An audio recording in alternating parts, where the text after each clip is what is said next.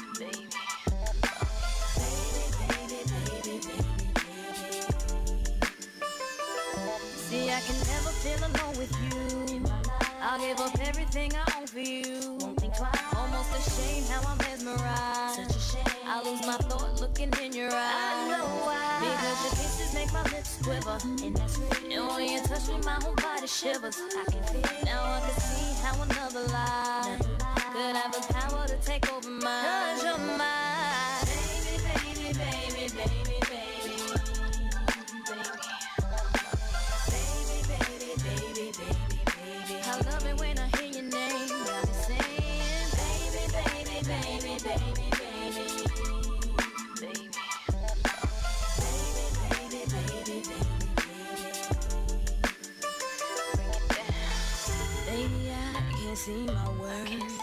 Living here on God's green earth. You don't know what you've done to me. I never thought I'd need you desperately. It's kinda sick how I'm stuck on you, but I don't care cause I'm needing you.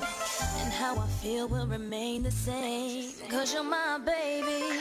Listen, and when the world starts to stress me out, it's to you, boy, without a doubt. Who keeps me sane and I can't complain. You're like the drug, you relieve my pain. You're like the blood flowing through my veins. Keeps me alive and feeding my brain.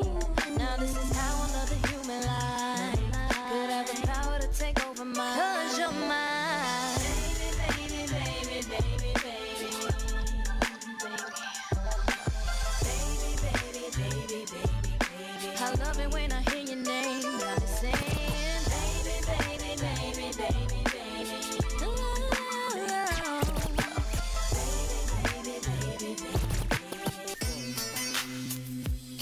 To all the ladies in the place with style and grace, allow me to lace these lyrical issues in your bushes. Who rock grooves and make moves with all the mommies. The back of the club, sipping Moet is where you find me. The back of the club, macking my crew's behind me.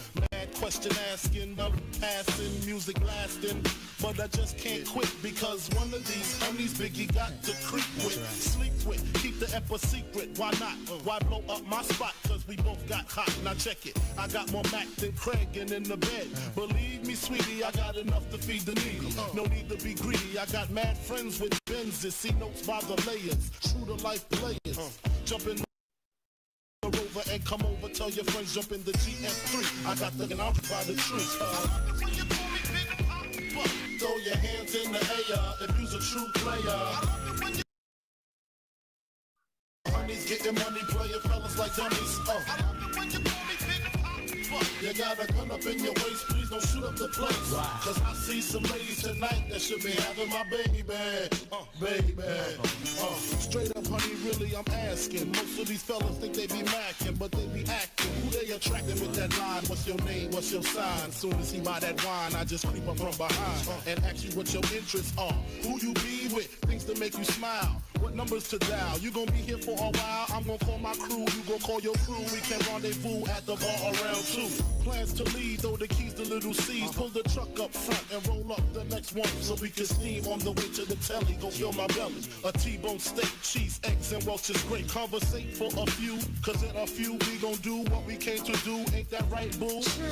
Forget the telly, we just go to the crib and watch a movie in the jacuzzi. Smoke L's while you do me. I love it when you call me Big Papa. Oh yeah, oh yeah, oh yeah, oh yeah, oh yeah, oh yeah, oh yeah, oh yeah, oh yeah, oh yeah, oh yeah, oh yeah, oh yeah.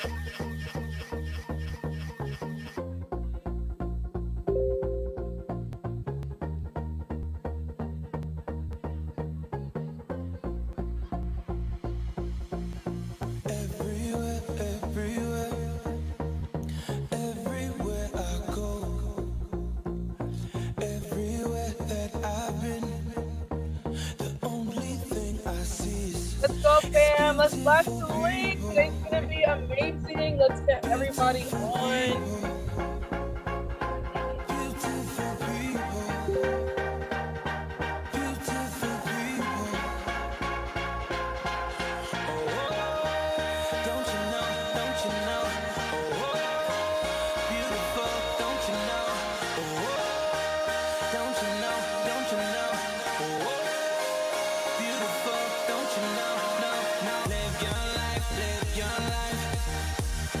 Let that love inside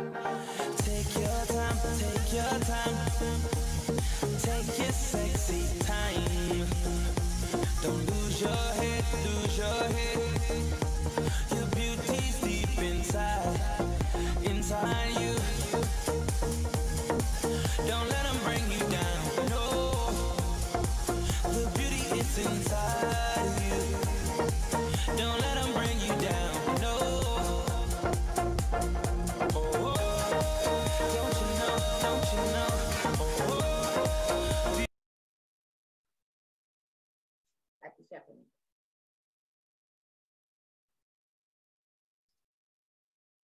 What is happening?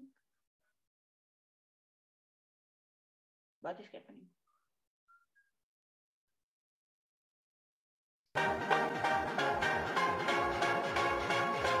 Beautiful people, beautiful people, beautiful people, beautiful people.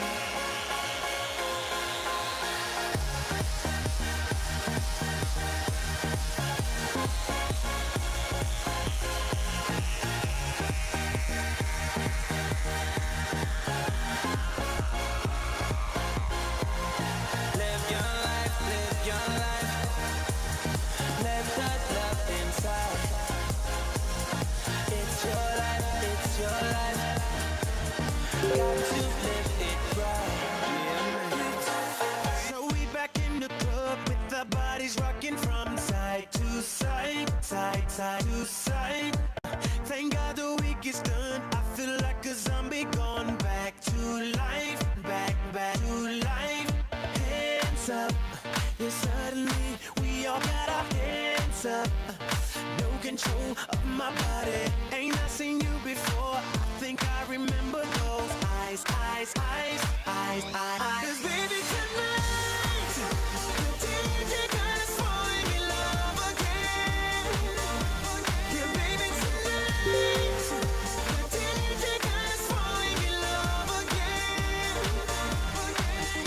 So dance, dance like it's the last night of your life. Life won't get you right. 'Cause baby tonight, the DJ got us falling in love again.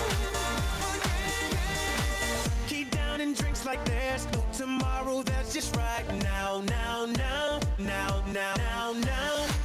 Gonna set the roof on fire. Gonna burn this motherfucker down, down, down, down, down, down, down. Hands up. When the music drops, we both put our hands up. Put your hands on my body. Swear I've seen you before. I think I remember those eyes, eyes, eyes, eyes, eyes. 'Cause baby tonight, the DJ got us falling in love again. Yeah, baby tonight, the DJ got us falling in love again. So dance, dance like it's the last night of your life. Life won't get you right. 'Cause baby tonight, the DJ got us falling in love again. Also, don't lie. You know evil, speak no evil, see no evil. Get it, baby, hope you catch that like T.O. That's how we roll. My life is a movie and you just TiVo. Mommy got me twisted like a dreadlock. She don't wrestle, but I got her in a headlock. Never, never do make a bedrock. Mommy on fire, red hot. Bada bing, bada boom. Mr. Worldwide as I step in the room. I'm a hustler, baby, but that you knew. And tonight is just me and you. Baby tonight, the DJ got us falling in love again. Let's take over Yeah, the world. baby tonight, Yeah, man. DJ got us falling in love. Let go, fall in love. Oh, wake up, kids, we've got a dreamer's disease. Age 14, we got you down on your knees. So polite, you're busy still saying please. Frenemies, when you're down and your friend. Every night we smash the Mercedes Benz. First we run and then we laugh till we cry. But when the night is falling, you cannot find a light. You feel your dreams are dying. Hold tight. You've got the music in you. Don't let go. You've got the music in you. One dance left. This world is gonna pull through. Don't give up. You've got a reason to live. Can't forget. We only get what we give.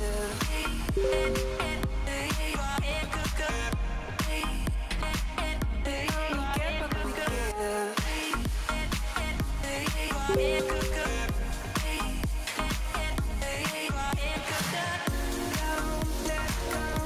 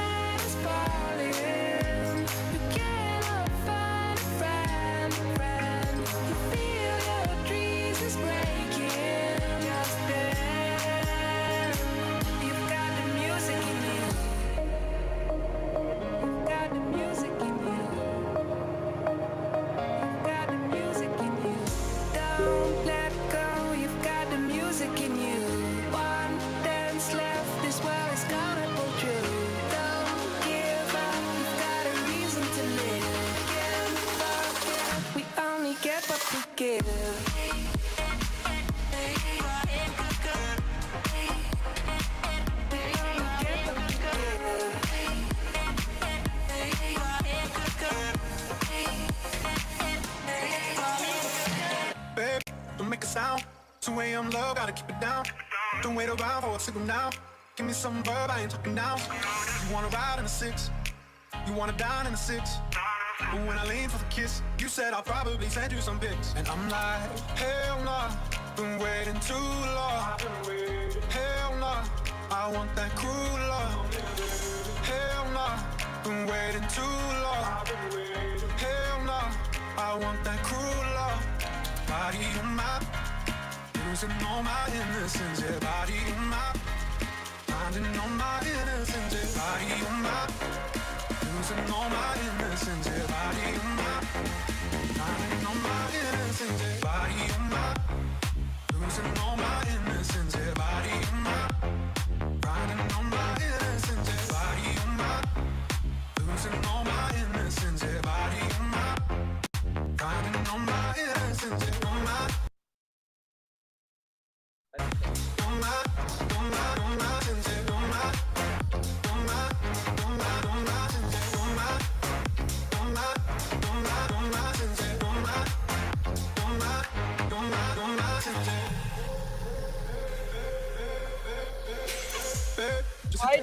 If things go wrong, it's just incidental. My bad, never got the memo that you never have fun while you're in the limo. Yeah, you wanna ride in 6, you wanna dine in the 6. But when I lean for the kiss, you said I'll probably send you some pics. And I'm like, hell nah, been waiting too long. Hell nah, I want that cruel love. Hell nah, been waiting too long. Hell nah, I want that cruel love.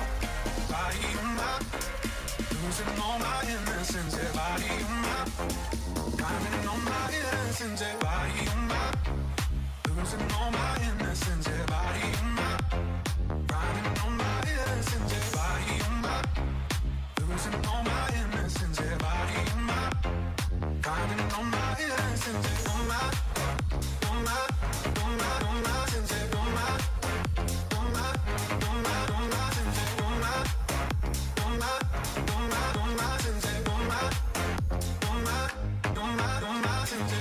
Baby, this is what you came for. Lightning strikes every time she moves,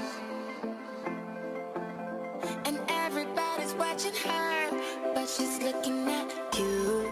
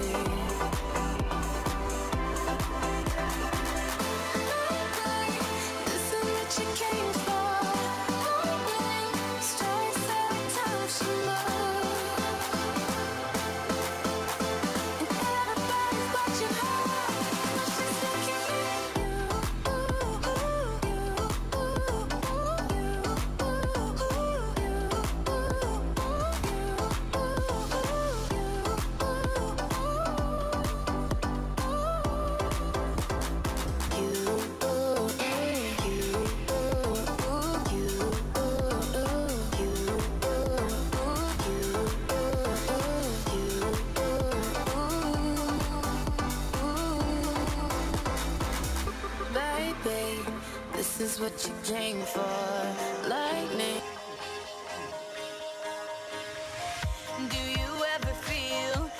a plastic bag, drifting through the wind, wanting to start again. Do you ever feel so paper thin, like a house of cards, one blow from caving in? Do you ever feel already buried deep, 6 feet under screens, but no one seems to hear a thing? Do you know that there's still a chance for you, 'cause there's a spark in you? You just gotta ignite the light and let it shine. Just on the night, like the 4th of July. 'Cause baby, you're a firework. Come on, show 'em what you work. Make 'em go, as you shoot across the sky. Baby, you're a firework. Come on, let your colors burst. Make 'em go, you're gonna leave 'em all in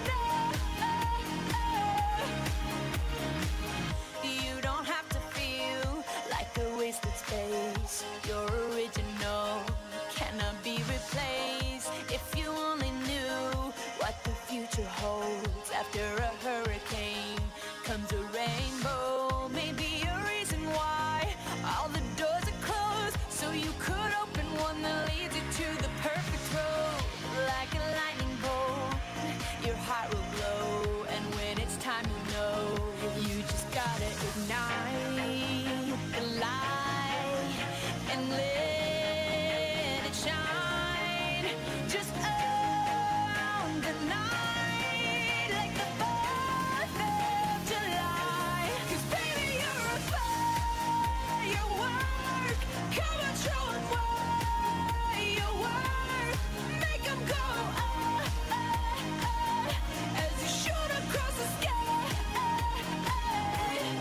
Baby, you're a firework. Come on, let your colors burst. Make 'em go, you're gonna leave 'em all in Boom, boom, boom, even brighter than the moon, moon, moon. It's always been inside of you, you, you, and now it's time to let it through. 'Cause baby, you're a firework. Come on, show 'em what you work. Make 'em go, as you shoot across the sky. Baby, you're a firework. Come on, let your colors burst. Make 'em go, you're gonna leave 'em all in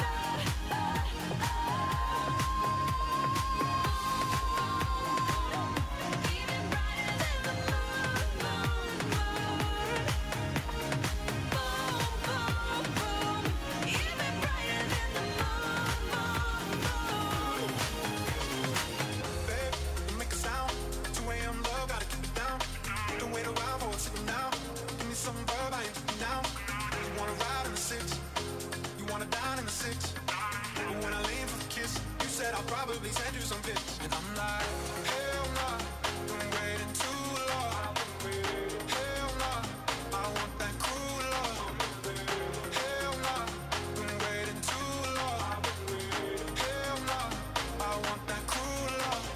Body in my, losing all my innocence. Yeah, body in my, finding all my innocence. Yeah, body in my, losing all my innocence. Yeah, body in my, finding all my innocence.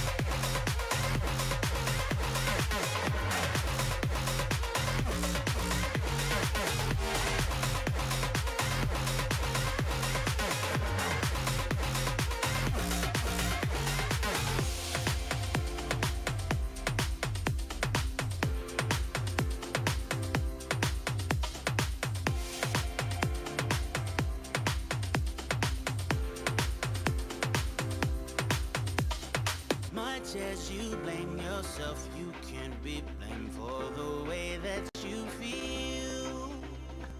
Had no love, a love that was even remotely real. How can you understand something that you never had? Oh baby, if you let me, I can help you out with all of that. Girl, let me love you, and I will love you until you learn to love yourself. Girl, let me love you, I know you're trouble, don't be afraid. Girl, let me help. Girl, let me love you, and I will love you until you learn to love yourself. Girl, let me love you, a heart of darkness that's brought to light. I'll take you there.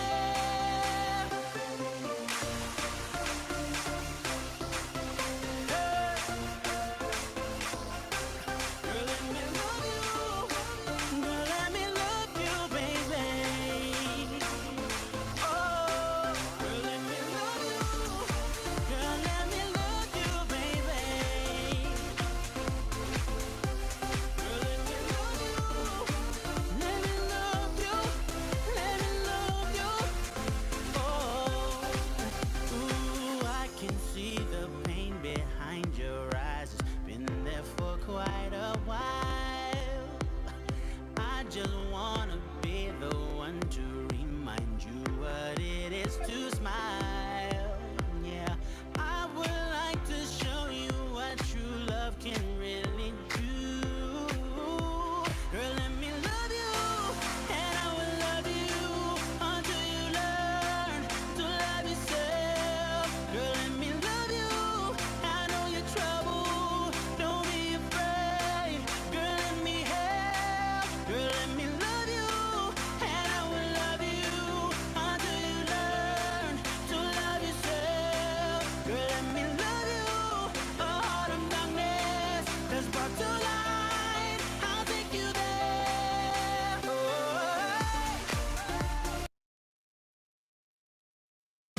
girl, let me love you, baby. Girl, let me love you. Girl, let me love you. For every heart that beats, for every heart that beats, for every heart that beats, for every heart that beats, heart that beats, heart that beats, heart that beats. Girl, let me love you, and I will love you until you learn to love yourself. Girl, let me love you, I know you're trouble, don't be afraid. Girl, let me help. Girl, let me love you, and I will love you until you learn to love yourself. Girl, let me love you, a heart of darkness that's brought to light. I'll take you there. Let me love you. Let me love you, baby. Love you, baby. Let me love you, baby. Love you, baby.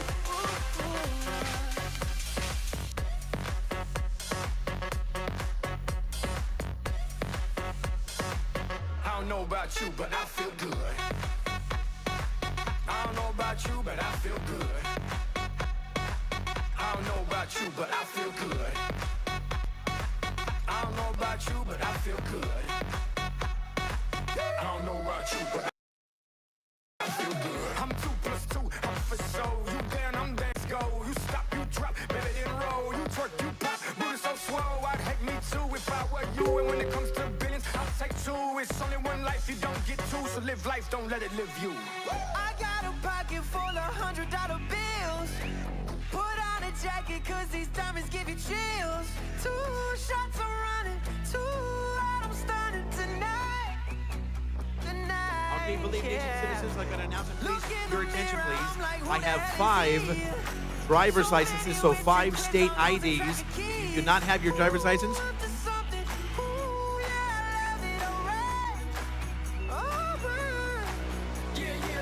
I'm drinking out the bottle. Get loose, hanging with supermodels. Get loose, feel like I hit the lotto. I don't know about you, but I feel good.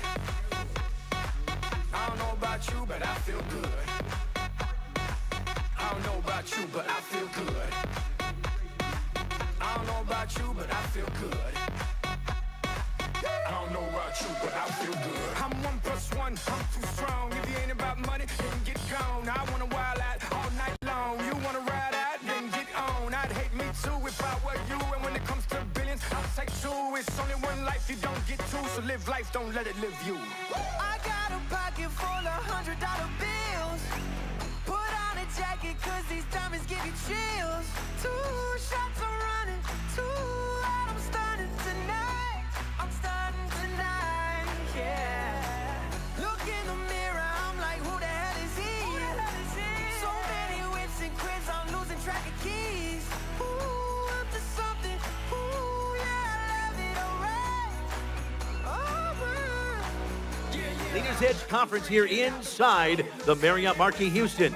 During today's event, we encourage you to experience and share that experience on social media using the hashtags Leaders Edge and Believe Nation.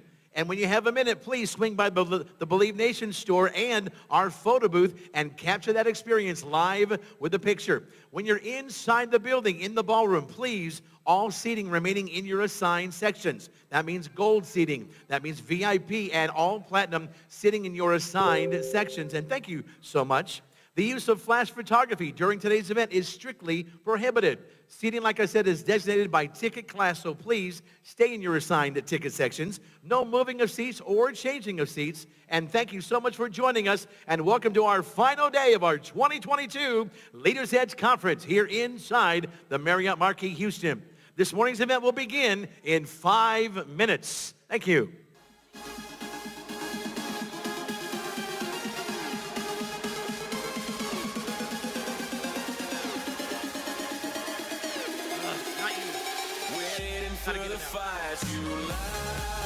Help me with the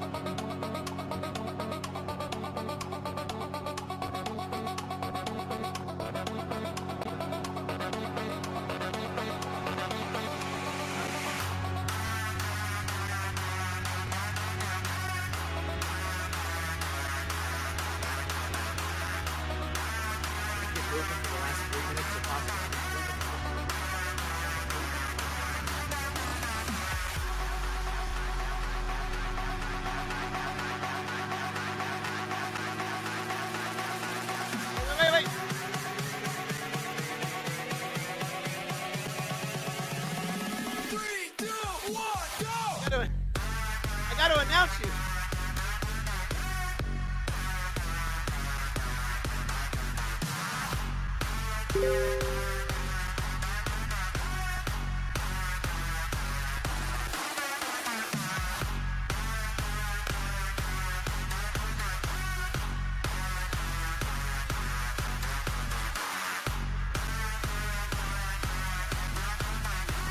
Ladies and gentlemen, welcome to our 2022 Leaders Edge Conference inside the Marriott Marquis Houston. I just want to know, are you ready for the final day?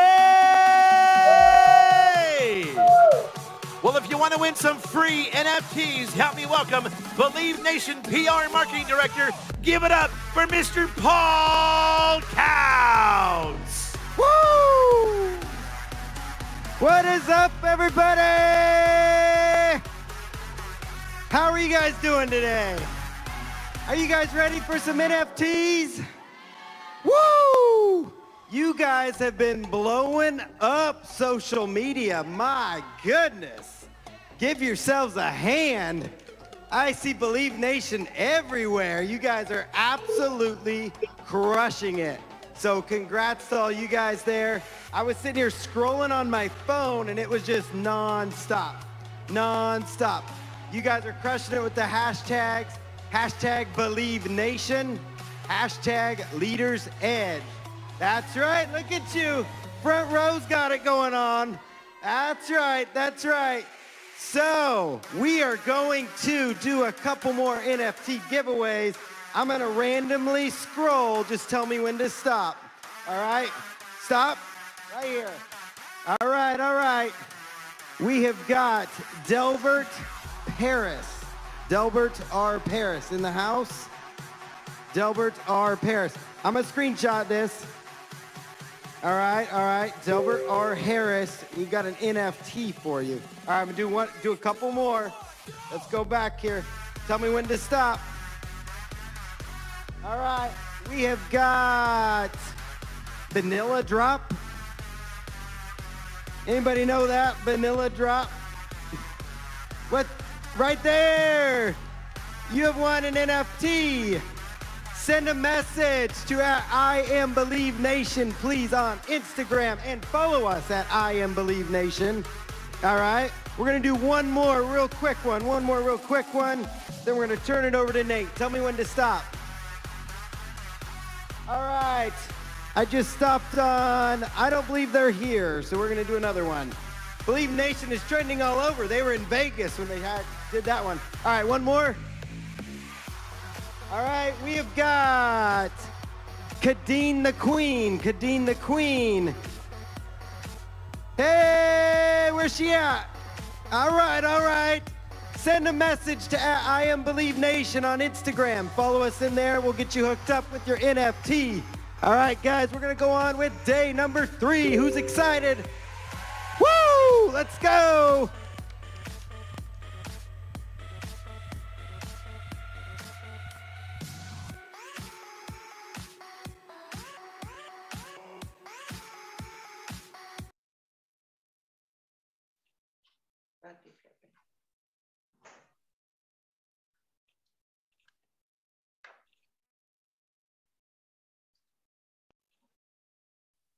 Mnogo koče od početka već. To je do njih, to nije do nas. Mi se ne kočimo. Okay. Mi se ne kočimo. Hey, I need you out your seats. I need you out your seats. Hey, I need you to put your arms up. Rock. Rock. Rock. Rock. Y'all tired? And we're going to start slow. Arms. Hey. How you feel? How you feel? Hey, look. Put your hands up. Rock. Rock. Rock. Rock. Y'all look good. All right, y'all. Repeat after me. Say, I believe. Say, I believe. Say, I believe. Say, I believe. Let me hear you say, I believe. Say, I believe.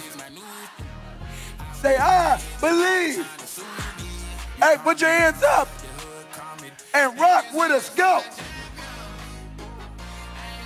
Go. Let's go. Let's go. Hands up, go. Hands up, hands up, hands up, hands up. Put your hands up. Rock with us.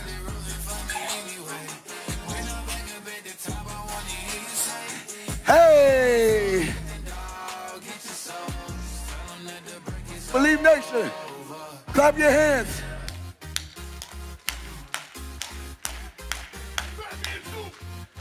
Y'all looking good.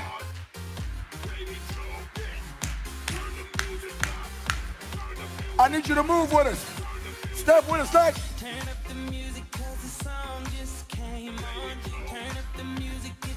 Hey, clap it up.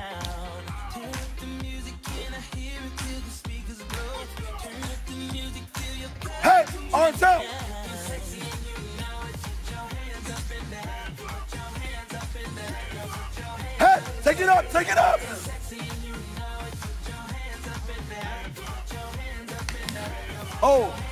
One down.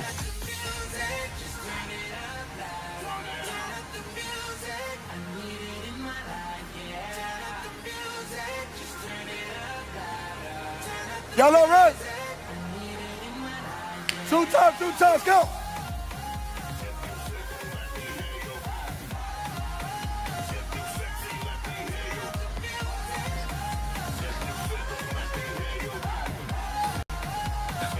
Coming up. Let's go.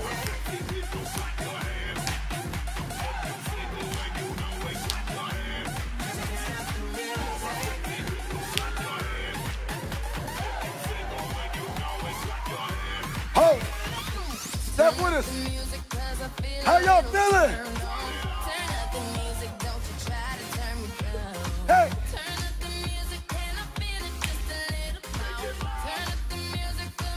Hold. Right here.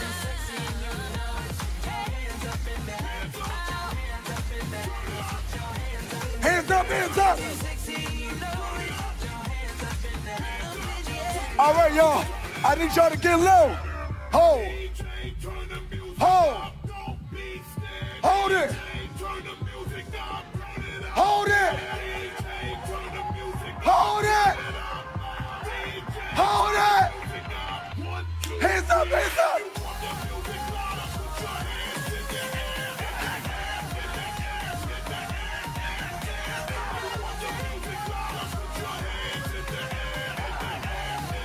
Oh, yeah.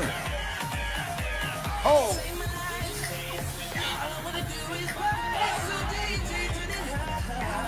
Take it back.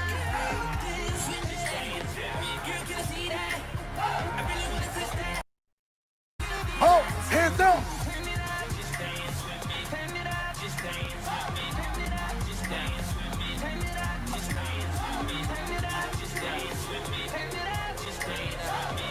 Believe Nation.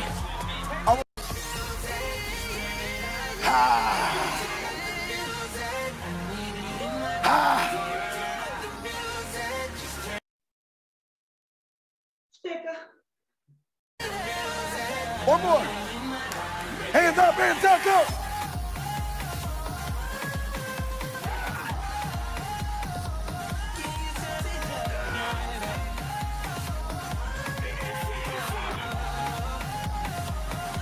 Hey, coming up.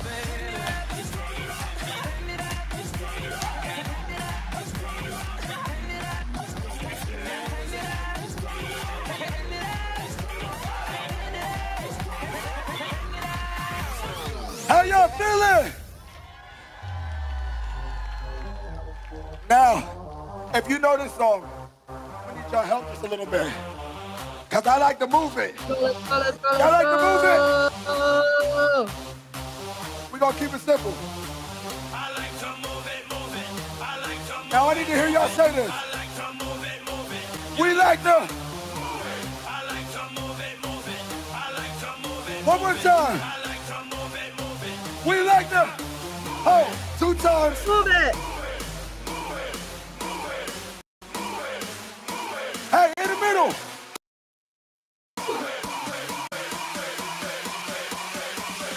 Ready? Move with us, let's go. Let's go.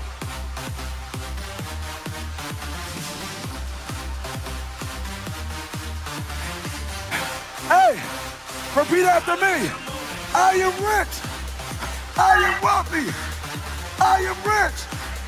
I am wealthy. I am rich. I am wealthy. I am rich. Hold on. All girls all over the world. Papa Joe on your case, man. With the original styling. To all the girls out there, move that sexy body. Make them scream and shout. Y'all ready? Put it here. I like to move it. I like to move it. I like to move it. We like to. I like to move it. I like to move it. I like to move it. We like to. Hold. 2.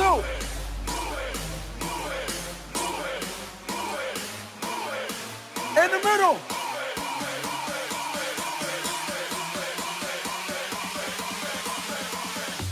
Move move with us, let's go.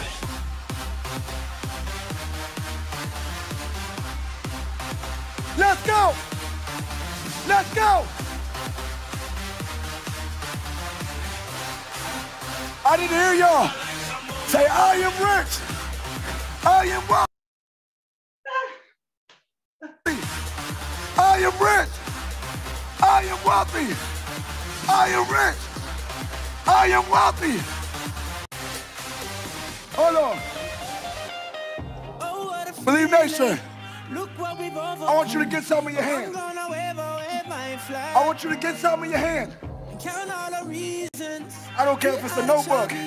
I don't care if it's a pen. Get some in your hand. See, the devil thought that they was going to defeat you, but this is going to be a sign of victory. Are y'all ready? I need y'all to step with us. You ready? Step with us. Let's go. Hey. Let's go. Now, Believe Nation, all over the room, we're going to put it in the air. Let's go.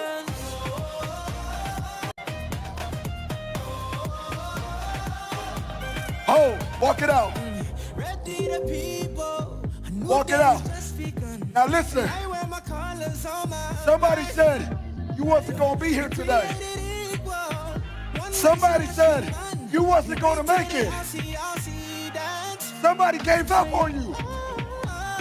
Somebody said you'll never be in the front of the room. But I don't care what they say. What do you say? What do you say? Step with me. Let's go, let's go.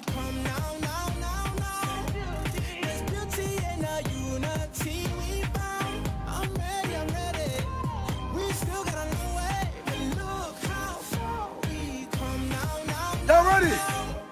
Put it in the air.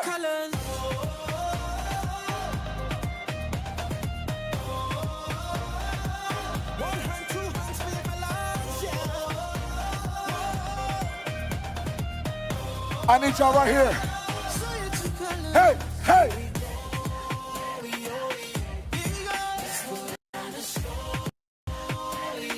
Louder. Say what? Hold on. Take it down. There's beauty in the unity we found. I'm ready, I'm ready. We still got a long way, but look how far we come now, now, now, hey. Now. Y'all ready? Hands up, step, let's go.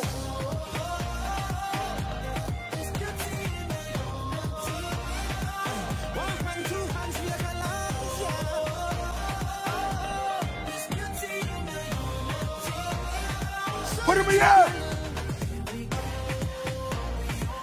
Here we go. Hands up for your colors. How y'all feeling? Raise your flag. Show your true colors. Now listen, I'm gonna need y'all help. I'm gonna need y'all help. We about to do a lot of celebration. But the one thing I want to fill this room with is love. I want to fill this room with love. Can y'all help me do that? Now, I want y'all to say this. I want you to listen to the words, and we're going to say it together. All I need is your love tonight. Can y'all help me say that? All I need is your love tonight. Oh, y'all sound good. Come on.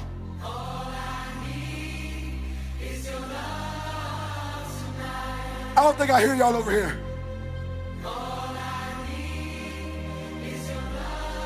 All right, we taking the vocals away. I need to hear y'all say it. All I need. What y'all say?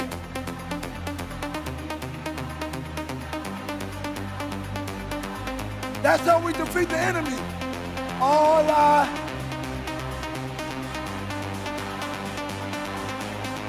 need one more.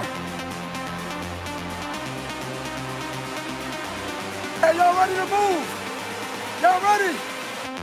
Step with us, go. up with us.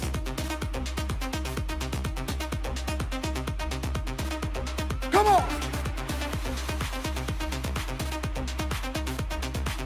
Hey. Take it back, take it back.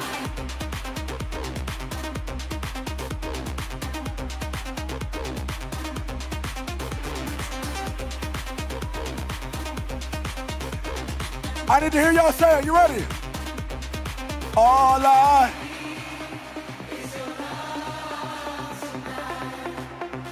One more.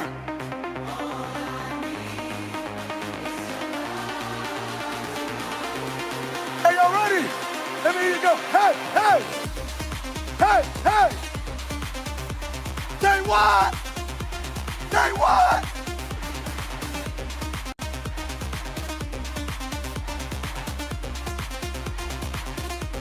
Hey! If your love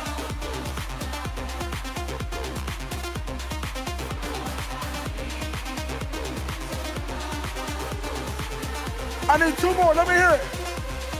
All I one more time, let me hear it.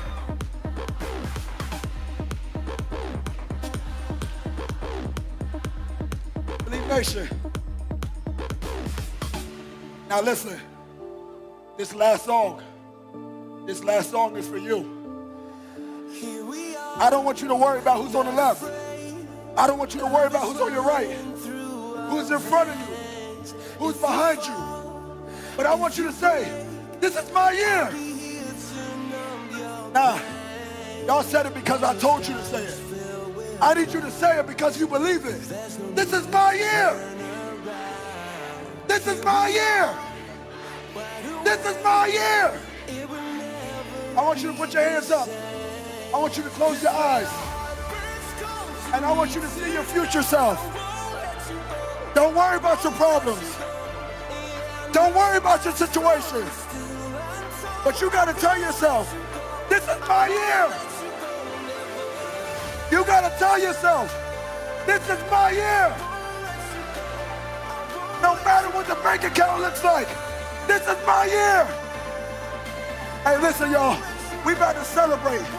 And I want to take the roof off. Listen, I'm gonna count to 3. And when I say 3, y'all gonna celebrate like all your dreams, all your goals, everything came true. Are you ready? 1, 2, 1, 2, 3, let's go! Let's go! Let's go! I need y'all to say it. Say, I am rich. I am wealthy. I am rich. I am wealthy. I am rich. I am wealthy. I am rich. Hold on. Hold on. Hold on. Believe Nation. Believe Nation. Y'all tired? I want y'all to say this with me. I want y'all to say this with me. I don't get tired. I don't get tired. I don't get. Say what? Say what? Hold on. Hold on. Now you gotta remember that. When everybody comes to say, you're not gonna make it, you gotta say, I don't get tired. When somebody tells you, why are you doing that business? I don't get tired. When the bank account goes backwards, I don't get tired. You gotta believe. You gotta believe. Hands up. Hands up. Hands up. Let's go. You ready? Let's go. You ready? 1, 2, 1, 2. Let's go. Come on. Come on.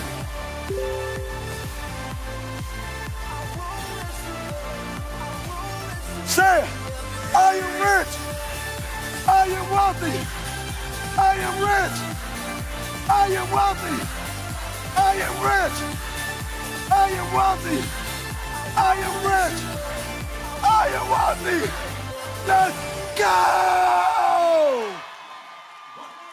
For our fitness coach, give it up for Nate and company!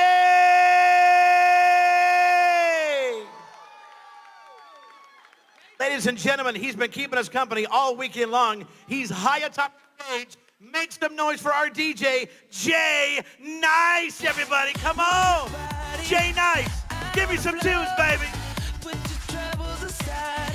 Start living. Anybody can let go. Throw away all your problems. Cause right now it's party time. Girl, don't feel out of place. Cause I'm in love with this feeling now. I hope that this will last a while. We should make it last a while. You like to drink, so do we. Get more bottles, bring them to me. Hold your glasses up, people everywhere. Now everybody put your hands in the air. Say yeah, yeah, yeah. Girl, I wanna see you tonight. Yeah, yeah, yeah. Girl, I gotta see you tonight.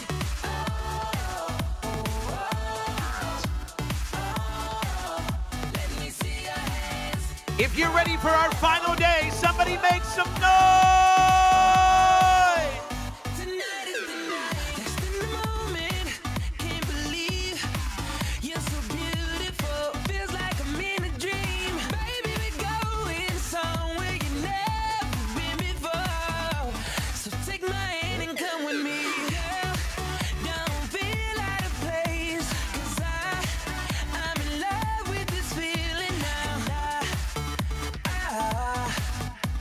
I hope that this will last a while. We should make it last a while. You Today is transformation.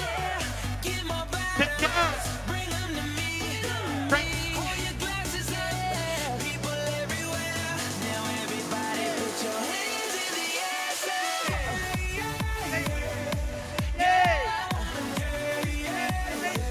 I wanna see you tonight.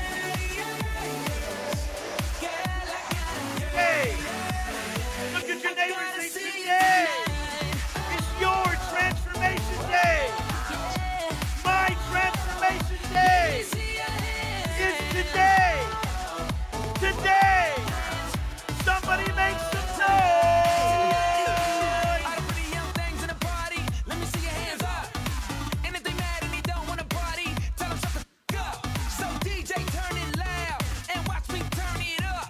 Don't worry about it, we here to party, so jump, jump, jump, jump. Girl, I wanna see you tonight. Girl, I gotta see you tonight. You shut it out, but I can't hear a word you say. I'm talking loud, not saying much. I'm criticized, but how I are, but it's ricochet. Shoot me down, but I get up. I'm bulletproof, nothing to lose. Far away, ricochet. You take your aim. Far away. You shoot me down, but I won't fall. I am titanium. You shoot me down, but I won't fall. I am titanium.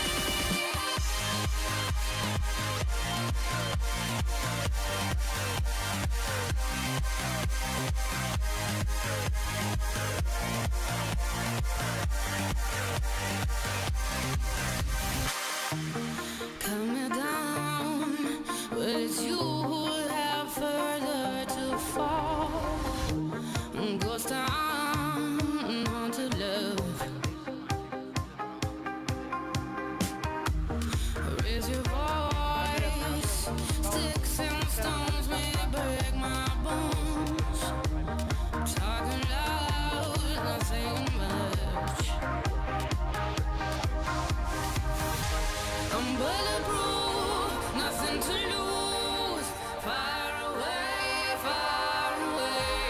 Ricochet, you take your aim far away, far away. You shoot me down, but I won't fall.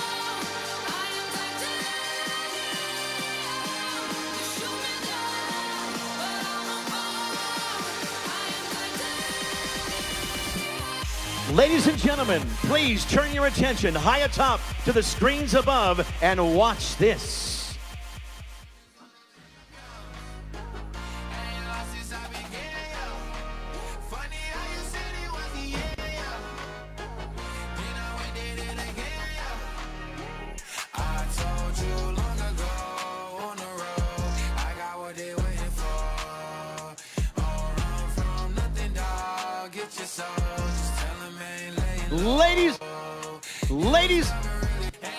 Ladies and gentlemen, please welcome as he comes to the stage to kick off our final day of our Leaders Edge Conference.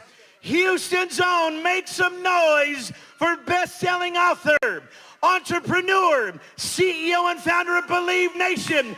Give it up for Mr. David Imonitie.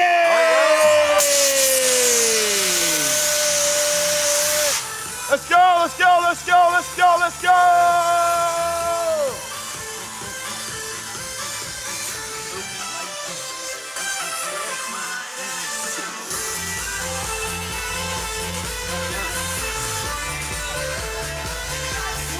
All right.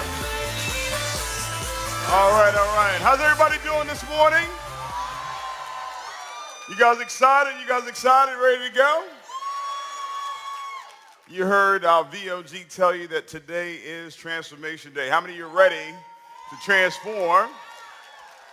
Okay, 5 of you guys are ready. Have a seat. Have a seat. Have a seat. I thought Nate, did y'all see Nate up here? Nate had y'all, well, Nate was crunk. What were y'all doing? Okay, everybody stand up. Sit back down. When you stand up this time, I want you to close your fist and yell out, yes. Stand up. Yes. Sit down. And if somebody's not doing it, slap them, okay? Stand up. Yes. Sit down. Stand up. Yes. Guys, it is going to take a lot of energy for you to get to where it is that you want to go. Sit down.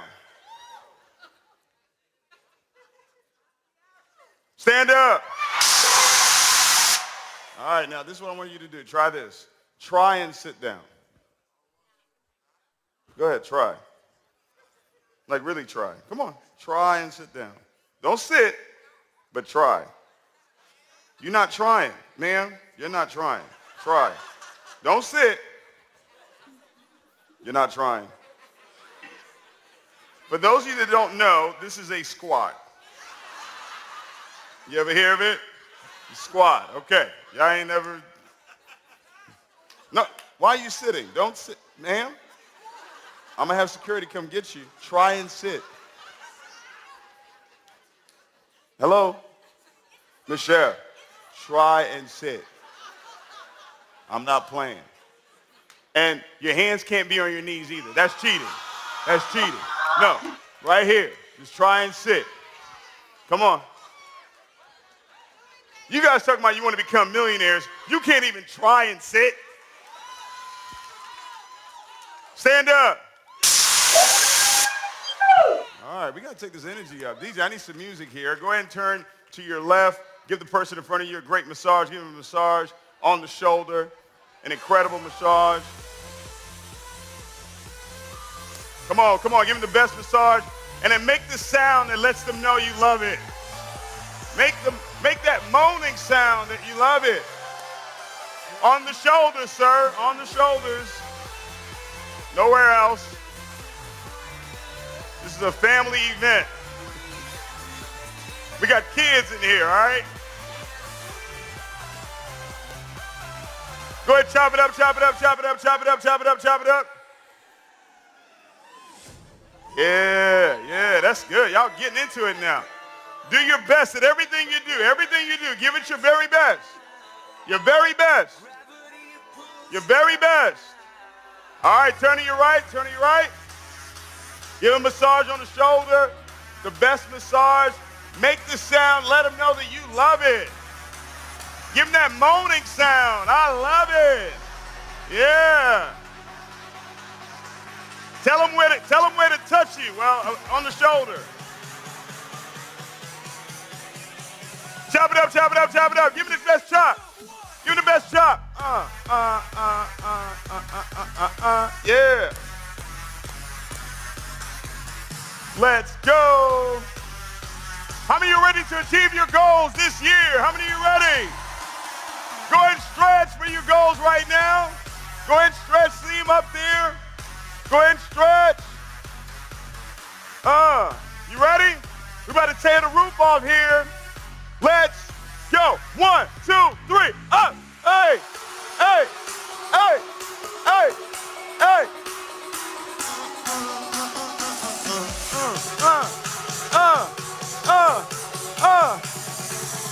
Let's go. Get off the ground. Hey. Hey. Hey. Hey. Hey. Hey. Hey.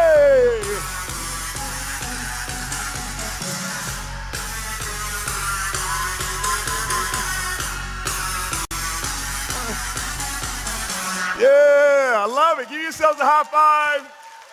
Give yourselves a high five.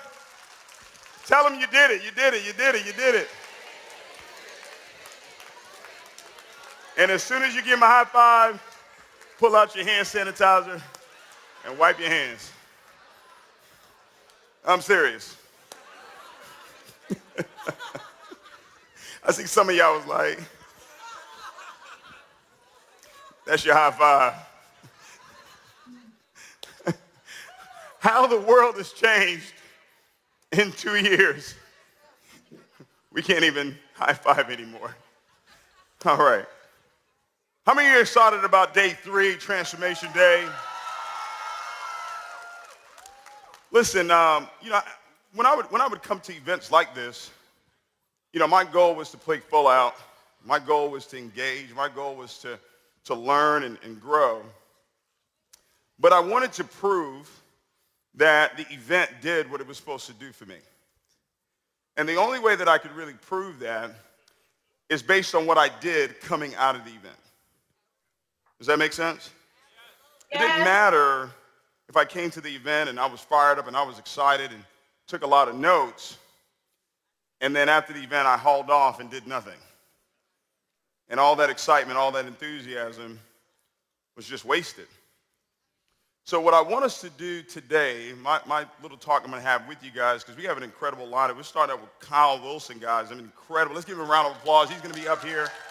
This gentleman is a personal self-development guru, literally worked hand in hand with Jim Rohn for 18 years, actually put together his entire company. How many of you know who Jim Rohn is?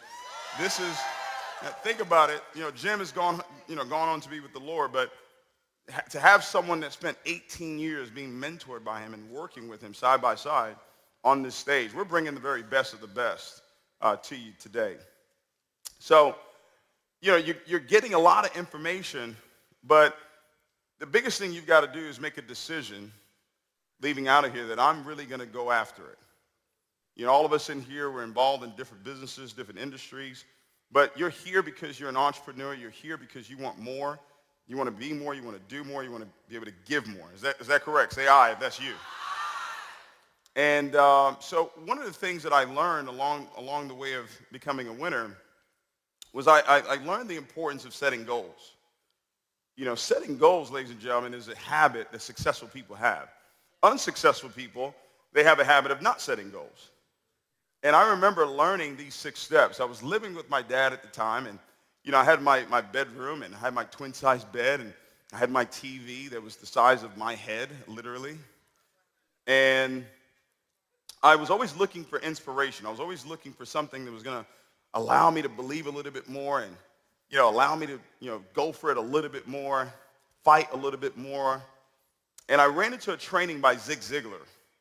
He's gone on to be with the Lord as well, but one of the greatest sales trainers, motivational speakers of all time.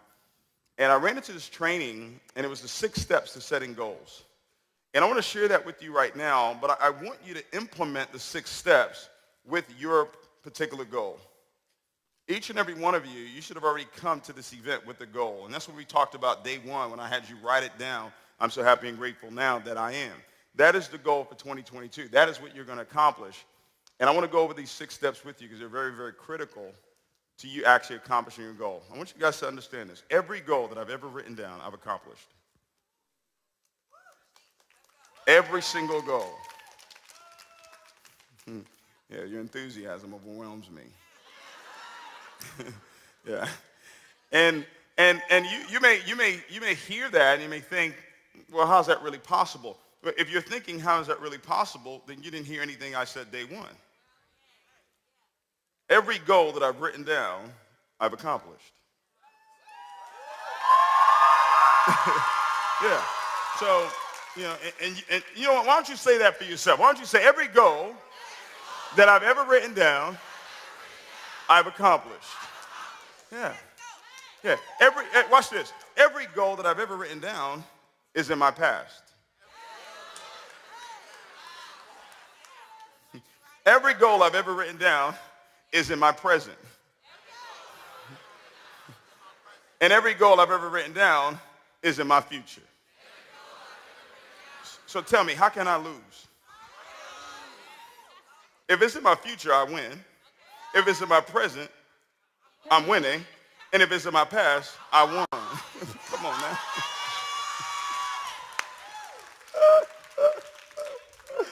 Oh, I love it.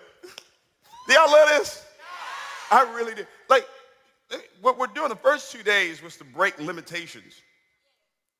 Was to break the limitations in your mind as to what's possible, because you were made aware of the force, the power that's on the inside of you, right? That created the sun and the moon and the stars. That force, that power, that God is on the inside of you. And I will tell you this, and I told you what the leader's edge was, but I didn't tell you really what the leader's edge is. And I'm going to tell you at the end of tonight what really the leader's edge is. You know, some people in here, somebody in here, I don't know who it is, we're going to find out later on today, somebody in here wrote down that they were going to walk away with a Bentley. Okay. I don't know who it's going to be, but somebody wrote it down. And when they wrote it down, it was in their future. And it's about to be in their present. And when they leave with the car, it's going to be in their past. You catching it, right? You see, like, this is so simple, right? So when you talk about the 6 steps of setting goals, there should be a level of confidence and a level of faith in you that when you speak it and when you write it, like, man, this is really happening. Does that make sense? So step number one is that you've got to write the goal down. And we've told you, Bob Proctor taught us how to write it down. Right? He taught us how to write it down. I'm so happy and grateful now that I am. I'm so happy and grateful now. I mean, I don't have to wait on it to happen. I'm happy and grateful now that I am. And everything that we put after I am goes into creation, and it's working. And it's happening. So you got to write it down. But here's the key. It says, write the vision, make it plain, so who sees it will run. So not only do I need to write the goal down, I need to what? See that goal. So what I recommend you do is, I'm serious, guys, this is what I do. I wrote it down, get it printed out, and then get 10 or 15 of them, same statement, and put them everywhere in your home. Literally. I got it in my closet. I got it in my bathroom. I got it in my bedroom. I've got it in my kitchen. I've got it in my living room. I've got it everywhere, so everywhere I turn, I don't have a choice but to see what the vision is. Write the vision, make it plain, so who sees it will run. Though it may tarry, wait on it, it will not tarry. All right? It says because the vision is for appointed time. It has an appointed time. That means there's a specific time. Ooh, check this out. There's a specific time where it's going to happen. Meaning there's an appointed time where it's going to happen. Meaning it's either going to happen in the future, or it's going to be in your present, or it's going to happen in the past. Either way, there's an appointed time for that vision to take place. And my favorite part is this. The vision cannot lie. That's why I said every goal I've ever written down, I've accomplished. Because the vision can't lie. it doesn't have the ability to lie. Does that make sense, guys? Y'all catching this? Say I if you got that. All right? So you write it down, but the key is you got to put it where you can see it every single day. This is the work now. All right? This is the work that you've got to do to make sure you get exactly what it is that you wanted coming out of this event.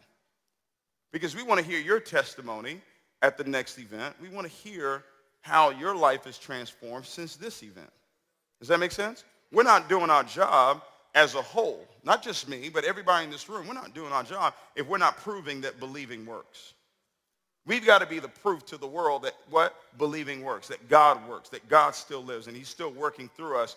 And guess what? If you can get close to him, he can work through you as well. Does that make sense? That's the whole purpose of success. So you write it down, right? And then the next thing you've got to do is you got to put a date of completion on it. You got to put a date of completion on it. I'm so happy and grateful now that I am earning whatever it is, $10,000 a month, $20,000 a month, right? Whatever it is, if it's an income goal, right? Whatever it is, put a date on it by, it could be March 31st, it could be July 31st, it could be June 30th, it could be December 31st. You put a date on it, but here's the key thing with that date, and I'm going to talk about it later on as we go through these steps. It's important. Before you leave Houston, you got to get with your coach. You got to get with your mentor, because I'm pretty sure if your coach and your mentor is here with you at this event, let me hear I. All right? So before the gala tonight, because the gala's at what time tonight? 7. So before the gala, we're going to end around 3:30. So before the gala tonight, have a quick session with your coach and your mentor, because they're going to be able to work with you as far as the date that you need to put down for your goal. Does that make sense? Because your coach or mentor has probably already accomplished what it is that you want to accomplish, and they're going to know really how and where you are in order to accomplish that goal. Does that make sense? And another reason why you do that is so that you can get somebody in agreement with you. Why? Why do I want to get somebody in agreement with me? Because it says when 2 or 3 agree on anything in his name, it's what? It's done. So you put a date of completion on it. Number 3, you've got to list the obstacles that you're going to overcome. If you know the enemy, you can defeat the enemy. And the enemy is really the inner me. It's what's going on the inside of you. It's those inner conflicts. It's those inner limitations that you've placed on yourselves, those limiting beliefs that you've placed on yourself that hasn't allowed you to go on and do great things. You've got to list those obstacles and then decide that these obstacles are not going to stop you. The obstacle could be you're lazy. You're inconsistent. Make a decision. I'm going to be consistent. The obstacle may be negative relationships. Make a decision that I'm going to have that season of separation. The obstacles may be unforgiveness. Make a decision that I'm going to forgive. I loved how John explained it. It was just beautiful, and he was just calm about it. It's like, yeah, I've been through stuff, but hey, listen, I'm not going to be a prisoner of that. And when I think about the person, right, he said, how do you know you really forgive? I asked that question. He said, well, when I think about the person, I don't think about them in negative terms. I think about the good times that we had. Does that make sense? So I don't know what those obstacles are, but I can promise you this. You do. You know what those obstacles are, so you need to list them and then make a decision that you're going to overcome it. Now, number 4 is that you've got to identify who you're going to work with. And there's 2 people that you need to identify, 2 sets of people that you need to identify. First, you need to identify whose voice am I going to listen to? Who's the coach? Who's the mentor that I'm going to be in constant communication with? I'm going to be in what? Constant communication with them. All right, who's that person? I've got to identify who that person is and communicate with them. If it's not every day, every other day. If it's not every other day, at least 3 times a week, you're in communication with them. If you're like me, I was in communication every single day. He may have not picked up every single day. He may have not responded every single day, but he was going to get a text or a phone call from me every single day. That's the first set of people that you identify. Then you've got to identify who are you going to serve. The greatest among us are the ones that serve. Winning in business is about serving. The more people you serve, the more value you give to people, the more you grow. So in my business, the way that I serve is how many presentations, how many exposures am I going to give? Okay? I've got to identify who I'm going to be working with, who am I going to serve to help them accomplish their goal. Watch this. And by me helping them accomplish their goal, my goal automatically gets accomplished. What happened for me when I really got a hold of this, it took away the anxiety, it took away the stress of going for goals. Because I said to myself, I should not accomplish a goal until I've helped somebody else accomplish their goal. So I took the focus off of me and put the focus on you. If I can help you do what it is that I've done, then guess what? I'm going to automatically go to the next level if I help you get to the level that I'm at. And because I've gotten to the level that I'm at, I have the ability to teach you and show you how to get to the level that I'm at. Does that make sense? And it doesn't matter how big the level is or how small the level is. Because I've got the blueprint, because I've gone through it, I have the ability to show you how to do it as well. This is making sense. So you got to identify who you're going to work with. All right, who you're going to work with. Who's the coach? Who's the mentor I'm going to work with? Who I'm going to be in close communication with? And then who's the team of people that I'm going to be working with? And we've already identified them, right? We're speaking them every single day. What's the affirmation that we had yesterday?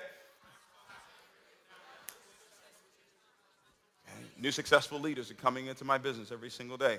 If you have a client-based business, you can say, hey, I'm so happy and grateful now that I've got new clients, new successful clients that are coming into my business every single day. Whatever it is, you speak that every single day. And every time you do, just snap your fingers. Every time you do it. Every time you do it. Go ahead, snap your fingers. Snap your fingers. I'm so happy and grateful now. I'm so happy and grateful now. I'm so happy and grateful now.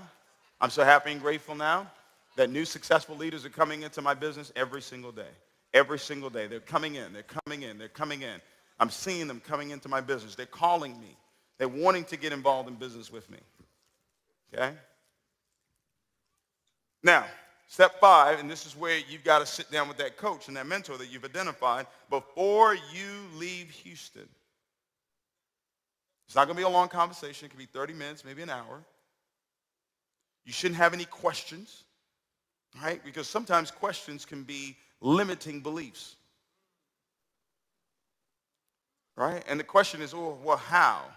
Or a question of when? No. They're going to show you the game plan. All right, so now I've got to plan my work and work my plan. What's the plan of action leaving out of here? How am I going to go out and serve more people? That's the plan of action. How am I going to go and do a little bit more than I was doing prior to this event? How am I going to be a little bit more consistent? I've got the goal written down. I see it every single day. I know it's done. I know it's either in my future or it's in my present or it's in my past, so it's completely done. I put a date on completion on it. I'm not attached to the actual date because I know there's an appointed time, so it's either going to happen in my future or it's happening in my present or it already took place in my past. So it has no choice but to happen. I've listed the obstacles, and I've decided that I'm overcoming these obstacles. I'm not going to be lazy. I'm not going to be inconsistent. I'm not going to have limiting beliefs. I'm not going to have limiting relationships in my life. I'm going to have the right people around me, and I'm going to be the right people around other people. I've identified who am I going to work with. So I'm not trying to force anybody. I'm not trying to beg anybody to become successful. I'm working with people that are serious about where it is that they want to go because I'm serious about where it is that I want to go. I'm taking you through the inner dialogue that I put myself through back in 2008. I was living with my dad when I learned what I'm teaching you right now. I had no money when I learned what it is that I'm teaching you right now. So I'm telling you this stuff works. This is not, hyperbole. This is not, I think it's going to work. Maybe it's going to work. No. I know it works. And I've used these 6 steps to accomplish every single goal. And every goal that I've ever written down has already come to pass. So you're going to work that plan. You're going to work that plan. You're going to be consistent. You're going to work that plan. You're going to be consistent. You're going to be great. You're going to be great at it. You're going to work at the skill. You're going to master the skill in your field. You're going to be the very best. How many of you believe that John C. Maxwell is the very best when it comes to leadership? Say aye. Right? And that's because he's mastered it. I mean, he sat here, barely got up, and just ginsued everybody in here. I mean, just cut everybody up. I mean, just smooth like butter. I was like, man, bruh. But that's wisdom, and that's time, and that's working it and doing it over and over and over again. Does that make sense? You've got to make that decision, and if you're going to be the very best, not the very best, not just at your field, but the very best you at what it is that you do, where you're not replaceable. When we need something done, we call you. How about that? Right, the only way that happens is you got to do it what? Over and over and over and over and over and over again. Doing it right over and over and over again. Learning the right way to do it and then doing it over and over and over and over again. And then number 6, ladies and gentlemen, is define how you're going to reward yourself for accomplishing that goal. What am I going to give myself for accomplishing that goal? Whenever I set a goal, I would always have something attached to me accomplishing that goal. Hey, so when I get this done, this is what I'm going to do for myself. All right? Maybe that car that you really want, you set an income goal and say, okay, when I get to this amount of income or when I've got this amount of money saved, I'll talk with my coach, my mentor, make sure it's the right time for me to make that type of purchase. And boom, I'm going to go and get it. All right? So every goal, every purchase, everything that I've ever accomplished, there was a reward attached to it. Does that make sense? How many of you guys are excited? Stand up. Sit down. Stand up. Try and sit down. No hands on knees. Try and sit down. Stand up. You know I can see you, right? Some of y'all not even doing it. Y'all just got to be teachable and coachable. All right? How many of you got these 6 steps? How many of you got the 6 steps? How many of you going to use these 6 steps? All right. Now, let's get some music going here. What I want us to do real quickly, I want you to turn to your right, and I want you to give the person in front of you an incredible massage. One more time before we go. Give them the best massage they ever had. We've got an amazing transformation day. We've got Twala Portis in the house. We've got Kyle Wilson in the house. We've got Michelle Williams in the house. Anthony O'Neill in the house. Pastor Mo in the house. Go ahead and chop it up, chop it up, chop it up, chop it up, chop it up, chop it up. Come on. Time to get ready, time to get ready, time to get ready. Time to get ready.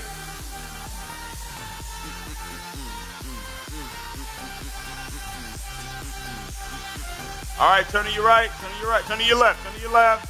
Give them the best massage they ever had, the best massage they ever had. The best. Make the sound that you love it. Let them know you love it. Ah. Ow.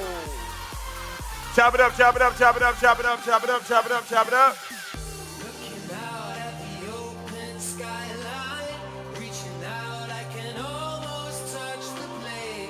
Repeat after me. I'm so happy and grateful now that I am rich, wealthy, happy, joyful, peaceful. Stretch, stretch. We're about to get out of here. Well, I'm about to get out of here so you can learn. But I want you guys to tear the roof off, get off the ground, jump as high as you possibly can. Lift those hands up, celebrate it. It's in my future. It's in my present. It's in my past. Either one, you celebrate that way. 1, 2, 3, let's go!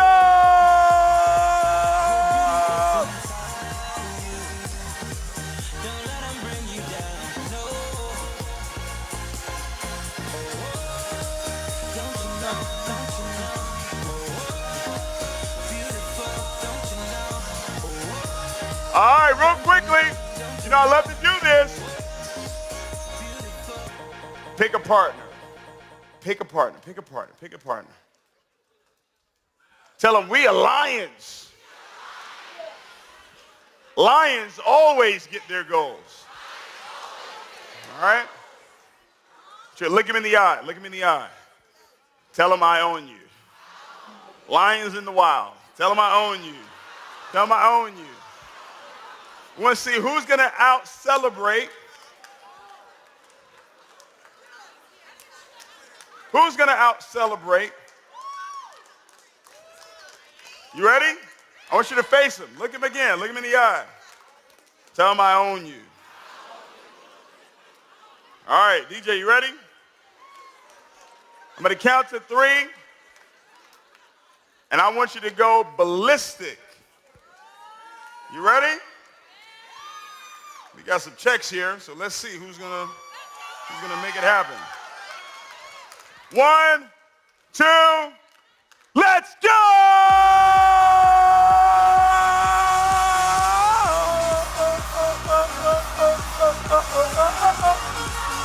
Let's go! Let's go! Hey, hey, hey, hey, hey, hey, hey, hey, hey, hey, hey, hey, hey, hey, hey, hey. Yeah, that's what I'm talking about. That's what I'm talking about. Pauline, here's your $1,000. Give it up for Pauline. Donaldo, where's Donaldo Harris? Donaldo, here's your $1,000. Where's Bobby? I know Bobby's working, but Bobby Jean, she got 1,000 as well. And Damon Diller, where's Damon Diller? He's working too. All right. Maybe I'll get to, oh, okay. I was going to keep it. Okay, good. All right. You guys excited? All right, we got an amazing speaker to kick off this day. Guys, play full out today, all right? Love you guys. See you soon. All right.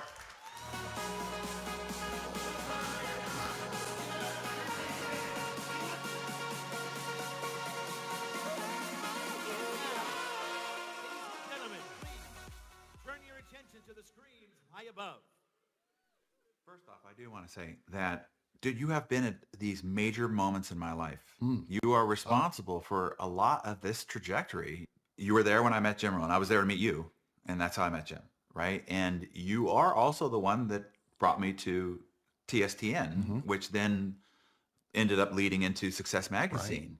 Right. And I have to say also, the reason why every time I came to Dallas and had dinner with you is that your profound wisdom in the whole personal development space is deep, right? And so I was constantly seeking your wisdom about the personal development world, but also the personalities within it, and then the marketing of it. I mean, Jim and the rest of the world who appreciates Jim has you to thank for Jim's reach, for his ability to get his message out, because it was your marketing, it was the running of his company that made Jim's work out in the world possible. Because while Jim was a profound orator and an incredible teacher and an amazing man, you were the business guy. You made that enterprise possible for him. So anyway, have you to thank. Well, thank you for by the way, for a lot of that. You are a major part of my hero's journey.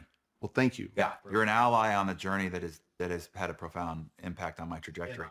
Oh man, Kyle he is one of the icons in this industry. The power behind Jim Rohn, and helped him in so many ways, and just brilliant in his own right and very knowledgeable. He's an icon, a person that I have a great deal of respect for.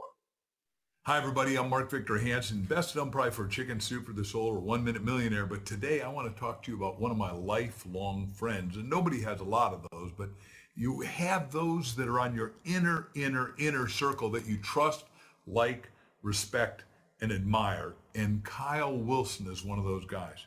He is one of the penultimate of human beings, because not only did I work with him forever on a handshake, but he does what he says and says what he does, which is defined as integrity.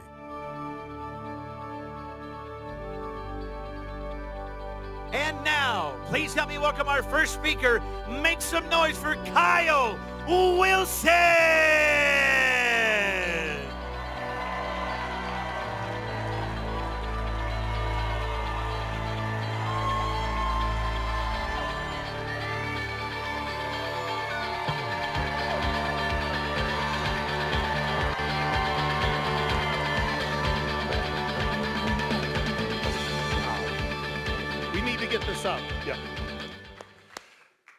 Good morning. Good Sunday morning. Hey, I'm going to pull a John and move this up too, if that's all right. Get a little closer.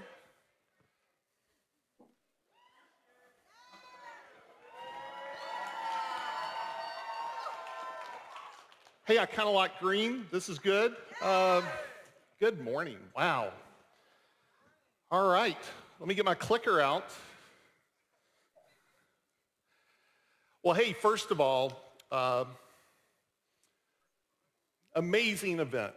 I have been blown away. You guys are incredible, and it does reflect so much on David and what he has done. Hello to you guys back there. I know I know a lot of people here at this event, so it's been a lot of fun. But it's an honor to be here, and I just want to thank David. I've put on a lot of events, and they're a lot of work. You know, this is not easy. And I want to thank Paul and Sharia, who connected me with David and a couple of months ago. And that's how I got the invite. And all the staff's been amazing. And I always think of, it's like putting on a party. And this party happens to have John Maxwell and Michelle Williams. And, you know, they go to a lot of trouble. And yeah, you have to spend a little money and time, but wow, they put on a party that's priceless. So let's give them a big hand.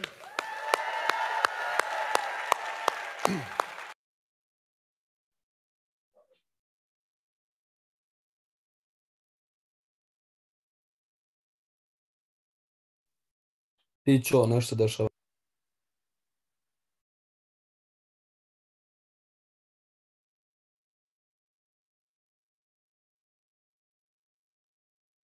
This is uncomfortable for me. It was so much easier to promote Jim Rohn and other people to come out on stage. So today's definitely outside my comfort zone. So if you see me kind of stumbling, give me some love. You know, bring the energy.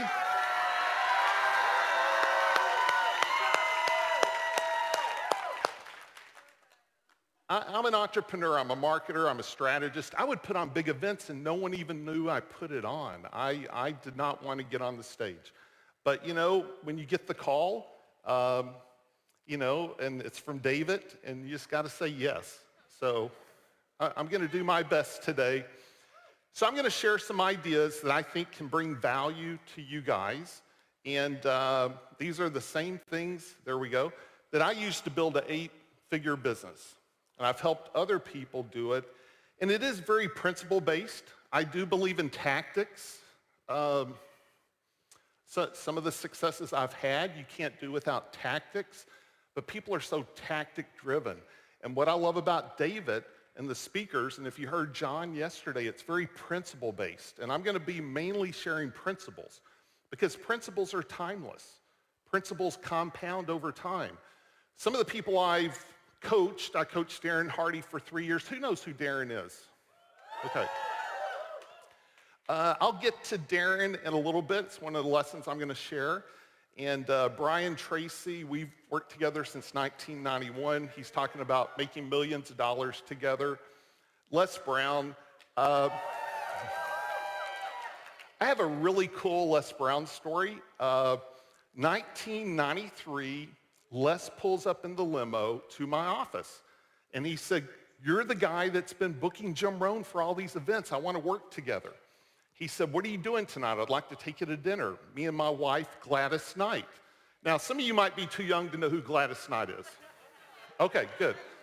Of course, I said yes. And amazing dinner. And then 2 months later, Les and I did our first event. It was called Motivation and Music. And it was Les, it was Gladys Knight, and it was also Billy Preston. And I was already a Billy Preston fan.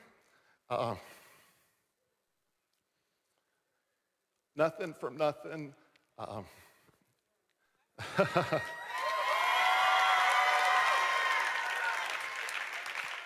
He wrote the song, "You Are So Beautiful." When you've heard that song, you know, I didn't know that at the time, but I was already a fan. And he had a very specific organ. And I could tell you any other time what it was. I'm at a loss. But we had to go all over LA to find this organ. But wow, you know, we lost Billy a few years back, and that was an honor. And I owe that to Les, you know, getting to work with Les. And I will tell you another Les Brown story.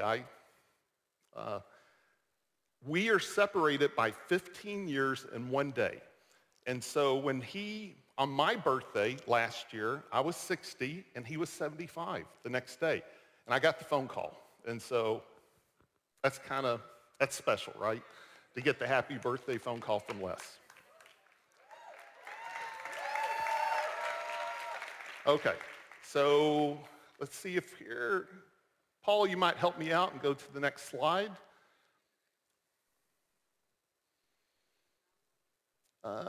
Eric Worre, I was just with Eric in, okay, this is good to know. I was just with Eric in Las Vegas, spent the day with him, interviewed him for 2 hours. It's coming out on our future podcast.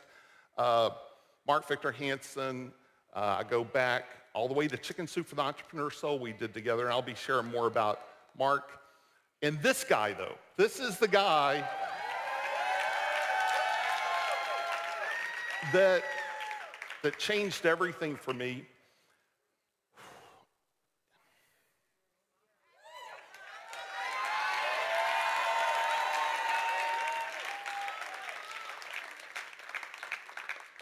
Yeah, my 18-year friend, mentor, and business partner. And wow, I'm sorry if I'm getting emotional.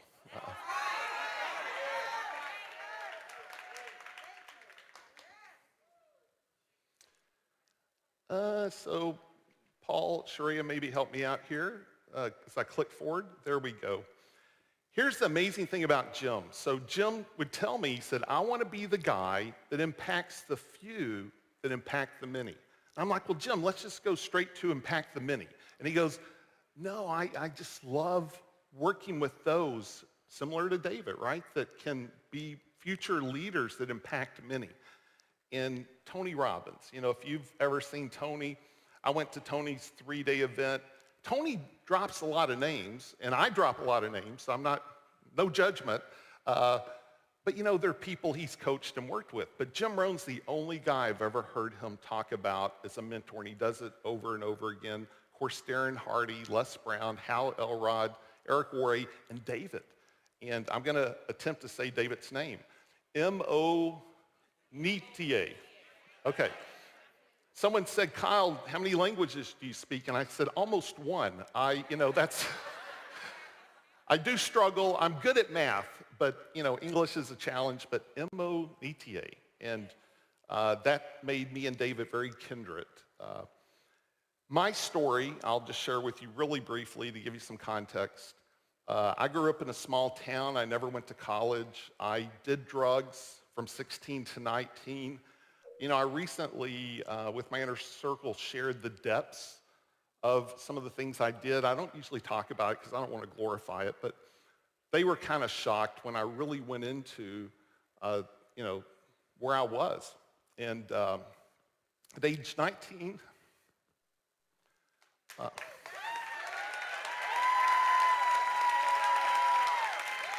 I had a born-again experience that forever changed my life.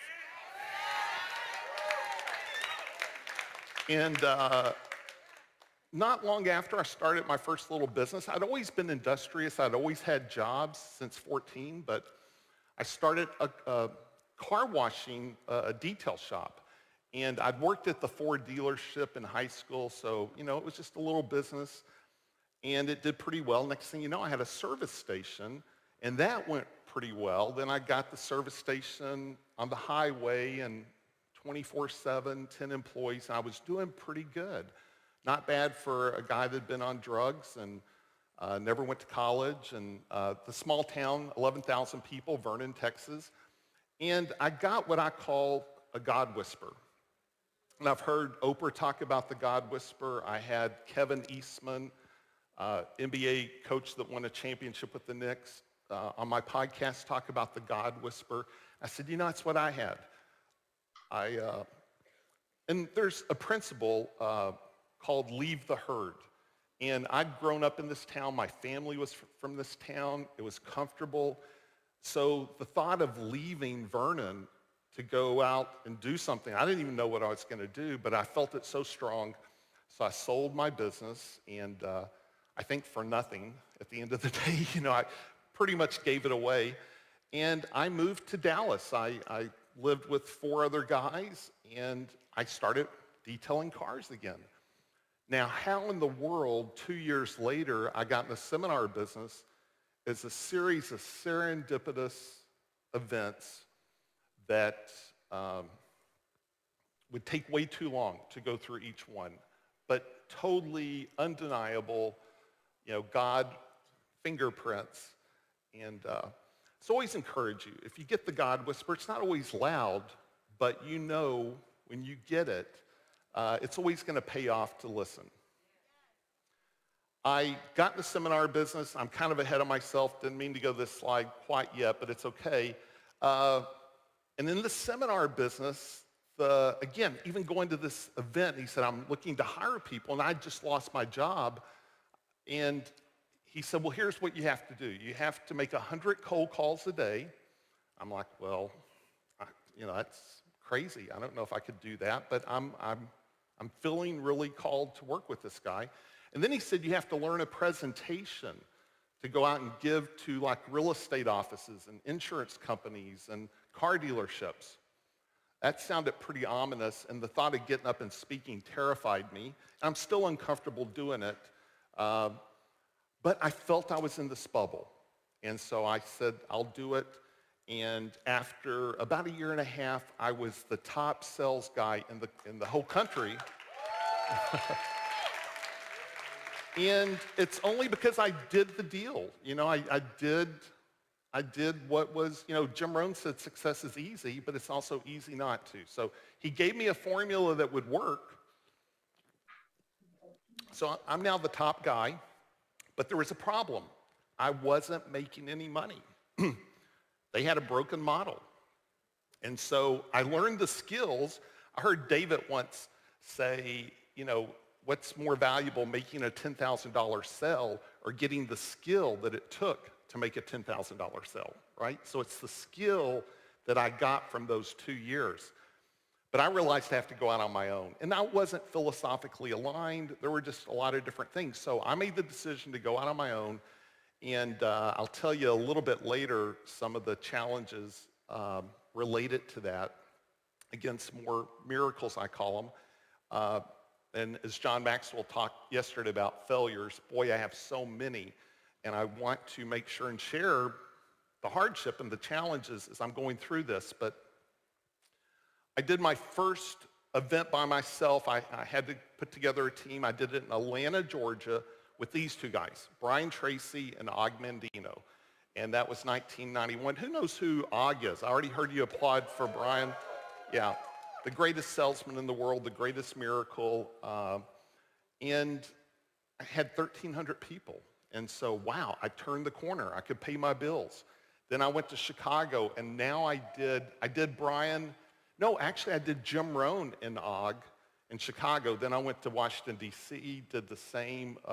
Jim and Og had 2,100 people. And I had this mantra.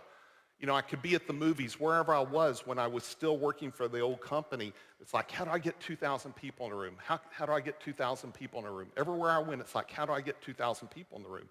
And with that particular company, I was getting 300. And sure enough, Washington, D.C., 1991, I got 2,100 people. And then I got the next city, 2,600 people. And then the next city, Jim Rohn said, hey, Kyle, for this event, can you pay me directly? Because my agent, my partner, and I split up. And truth be known, he owes me, $415,000. And so we have split up, and just pay me, and I'll take it off the tab. And I said, well, Jim, I think I'm a pretty good promoter, and I think you're the best speaker in the world, and I would love the opportunity to have an exclusive agreement with you. And first of all, that idea sounded a lot better to me than it did to him. I didn't see him jumping up in joy. He had some partnerships that had failed. And I said, well, hey, let me put it this way. I will pay for everything. I'll own the company because you're already doing things with Herbalife. You do that. I will pay for the whole thing, and I'll pay you off the top. So you don't even have to worry if it's profitable. I'm going to pay you like a speakers bureau, and then I'll go create product. I'll pay for that out of my part, and I'll just take 10% off the top of any products I create to go towards funding that, and then we'll, do a royalty deal. And so we shook hands, and that handshake lasted 10 years before we finally put it on paper. And I don't recommend doing that, but that's kind of how I have done it. I might share a little bit later why. But I launched Jim Rohn International in 1993. And that first year, I took him from 20 speaking dates to 110. And there's a story behind that I might get around to. And that the whole formula to that was a betrayal I had from a friend. And so, as John said yesterday, it's our challenges, our roadblocks, our failures that always lead to the things that can change our life. I started creating products, over 100 intellectual products over the years. And here's the thing, if you've ever heard Jim Rohn, he's like the gateway drug to personal development. Does that make sense? It's like you hear Jim Rohn, a doctor would go to Amway convention, hear Jim Rohn, they would leave Amway, but they would have Jim Rohn. And now they're into personal development. And so in 1995, I thought, how can I take other speakers to these 100 companies? And so that's when I started booking Mark Victor Hansen, Les Brown, Brian Tracy. So people say, how'd you work with all these people? That's how. I own Jim Rohn International, but then I also own Your Success Store. And I started taking the speakers to that, and I created intellectual properties as well because I had the audience. Now, I don't think we'll have time to talk much marketing. I'm a marketer, and I have some keys. But the key is you gotta build an audience. You gotta build a tribe, and you do that through relationships and bringing value. And so I kind of understood that. This was an event in Anaheim that I had Charlie Tremendous Jones and Dennis Waitley and Brian Tracy and Jerry Clark and Jim Rohn. This was a special moment because, these guys, they're friends, but they never spend time together. And so you get an event, and I wanted to create opportunities for them to go spend time together. 2007, my kids are teenagers. I felt like I'd run 100 440s. If you get the analogy, what a 440 is, you're all out. I felt like I'd done that, and I was pretty exhausted. And the only guy I would have sold my companies to wanted to buy it. And I had a really aggressive profit-sharing plan. 20% went straight to my team. And my speakers, I was now the agent for a lot of speakers in addition to Jim Rohn, people like Dennis Waitley and Ron White, the U.S. memory champion. And so we had to really connect a lot of dots, but we made that happen. I had a 5-year non-compete, but as far as I was concerned, I was done because I'd spent 20 years, and it's like not repeatable. So I thought, okay, I will set that aside. And I got invited to go on a ski trip, and that's Darren, that's John Assaraf, Stephen Cox, who sold his company, Get Lessons, Eric Berman, who's worked with Brian Tracy since 2006, owns the company Branditize. And we went to John's place in Telluride, and they were part of a San Diego mastermind, and wow, they had the juice. It's like, okay, I'm retired, and you guys are just more excited than ever about business.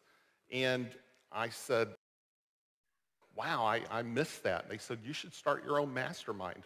So I went back to Dallas, and I started my own little mastermind, and we've had some amazing people, Les and Mark and Brian and Dennis Waitley and Ray Higdon, Ray and Jessica, Stephen Fitzhugh, NFL player, Phil Collin, a Def Leppard, and that is my favorite thing I do. I started it for me, and it wasn't a business model. It was to get around people that can make me better. And then I decided, thank you, then I decided to do an event. And events are a big undertaking, but Brian and I had created a program in 1996 called the Success Mastery Academy. So we did a 20-year anniversary, and I invited Darren and Delatoro McNeil. Anyone know who Delatoro is? Yeah. And Ron White, Tom Ziegler. We did that event. Now I also have my podcast with almost every person I've mentioned has been part of the podcast. I love doing that. And then I had this guy. He was my most recent guest, and if you haven't heard it, go check it out. The thing about the podcast I do, I don't want to talk about stuff you could go to YouTube and hear the speaker say. I want to peel back the curtain, and that's why I started it. And some of mine are long. Me and Darren Hardy, 2 hours at his house. Me and Brian Tracy, 2 hours at his house. John Assaraf, same way. Les Brown and I went into stories no one's ever heard. You know, him talking about early mentors, and Jim Rohn was a big mentor for Les Brown, and as was William Bailey. So go check that out if you get a chance. Take a picture of it and go check out the podcast with David. I've already had some people tell me, wow, that was so good. I also started doing books. All the podcast guests have now been in my books along with other entrepreneurs. And so anyway, that's what I'm doing. That's my story. Now, here's the thing. I'm telling a lot of cool things, but the struggle, that's what led to the rewards. I'm going to talk about some of the struggles. I'm also going to talk about some mentors and the lessons from the mentors, and I'm going to share a few marketing lessons. So here's a question. And the question is, and I'm guilty of this, who is challenged or has a hard time putting yourself out there? Like on social media? Anyone challenged with that? You know, I sold my companies and I wouldn't even do a post. If I did a Jim Rohn quote, I didn't even say we had worked together. I know I'm doing a lot of social proof today, and I'm going to explain that in a minute, because I want to give you permission to put yourself out there. I'm putting myself out there. And listen, when you put yourself out there, sometimes people will judge you.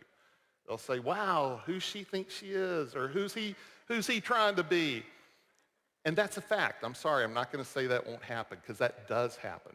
People, they judge.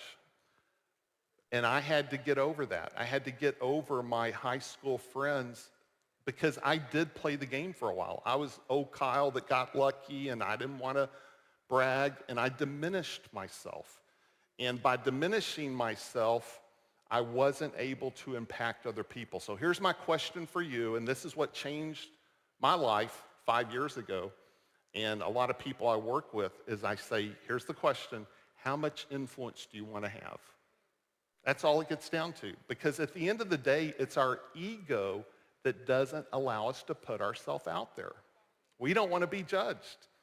We don't want to offend people. And I understand that. And I'm not telling you to do anything that doesn't resonate with you.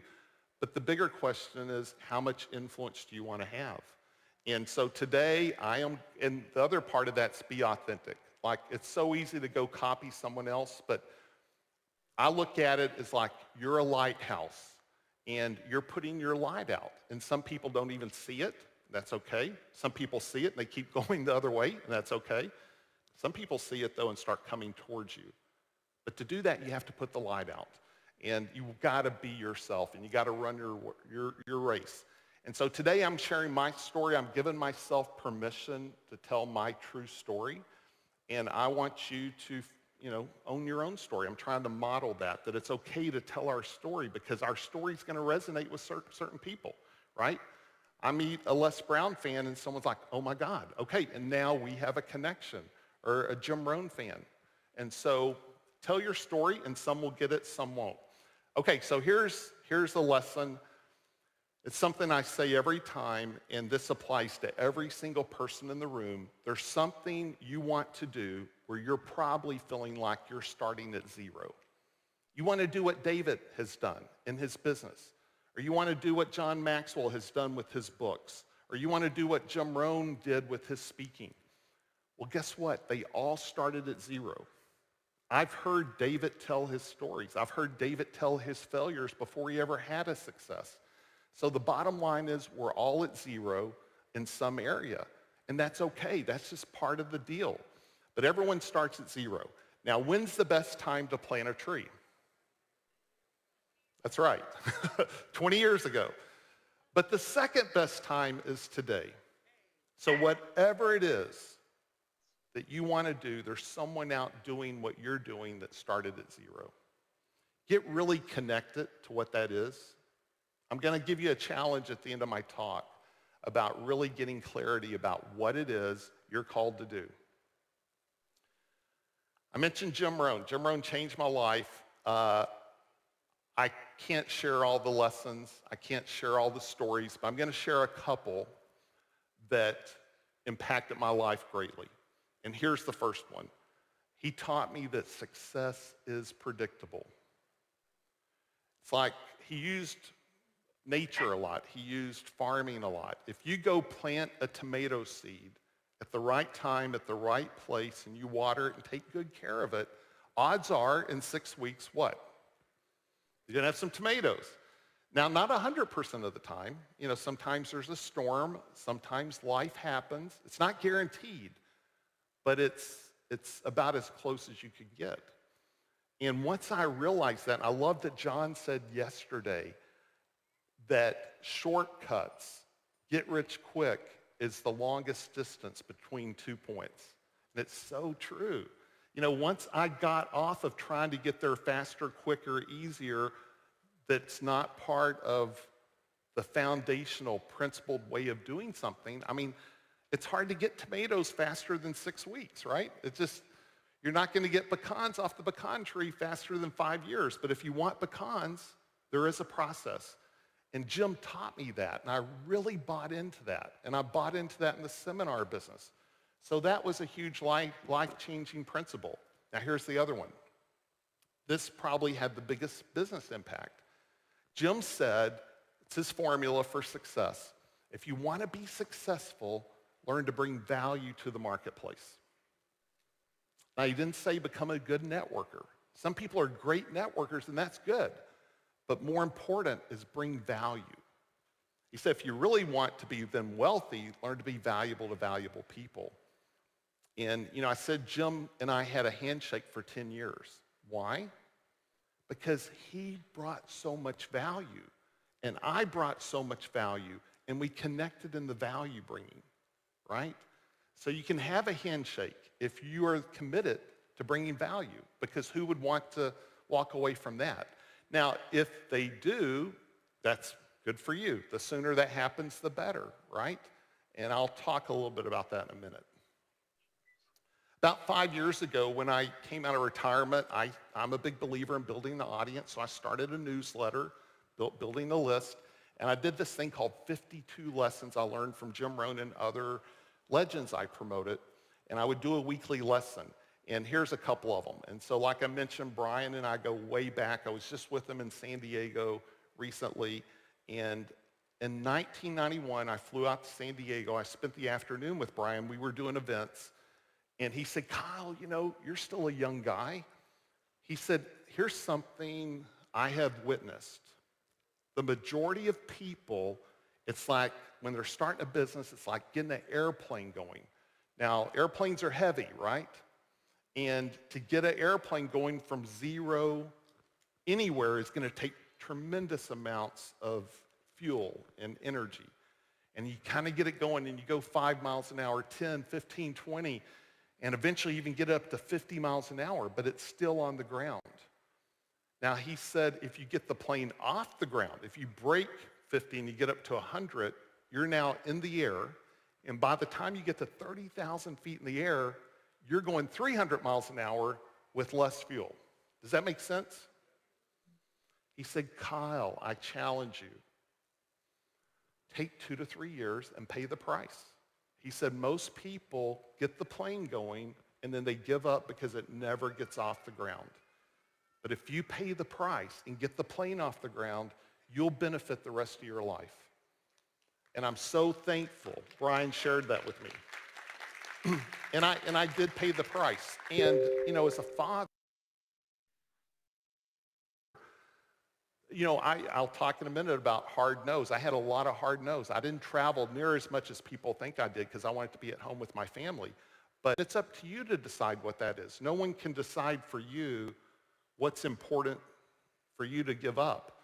For me, my family was not an option. So family was number one, and faith. But, you know, I didn't play golf. You know, there's a lot of things I didn't do that other people did, and that's okay. but I wanted to get the plane off the ground. Mark Victor Hansen, met Mark in 1994. I started booking him as my speaker for my 2-day Jim Rohn events. And, you know, Mark is just bigger than life. And then he and Jack invited me to be part of Chicken Soup for the Entrepreneur Soul. And I spent a lot of time with Mark, and he's still a good friend. But Mark, in 1994, you guys know what Chicken Soup for the Soul is, right? It's the biggest selling book of all time, and they had sold 1 million copies. And Mark said, you know, we're going to sell 100 million books. I thought, Mark, you're always exaggerating. You know, it's just, if you sell 10 million, I'll be blown away. You'll be the biggest book franchise of all time. Well, guess how many books they sold? 600 million. Mark Victor Hansen and Jack Canfield are the biggest selling authors of all time. And I call it stretching the rubber band. Mark stretched my rubber band. And you want to get around people like that. Who has had their rubber band stretched the last 2 days, right? That's who you want to hang out with. Because even at the time, I thought, Mark's always exaggerating. You know, what's up with this? He still stretched my thinking. I don't think I'd even be here today if it wasn't for Mark. Mark took me way outside my comfort zone, way outside my belief. I heard John Maxwell ask David yesterday.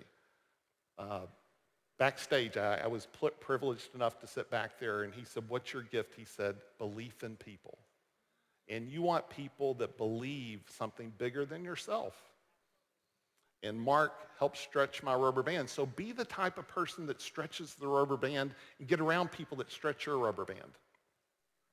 Dennis Waitley, who knows who Dennis is? Seeds of Greatness, Psychology of Winning, amazing human being. We just did a retreat at his house in October. Dennis is 88, just overcame 4th-degree cancer. Unbelievable. I could go into depth about how blown away we were by the example he set. At 88, he was more vibrant than all the rest of us. And I had 15 people that came. And then I surprised them, and I'm kind of bragging here, I'm sorry. But I had John Assaraf, Darren Hardy, and Brian Tracy and their wives come and surprise the guests and join in on the party. So that was pretty fun. But Dennis, in 2004, told me, he said, Kyle, I'm a speaker. That's what I do, full-time gig. It's a lot of work, 100 speaking dates. That takes all my time. He said, but I've also written 18 books. And he said, when I write my books is at nighttime, during primetime TV. And he said, if you want to be successful, you need to have a job that helps you pay the bills. But if you want to be wealthy, you have to make your primetime TV time your primetime wealth building time. And yes, I mean, and so what a great lesson. Here's a guy that had 18 best-selling books, and yet he's still, he's writing a book right now. Anyway, every story leads me to another story, and I only have 12 minutes left, so I gotta skip some of these stories. And of course, Darren, here's the one with Darren. He hasn't done a podcast in 5 years with anyone else. He calls it a hard no. And he said one hard no makes up for 1,000 easy no's. If you have a hard no, now saying no's easy. And I asked him, why don't you do, like he did one for me, and he said that's the exception. So sometimes there's an exception, but you got to figure out what your hard no's are. Maybe your hard no's are you don't do breakfast with Facebook friends, like whatever it is, right? You got to figure out what your hard no's are. During the week, you don't go, you know, whatever it is. I have my hard no's. And once you have hard no's, there's no fear of loss. Someone comes to you with an idea or invitation, it's like, no, it's all right, but thank you, I wish you well, but I already have my hard no. John Maxwell, I have one, but I don't have time. You got John yesterday, but I will tell the Zig one because I can keep it really short. Zig Ziglar said, never do a good deal with a bad guy. I got to tell you, I have never sued anyone. Now, I've been fortunate, I've been blessed, but mainly it's because I heard that early on. If someone's litigious, no, I don't think I'm interested. If I've watched them do things that I know doesn't fit with me, that's an easy, hard no, right? So never do a good deal with a bad guy. Brilliant philosophy, really helped me. Here's something in the book of Acts that I heard someone talk about once. They said, if you noticed, every time there's a miracle in the book of Acts, the apostles were on the way to somewhere. Yes, and so you're going to meet someone this weekend because you were at this event, on the way to dinner, you know, on the way to a conversation, on the way to a business model. I had business models that failed, but they led me on the way to the business model that worked. And so, you know, what I left out of the story was losing a job, having to use a Chevron credit card to buy food, right? So you need to get bread and bologna, but that Chevron gas station didn't have any, so I'd have to find the convenience store. A business betrayal, starting over multiple times. But each time, that's what led to the miracle. I lost my job. If I didn't lose my job, I wouldn't have gotten in the seminar business. If I hadn't had the Chevron card and I didn't have enough money, but I felt called to go to Atlanta to start a new business, no money, debt, Chevron card, I wouldn't have learned to do trades with hotels. I mean, I have so many miracle stories that came out of desperation, if you will, and faith, and doing trades with corporate apartments. Yes. And honestly, they never happened again to the degree they happened in that moment when I needed it. But I felt called. I had the whisper, right? The business betrayal, oh my goodness, I wished I had time to tell the story, but I wouldn't have been able to create the home model. Now, the business betrayal was because I was living in my comfort zone. So I brought in a guy to do the booking Jim Rohn part of the business. This is after I did the handshake with Jim. Well, this guy then went to another promoter much bigger than me, and they went behind my back to Jim and said, Kyle's young. Kyle doesn't know what he's doing. He wants to triple your fee. You can't get 10,000. He was getting 4 at the time. And Jim called me, he said, Kyle, I don't think you should raise my fee. I'm going to be honest. They're going to boycott you. Every promoter is going to boycott you. I'm like, Jim, trust me. You know, Brian's 10, Les is 10, Dennis is 10, you're 10. And trust me. And he goes, well, Kyle, they're all got it. He didn't want to tell me, but he's like, I'll just say the guy's name was Ray because his name was Ray. So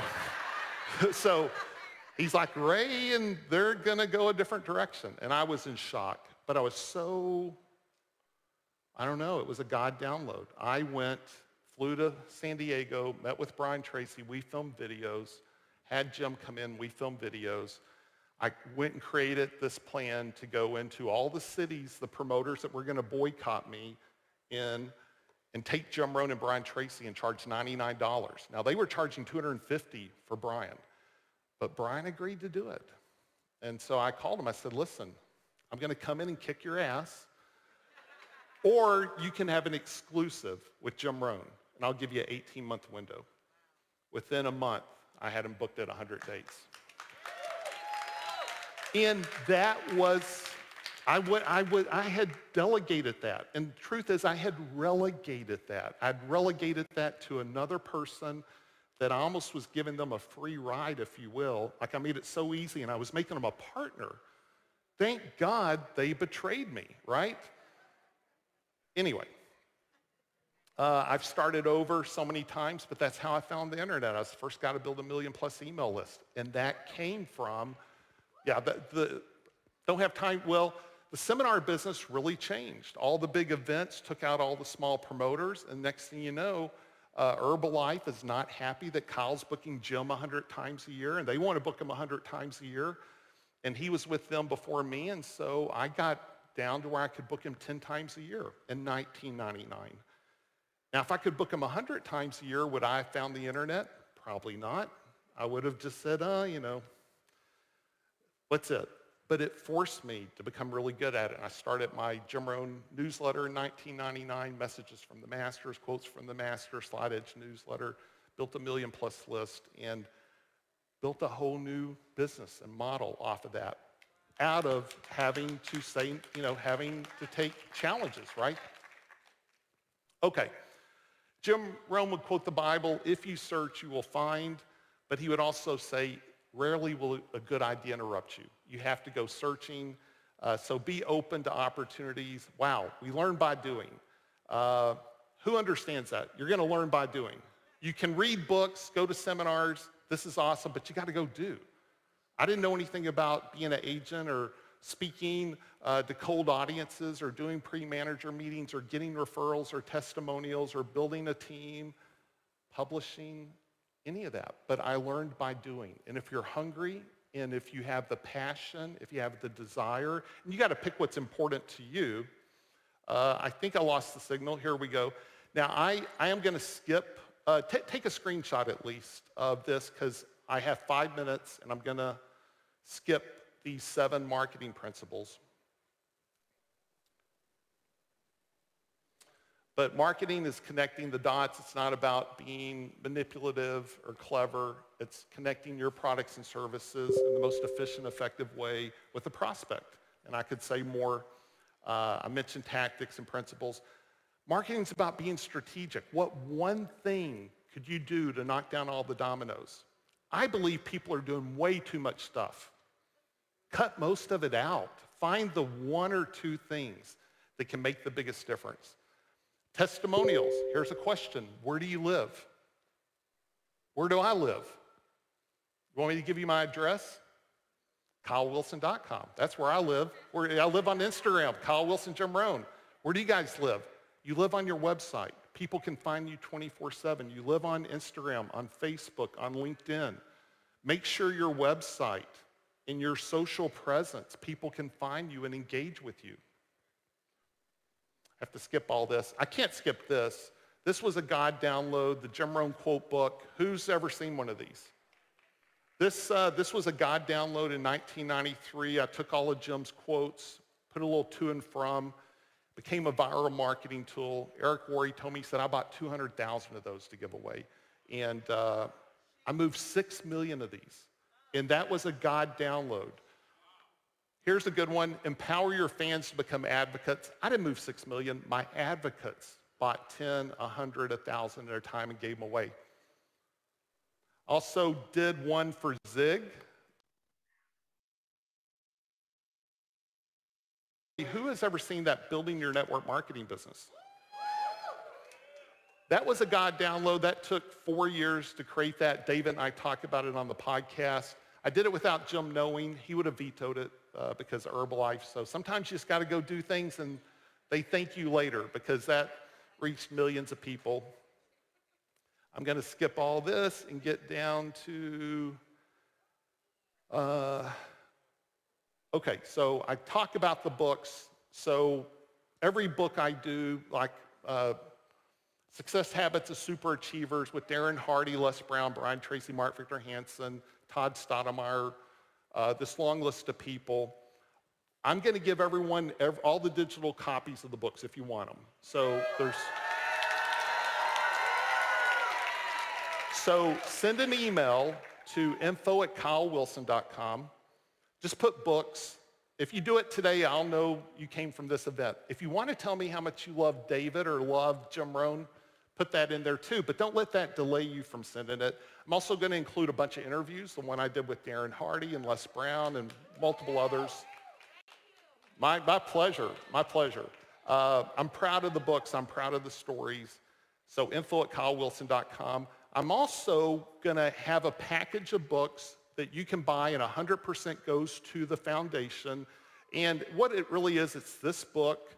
I'll stick around and sign them, and then I'm going to throw in 3 bonus books. One's called Passionistas, one's Mom and Dadpreneurs, one's Little Black Book of Fitness, has Be Real from Cypress Hill and Prophets of Rage. If you guys, the guy's super fit. I've been invited to be on his podcast. I have a standing invitation, but you do have to smoke weed with him if you go on.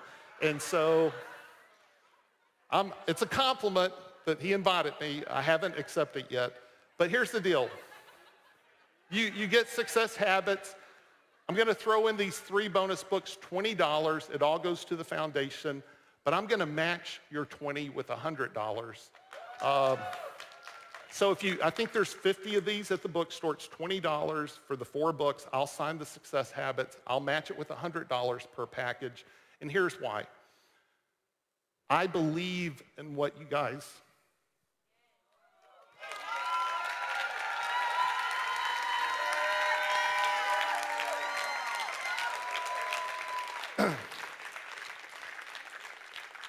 The stuff I like to support feeds people, houses people,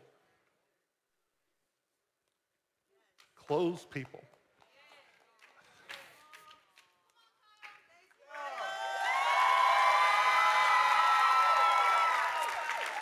And they have an army of volunteers that go out and touch people.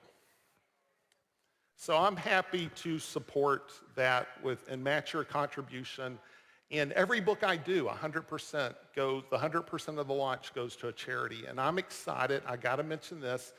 The lights are off, but there's a couple that flew in from Los Angeles.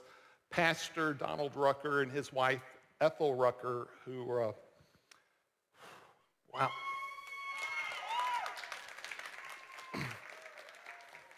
So my next book called Think Big, and David's in it, we're donating that to their charity, which is the Christian Development Center.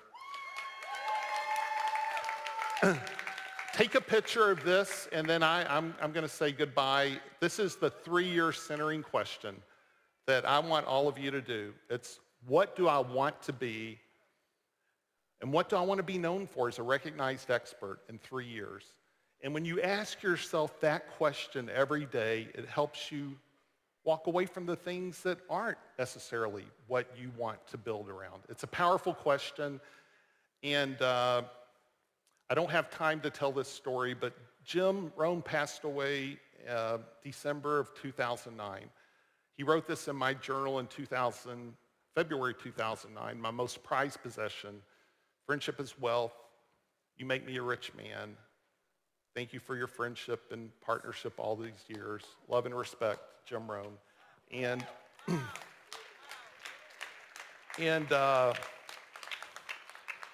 someone mentioned they were going to have 2 chairs out here, and I thought that was pretty cool because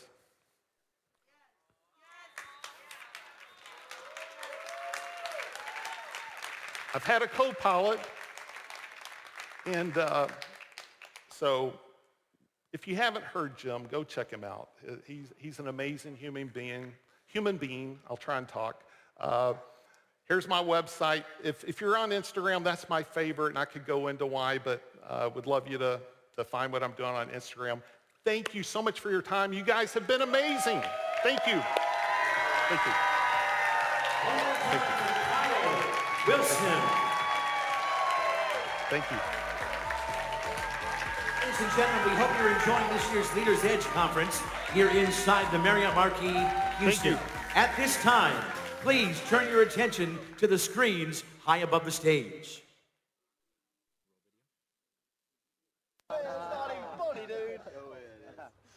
So, Coach, how strong is Westview this year? A lot stronger than we are. You already written Friday night down as a loss, Brock? Well, not if I know we could beat them. Come here, Brock. You too, Jeremy. What, am I in trouble now? Not yet. I want to see you do the death crawl again, except I want to see your absolute best. What, you want me to go to the 30? I think you can go to the 50. 50? I can go to the 50 if nobody's on my back. I think you can do it with Jeremy on your back. But even if you can, I want you to promise me you're going to do your best. All right. Your best. Okay. You going to give me your best? I'm going to give you my best. All right, one more thing. I want you to do it blindfolded. Why? Because I want you giving up at a certain point when you can go further. Get down. Jeremy, get on his back. Now get a good tight hold, Jeremy. All right, let's go, Brock. Keep your knees off the ground, just your hands and feet. There you go. A little bit left, a little bit left. I bet he does it. There you go. Show me good effort. That way, Brock. You keep coming. There you go. It's a good start. A little bit left. A little bit left. There you go, Brock. Good strength.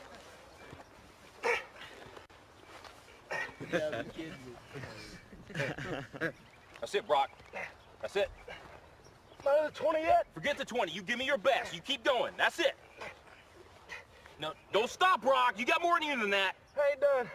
Just resting a second. You got to keep moving. Let's keep moving. Let's go. Don't quit till you got nothing left. There you go. Keep moving. Keep moving. Keep moving, Brock. That's it. You keep driving. Keep your knees off the ground. Keep driving it. Your very best. Your very best. Your very best. Keep moving, Brock. That's it. That's it. That's it. Keep going. Don't quit on me. Keep going. Keep driving it. Keep your knees off the ground. That's it. Your very best. Don't quit on me. Your very best. Keep driving. Keep driving. There you go. There you go. That's it. You keep driving. Keep your knees off the ground. Keep driving it. Don't quit till you got nothing left. Keep moving, Brock. That's it. That's it. That's it. Keep going. I want everything you got. Come on, keep going. It hurts. Don't quit on me. Your very best. Keep driving. Keep driving. There you go. There you go. He's heavy. I know he's heavy. I'm by out of strength. Then you negotiate with your body to find more strength, but don't you give up on me, Brock. You keep going, you hear me? You keep going. You're doing good. You keep going. Do not quit on me. You keep going. It hurts. I know it hurts. You keep going. You keep going. It's all hard from here. 30 more steps. You keep going, Brock. Come on. Keep going. Burn. And let it burn. Ours are burning. It's all hard. You keep going, Brock. Come on. Come on. Keep going. You promised me your best. Your best. Don't stop. Keep going. Too hard. It's not too hard. You keep going. Come on, Brock. Give me more. Give me more. Keep going. 20 more steps. 20 more. Keep going, Brock. Give me your best. Don't quit. No. Keep going. Keep going. Keep going. Don't quit. Don't quit. Don't quit. Brock Kelly, you don't quit. Keep going. Keep going. Go, Brock Kelly. You don't quit on me. No, you keep going. You keep going. Go, Brock. 10 more steps. 10 more. 10 more. 10 more. Keep going. Don't quit. Give me yours. You can. You can. 5 more. 5 more. Come on, Brock. Come on. Don't quit. Don't quit. Come on, Brock. 2 more. 1 more. Let's go 50-50. Let's go to the 50. I'll have any more.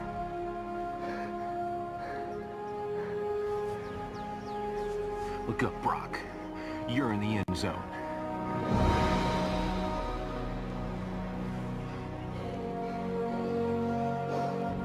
Brock, you are the most influential player on this team. If you walk around defeated, so will they.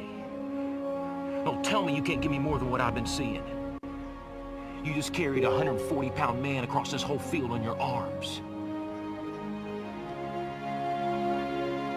Brock, I need you. God's gifted you with the ability of leadership. Don't waste it. Coach? Can I count on you?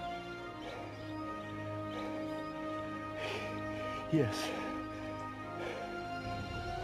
Coach? What is it, Jeremy? I weigh 160.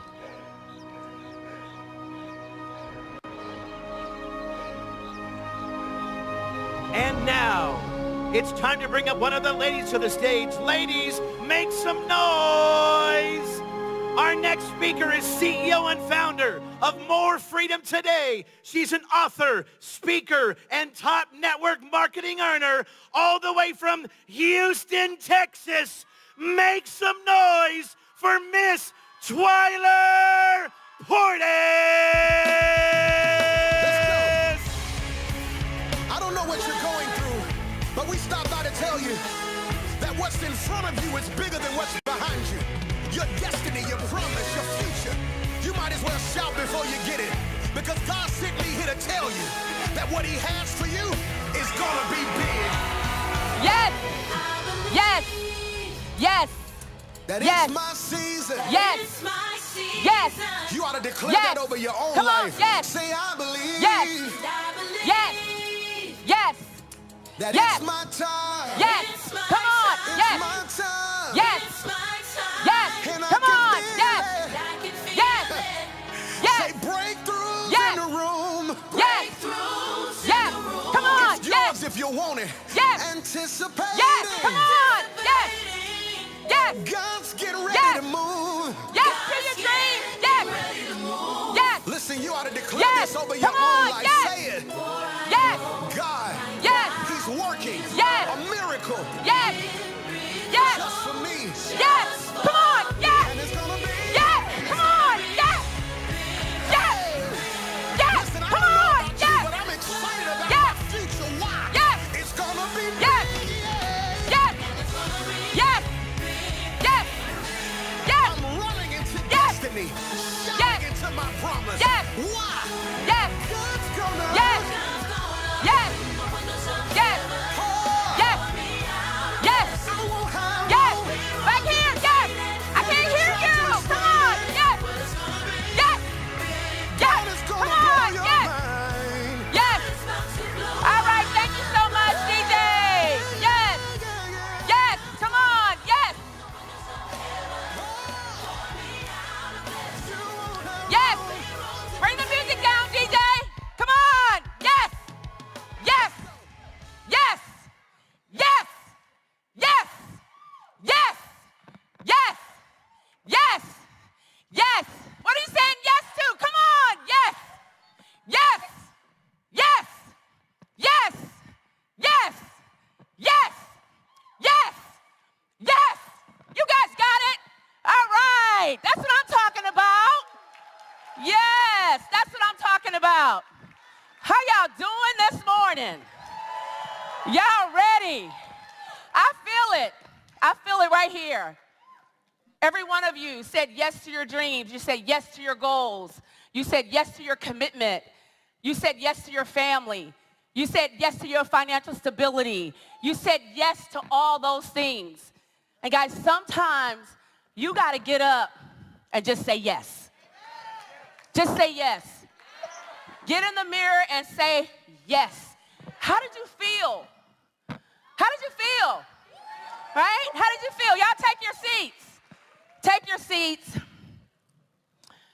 My name is Twyla Portis, and I'm so grateful. So grateful to be before you today. I'm so grateful for my Almighty who just loves me unconditionally. Like I don't even deserve it. I'm so grateful. I'm so grateful for David and Imonitie. Y'all give him a round of applause. Someone with so much vision, right? And made it so big that each and every one of us could be a part of it.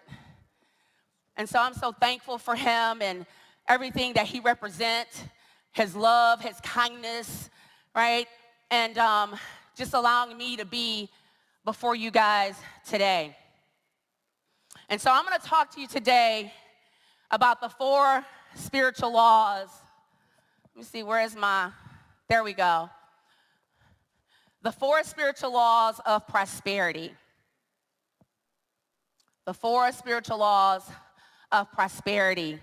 And it's so funny because so many of us have been really talking about some of the same things, maybe just in a different way, different personalities, right? And Justin did an amazing job yesterday as he talked about the personalities. And guys, listen, if you don't hear anything else I say today, I want to set the stage, okay? That regardless to what business you're in, whether it's network marketing or traditional business, you need people. And if you don't know how to treat people, I can promise you, you won't have a thriving business. And so all of the principles and laws and things that you're going to hear over this weekend that you've already heard, when you put those things into practice, you become a people magnet and you'll watch your business grow. And so throughout my career, I had a good reference.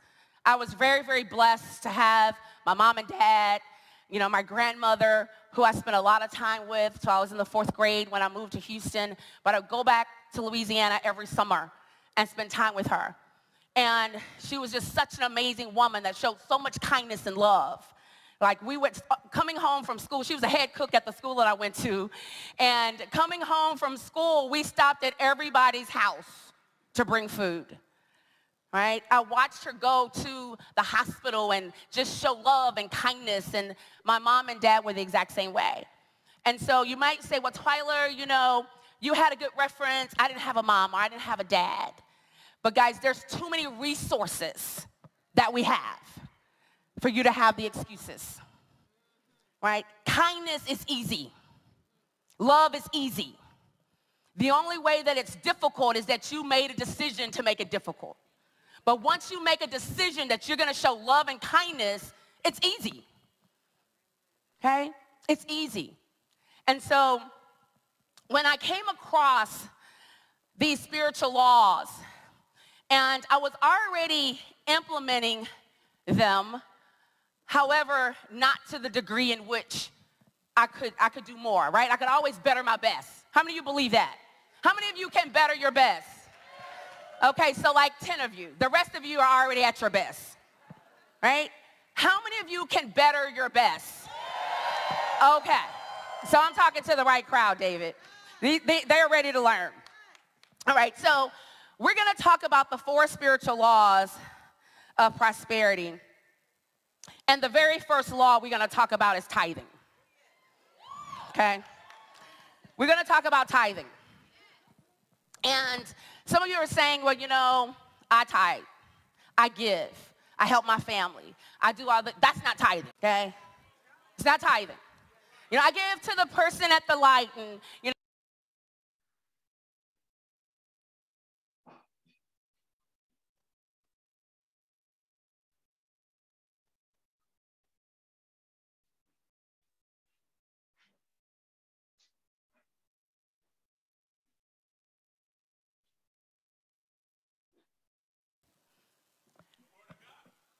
where you're receiving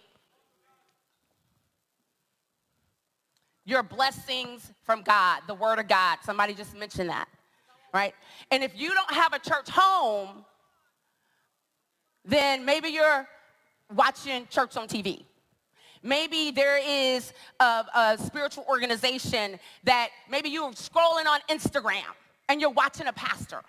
And you were fed by watching. Tithe. Okay?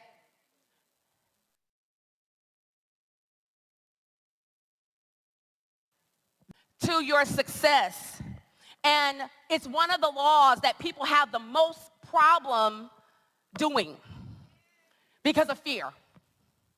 Well, Twila, I don't have the money. Well, if I had your money, I'd tithe all the time. Well, guys, I was tithing before I even earned my first 6 figures. Before I even earned my 5 figures, when I learned and understood the law of tithing. And so if you're having difficulty in your business, it could be because you're not tithing. So you've got to find a place where you can give your 10%, okay? And when we talk about mastering money, some of you in here are probably already familiar with how and what to do with a dollar, right? How and what to do with a dollar. If you learn that, then your 10% is going to automatically be in that system. So what do we do with a dollar? You should have a U account. Where are my husband and wives? Raise your hand.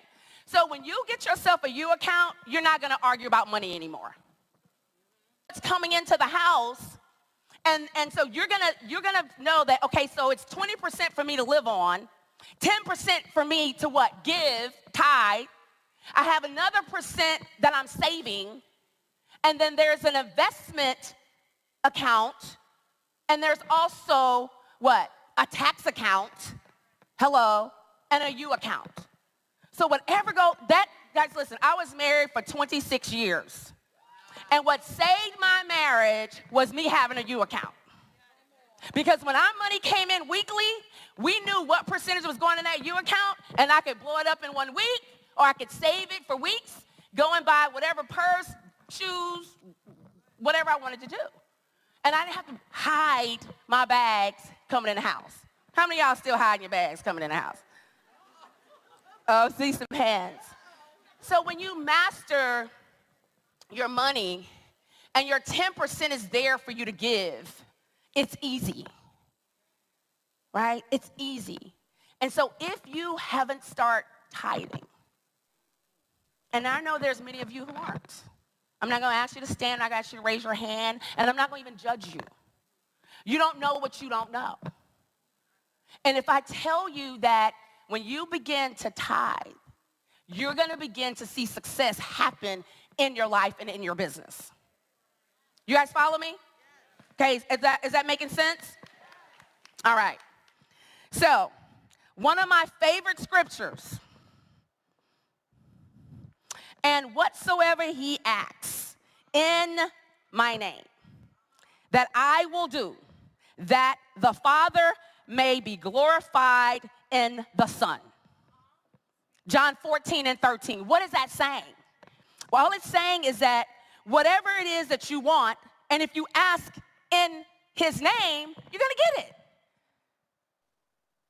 That's all it's saying.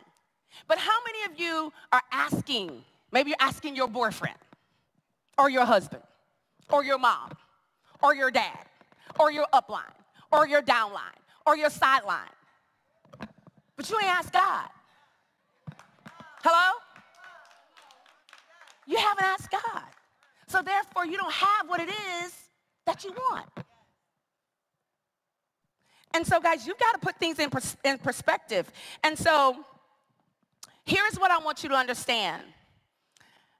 Every single day, this is a part of my ritual. Raise your hand if you have a ritual. Okay, awesome. If you don't have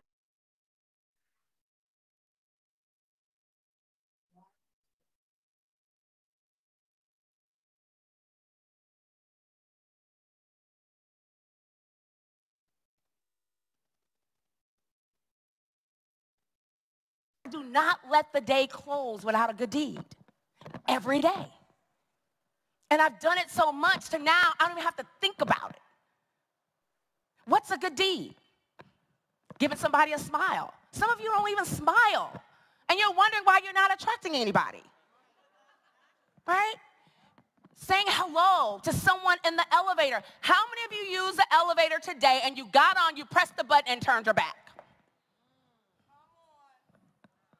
You could have easily said hello. Hey, where are you from? This your first time in Houston? Right? So, guys, this is what? Practice on being what? Kind. Practice on showing what? Love. It's the small things that make the big difference. It's the small things that make the big difference. And so what we want to teach you today is just how to be a good human. How many of you know some people that just ain't good humans? Right? Are you one of them? Yes. Right? So, when you tithe, your life will change. One of the things that just by opening your mind to the concept of tithing, it gives you a feeling deep down on the inside. And some people don't tithe because my pastor drives a Rolls Royce. Why am I going to give him my money for? And I'm driving a Toyota, you know, I don't know. And no pun intended on the Toyotas, right? Because I had a Ford Escort that I loved, by the way. Okay, see, that's what I'm talking about. See, we right here, all right? Because you're worried about what they're going to do with your money, your little $100, right? You don't tithe because maybe you're listening to what somebody else is saying in the congregation about this person, right? You don't give because, well, I don't see where my money is going. But yet you go into the Galleria and into the luxury brands. Do you see where your money's going there? Hello? Somebody asked me, Twila, you going to the Super Bowl? I say, no. They're already making millions. I got some work to do right here in Houston. Okay? Don't worry. Be fearless. Just do your part. If he said 10%, you do 10%. And then if they don't do what they're supposed to do with the money, that's what? Their business. Because when you get to the gates, God gonna say what? Well done, my good. And there you go. All right? So now, there are so many, guys, listen, I have so many testimonies of giving and tithing when I did not really have the money. Well, I didn't have it. Was watching, gosh, his name is escaping me. It's a couple years ago. I'm watching this pastor on TV. You guys can help me with this because he's always talking about tithe $1,000. What's his name? Murdoch, right there. $1,000. $1,000. And I'm like, $10? Look, God. And I was talking to a contractor, a cement contractor, about pouring a cement at my home. And so I was getting all these prices, $5,000, $8,000. I'm like, dang, cement costs that much money? This is a little driveway. And I remember I'm watching Mike Murdoch, right? And I gave the $1,000. 2 weeks later, I'm talking to a friend who has a brother who has a cement truck. And I'm telling her about my driveway that I want to have poured. And so she said, oh, Twyla, my brother does that. And she puts him on the phone. And he says, pay for the cement and I'll do the rest. End up costing me $3,500. You guys hear me? And so many of you probably have some similar stories because you tithe, you gave. And that's so important. So how many of you say, well, Twyla, I'm not tithing right now. I didn't really understand it. You know, I didn't understand that I didn't have to worry about what the pastor and what the pastor's wife was driving. I didn't have to worry about if they were doing the right thing with the money. All I had to do was just worry about me. And so now moving forward, I know I've been fed in these various churches and these various ministers and all of these things, and I've been fed. So now I'm ready to give my 10%. And I'm ready to start today. If that's you, I want you to stand to your feet because I know what tithing does. Okay? All right? So if you got it, say, I got it. I got it. Number 2, second spiritual law. Y'all ready? All right. Setting clear-cut, tangible goals. We've been talking about this all weekend. Setting clear-cut, tangible goals. Guys, I know right here, right now, many of you were with us in Orlando. Many of you were on calls. I heard David do a call, and he said, November is the best time to set your goals. And I know many of you are under the teachings of some great leaders. But here's what I also know. There's some of you right now in this room don't have your goals. You don't have your goals. They're not written. You hadn't thought about it. And you're just expecting success to happen. I know that 100%. So what I'm going to say to you today, if you are looking for success, you have to set the goals because, guys, your goals tell you what you're going to accomplish. And I want you to start dreaming like a kid.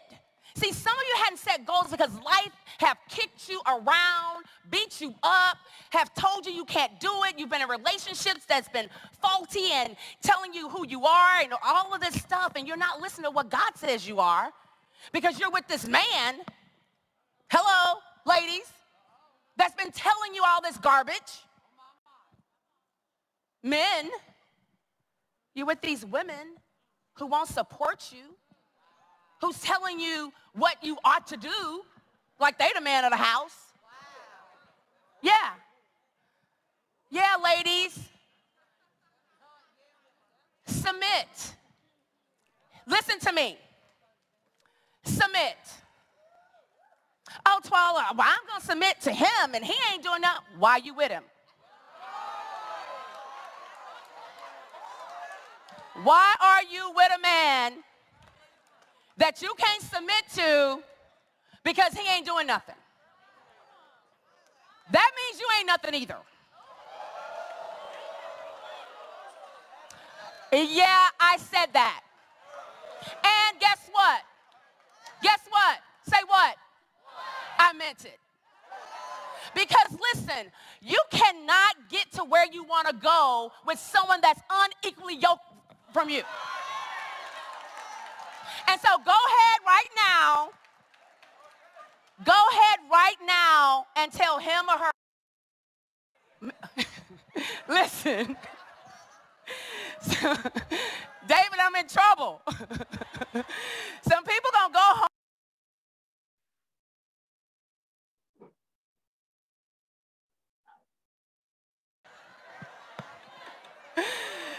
Hold on, y'all pipe down.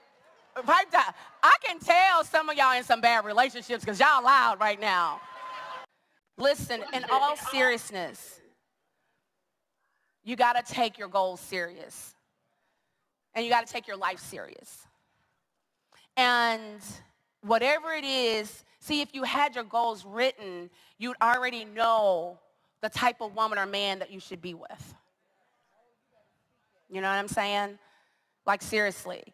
And it can be difficult already to meet the goals.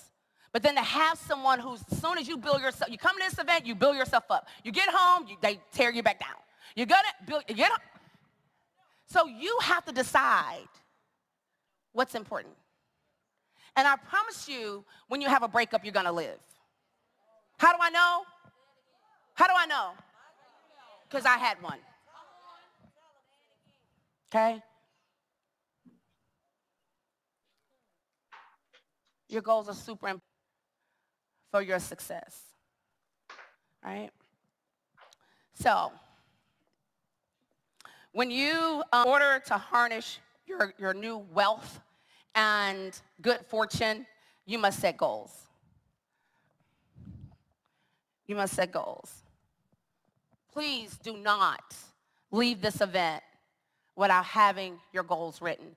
Here is, and David talked about this today, yesterday, everybody's been talking about it. One of the things that have helped me, and I learned this back in the OG days, 2011. I would write my goals because my late husband was goal-oriented, okay? And so we would always write goals separately and together.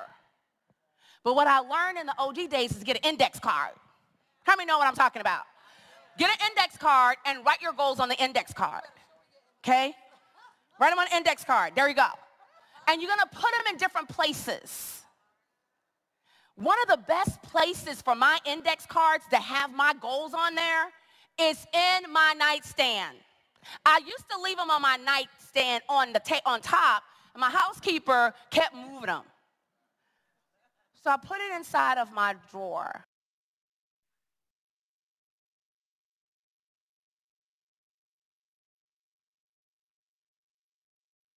And looking at your phone, right? When you put your phone on your table, pull out the drawer and read your goals. The front, the back, or however many goals you have, right? Look at them before you go to bed. When you wake up in the morning, before you grab your phone, or even after you grab your phone, because I can tell you don't grab the phone, y'all gonna grab it anyway, right? Because this is good, but this is also can be bad, right? But when you wake up, pull your night drawer out and read your goals. That gives you what? At least twice within the day that you've read your goals, in the morning and at night. How easy is that? Is that easy? Can y'all do that? Okay, all right. Hopefully you guys can do that. So I talked about going back to when you were a child, because we used to talk about this in presentations. How many of you used to ride the bus to school? How many of you played the game, That's My Car? Right? That's my car. That's my mama car. That's my daddy car. Because you wanted for your mom and dad some great things, right? And like, that's my house. That's my mama's house.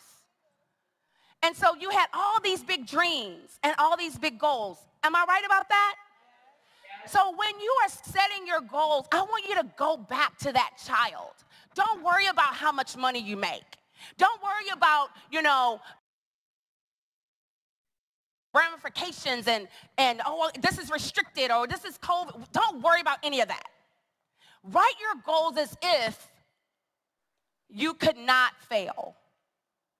Think about what God says about you, right? David had us laugh at our goals yesterday. I was looking at us like, why am I laughing at my goals?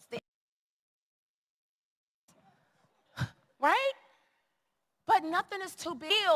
In regards to what our goals are, we still, ladies and gentlemen, have more room to go higher and bigger. Okay? So I want to make sure that you set your goals. You got to have some time alone. Sometimes I know, and I'm one of the worst.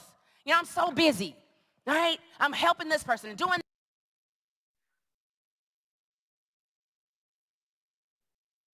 text message, email, talk to the assistant, blah, blah, blah. And I don't have any time for myself. Become a kid again, right? You got to be specific with your goals, right? And write your goals without judgment, right? And this is a big one. What are your desires?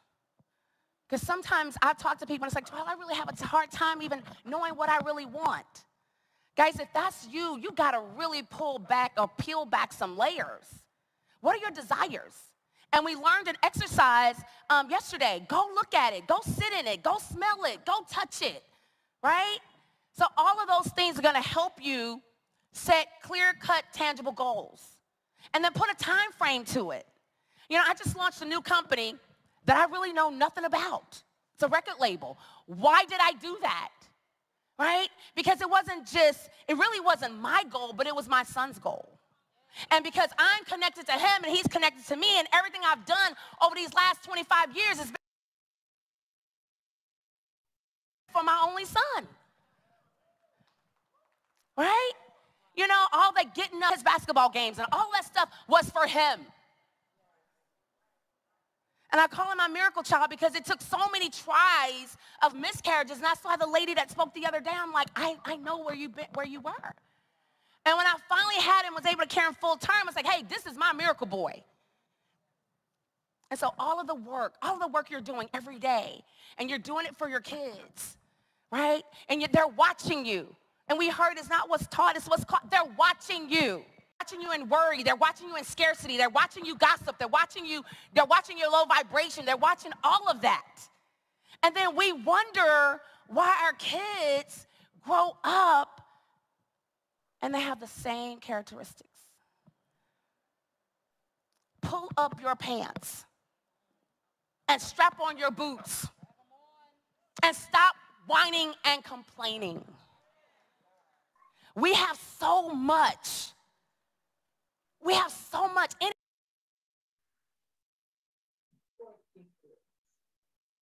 Anytime you talk to somebody that's going through something, they're going through something worse than you. Is that you want, and it helps when you write your goals. So in November, I don't know, I was on a call, and I thought, I said, you know what, I have some goals, I have some things from last year, but I hadn't really just sat down and got quiet. And I started writing out my goals. Then I started writing out my goals for Yellowland Records, new company, right? And so as I started looking at them, I wrote them and I sent them to Jimmy. And then he added some stuff and, he even increased some stuff and he sent it back to me. Say, hey, this is what it is. And then I was just talking to my friend, my new boyfriend, anyway.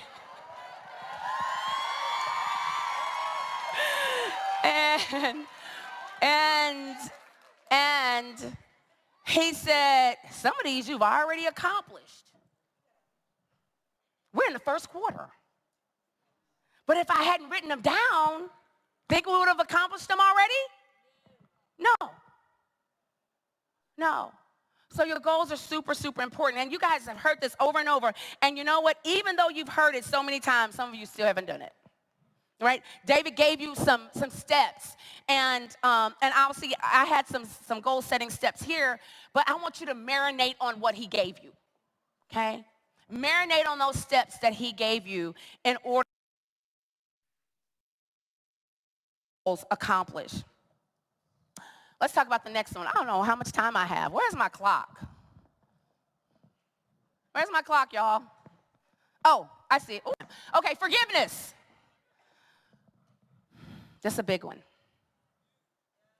Forgiveness. What is forgiveness? Letting go is freedom. The blessing is greater than the pain. Forgiveness. When we launched our company 8 years ago, we called it More Freedom Today. Because having freedom will give you so much peace and so much happiness and will allow you to spread so much love and more freedom in every area of your life. So every time, when we say words mean so much, so every time I say more freedom today, not tomorrow, but today, right? Every time I say more freedom today, heart, in my spirit. And being able to forgive, ladies and gentlemen, is so important. It's like, how many of you get your house clean? How many of you clean your house yourselves? Right. What if you never cleaned your house? Right? What if you never cleaned your house? Clutter, dust, smell, everything. Forgiveness, ladies and gentlemen, is like an emotional house cleaning. Do you hear me? It's like an emotional house cleaning. And a lot of times we don't forgive because we say, well, Twyler, you don't know, my mom wasn't there for me. You don't understand, my mom gave me up for adoption.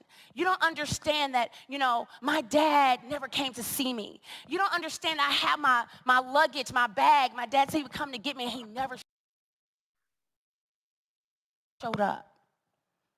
You don't understand, Twyler, that I was molested as a child. You don't understand alcohol. Is that your story or their story? Do you want to be just like them or unlike them? And so how do you get your breakthrough is your ability to forgive. You know what I think about? I think about our ancestors. And I watch movies, types of, clips and all types of things, and talk to my mom and my grandmom, and they share stories of how they were treated. But you know what? They are some of the strongest people I know. Right? So much discrimination, but some of the strongest people I know. How is that so? And so if somebody just blow on us, we break in two. We're in 5 pieces. No emotional strength. No foundation. Watching too much Instagram. Listening to what other people tell us. So much competition. Trying to figure out where you sit in or how you can be better than. Versus how can you collaborate with. Right? And the reason, ladies and gentlemen, that you have not forgiven is because you think you're letting someone off the hook. You think you're letting them off the hook, but you're letting yourself off the hook. I want you to write down on your paper, just one person. You know, David talked about this yesterday, and it's crazy because our talks are somewhat the same. But that's because I'm in alignment with the Holy Spirit and this whole mission. I want you to write down on your paper the person, just one person, that you need to forgive. And guys, that one person might be you. I want you to write down on your paper that one person you need to forgive. I want every one of you to stand up. And I want you to get a partner. And I want you to think about the person, because we're going to practice. Say it, practice. We're going to practice. And you don't have to say their name. But I just want you to look at the person next to you. If you have someone on your paper you need to forgive, I want you to look at the person, your partner.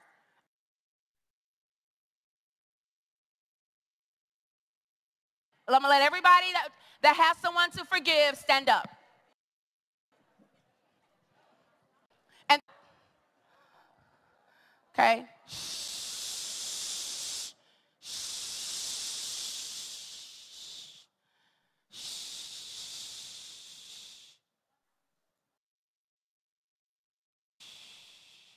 This is a very precious moment. Think about the person that you need to forgive. And I want you to practice with the partner. And simply just look them in their eyes and say, I forgive you.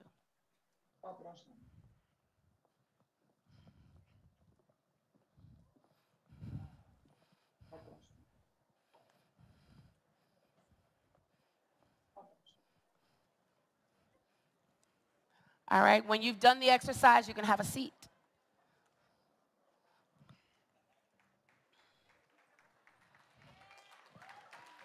Yeah. Yeah. Yeah. How you feel? How you feel? Okay. And so when you get to, a break today,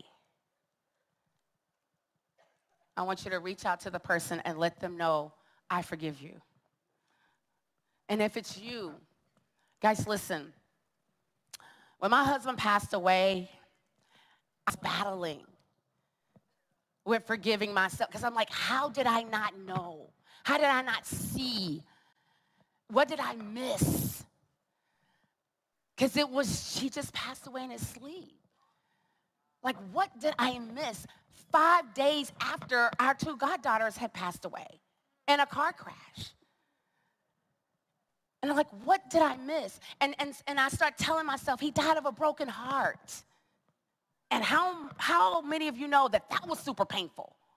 For me to think that he died of a broken heart. Because we just lost an 18 and a 19-year-old.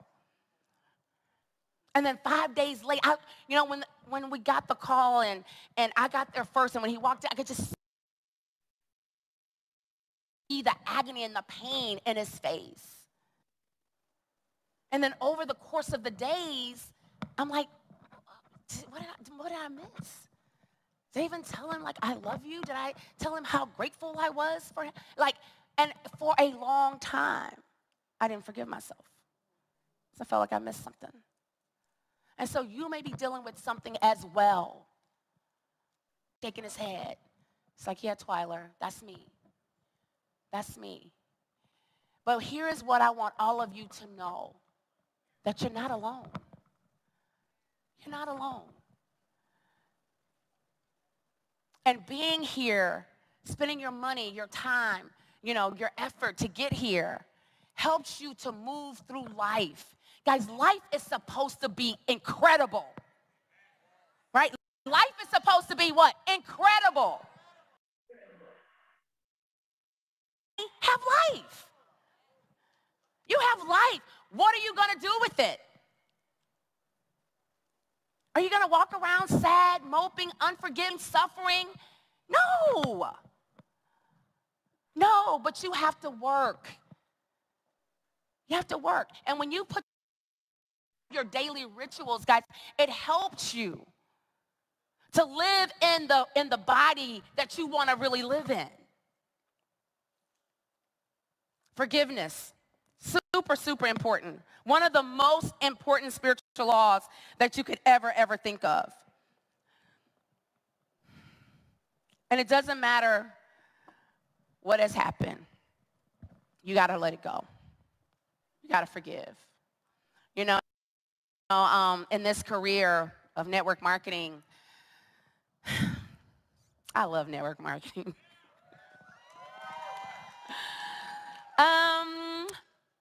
And I love people. The thing I love about this business is the people. The thing that I dislike about the business sometimes is the people, right? Because we can be so cruel when it's so easy to be kind, right? And, you give your life, your time, your energy, your effort, and people go away, or people stab you in the back, and all of these things. And here's what I've learned. I'll be 54 March 11, right? Yeah. I look this way. No, just kidding. Because I don't have any unforgiveness in my heart. I don't have any competition with anybody. I give love to everybody. I live in peace and harmony. And is it just automatic? No. But I work on it every day. Every day I wake up, I do a good deed. It puts me in the right spirit, right? I talk to people. I love on people. We go to events like this, and my late husband says, like, you go 30 minutes early, because you're going to stop and talk to everybody along the way. Why do I do that? Because I was treated in a way that didn't feel good by leaders on the stage. So I was like, I ain't going to be that type of leader. No. I'm a smile, I'm a hug. If I'm in a hurry, stop, right?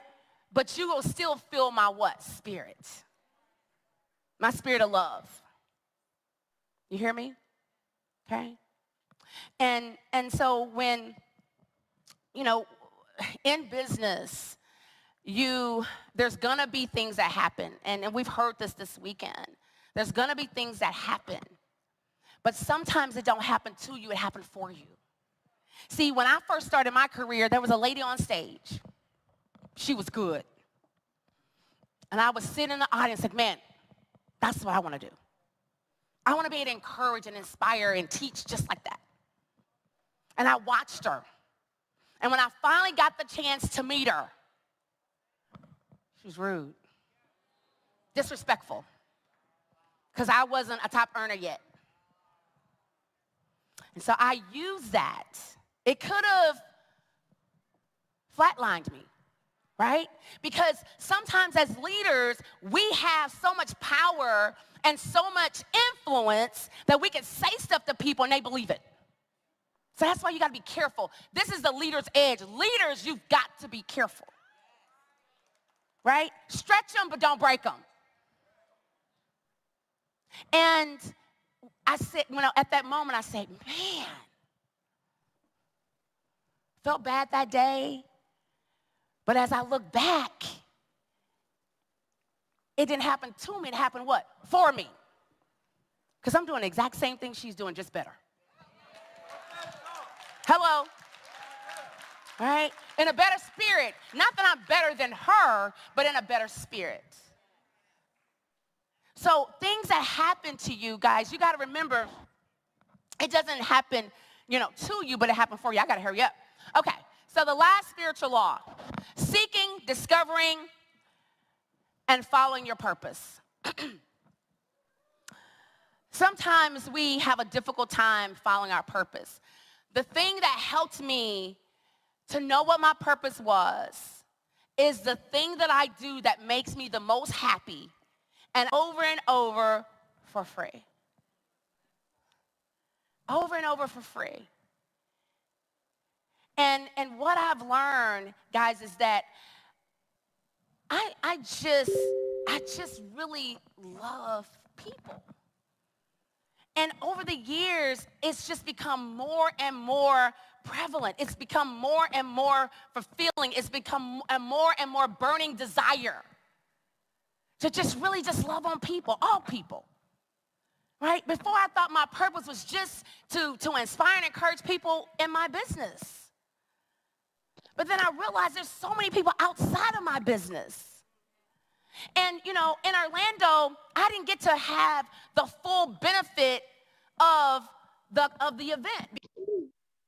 Because my company and I Believe Nation had the event on the same weekend in the same city. Imagine that. So when I spoke here, I spoke and I jetted off to my event. But I asked David to speak to my team in South Africa. You put David in front of your organization? Do you know how great he is? Do you know that he could take all your people? Can't take my people. I don't live in a scarcity, fearful mindset. No.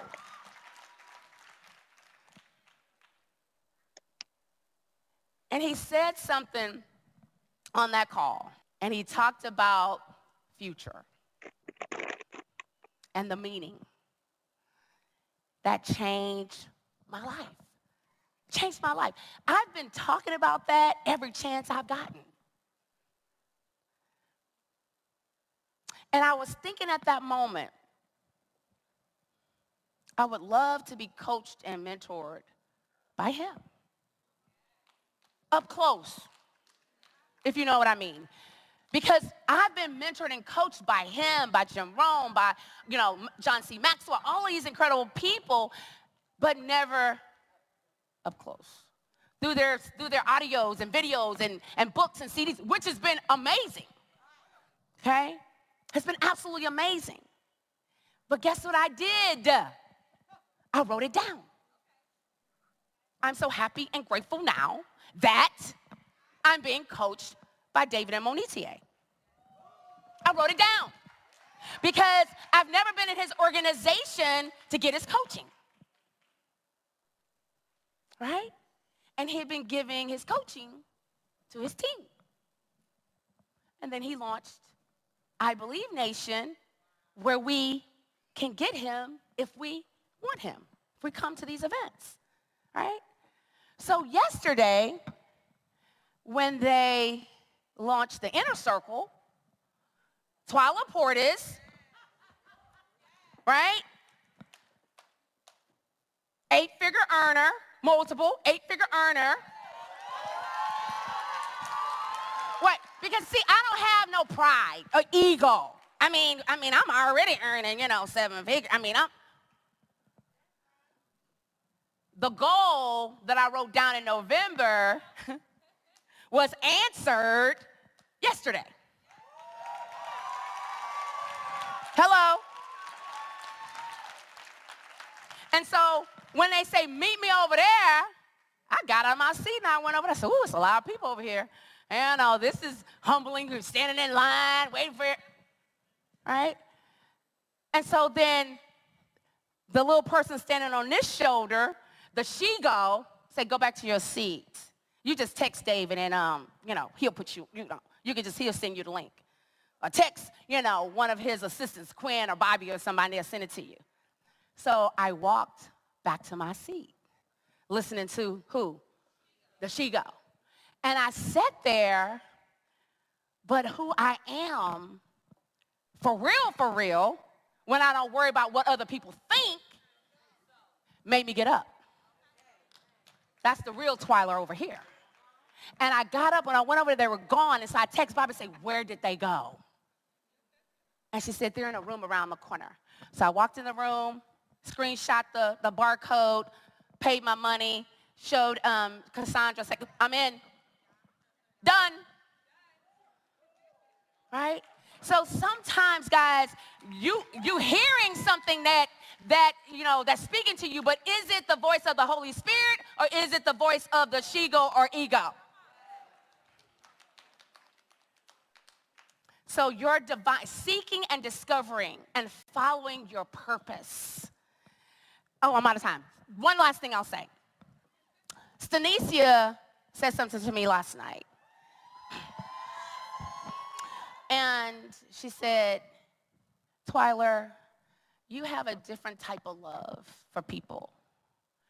And see, sometimes when you're seeking and you're asking God for what you really want, and maybe sometimes you're a little bit confused, he's going to always send a confirmation.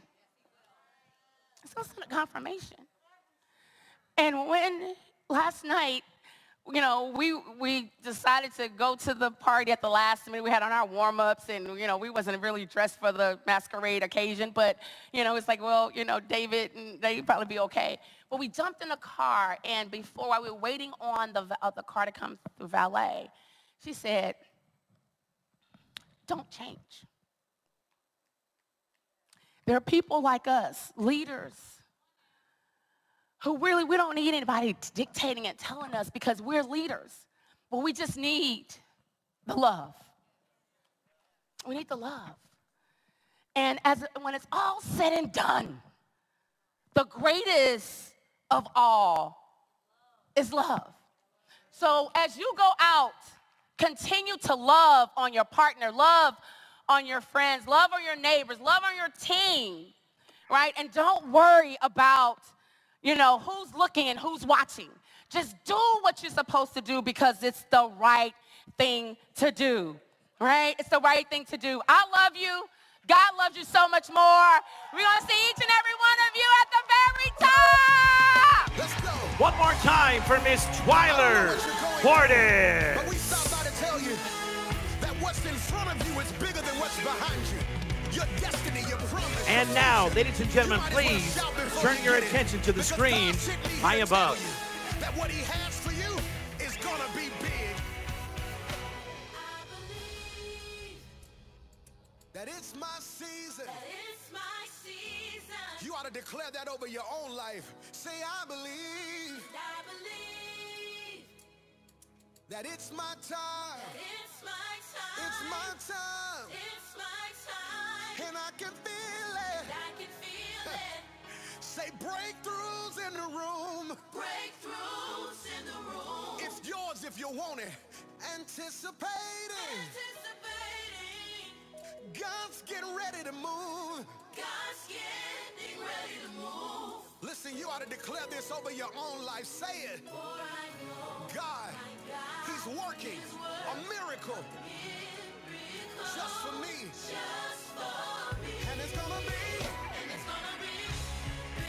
Hey, listen, I don't know about you, but I'm excited about my future. Why?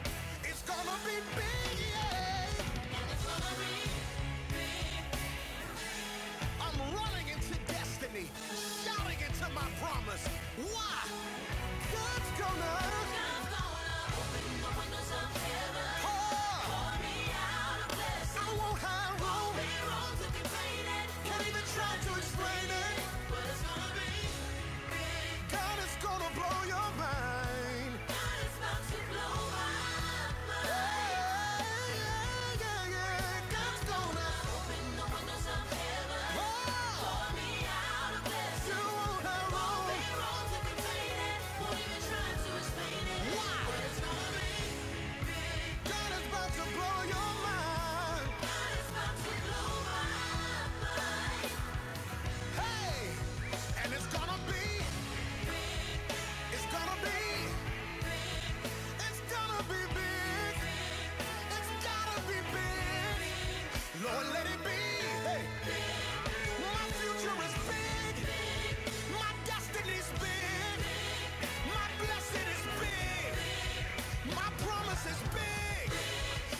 job will be big.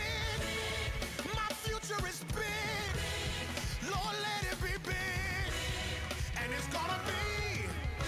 Hey, God is about to blow your mind.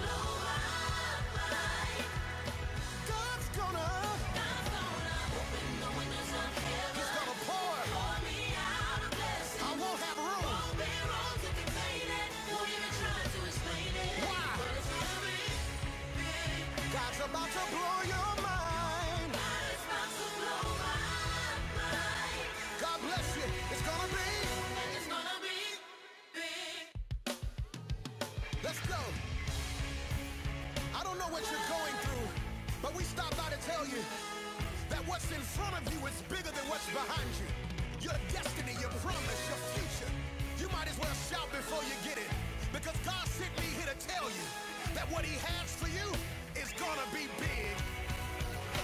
I believe that it's my season. That it's my season. Ladies and gentlemen, coming to the Leaders Edge stage to share some housekeeping elements on how you can get your books from John Maxwell. Please help me welcome Believe Nation CMO, Mr. Paul Counts. Make some noise. And we go back. This is the moment. Tonight is the night. We'll fight till it's over. So we put our hands up like the ceiling can't hold us. Woo! Like the ceiling can't hold All right, Believe Nation! How are you guys doing? Woo! Can I get a woo? There we go. One more time. Can I get a woo? All right, guys. You guys remember yesterday we had an amazing chance to hear from John C. Maxwell. Wasn't that incredible? Let's put it together for John Maxwell. So John is doing something incredible. He's doing a partnership with Believe Nation, where we have the ability to get John's advanced growth system for an amazing price. Now, one of the things we want to tell you about is that if you leave here today with the John C. Maxwell program, which you can purchase at johnmaxwell.com/Believe Nation, you're going to walk away with these 3 books that correspond with each of those courses. So we have a very limited number of these left. They are in the merch store. So what you need to do is pull out your phone. Get everybody to hold up their phone that wants to get this program. It's an amazing opportunity. I see some people out there. All right, I see you. I see you. Okay. So get your phone together, and it's johnmaxwell.com/Believe Nation. And then you just take that to the merch store right outside where you guys can get some of that amazing Believe Nation swag. And you're just going to go out there, show them your phone receipt, and you're going to walk away with a bag with the John Maxwell collection of books as your bonus. So we only have a very limited number of these left. There's only 100 that they sent to us, and we've sold quite a bit already. So if you want to get that program, go to johnmaxwell.com/Believe Nation, and you guys will be being mentored by John Maxwell with this very special partnership with John Maxwell and Believe Nation. So, are you guys excited? You guys ready to learn more? All right. Who's going to get the John Maxwell offer? Who's walking away with these? All right. I hear you. Okay. All right. Enjoy the rest of day 3 here at Leaders Edge. Thank you, everybody. Keep those hashtags going. Hashtag Believe Nation. Hashtag Leaders Edge. Keep those going on social. We're actually going to be doing some more NFT giveaways online. So keep those going, and we're going to randomly select people online. So we might just slide into your DMs and let you know you've won. So there we go. All right. Thanks, guys. Let's go. One more time for Believe Nation CMO, Mr. Paul Counts.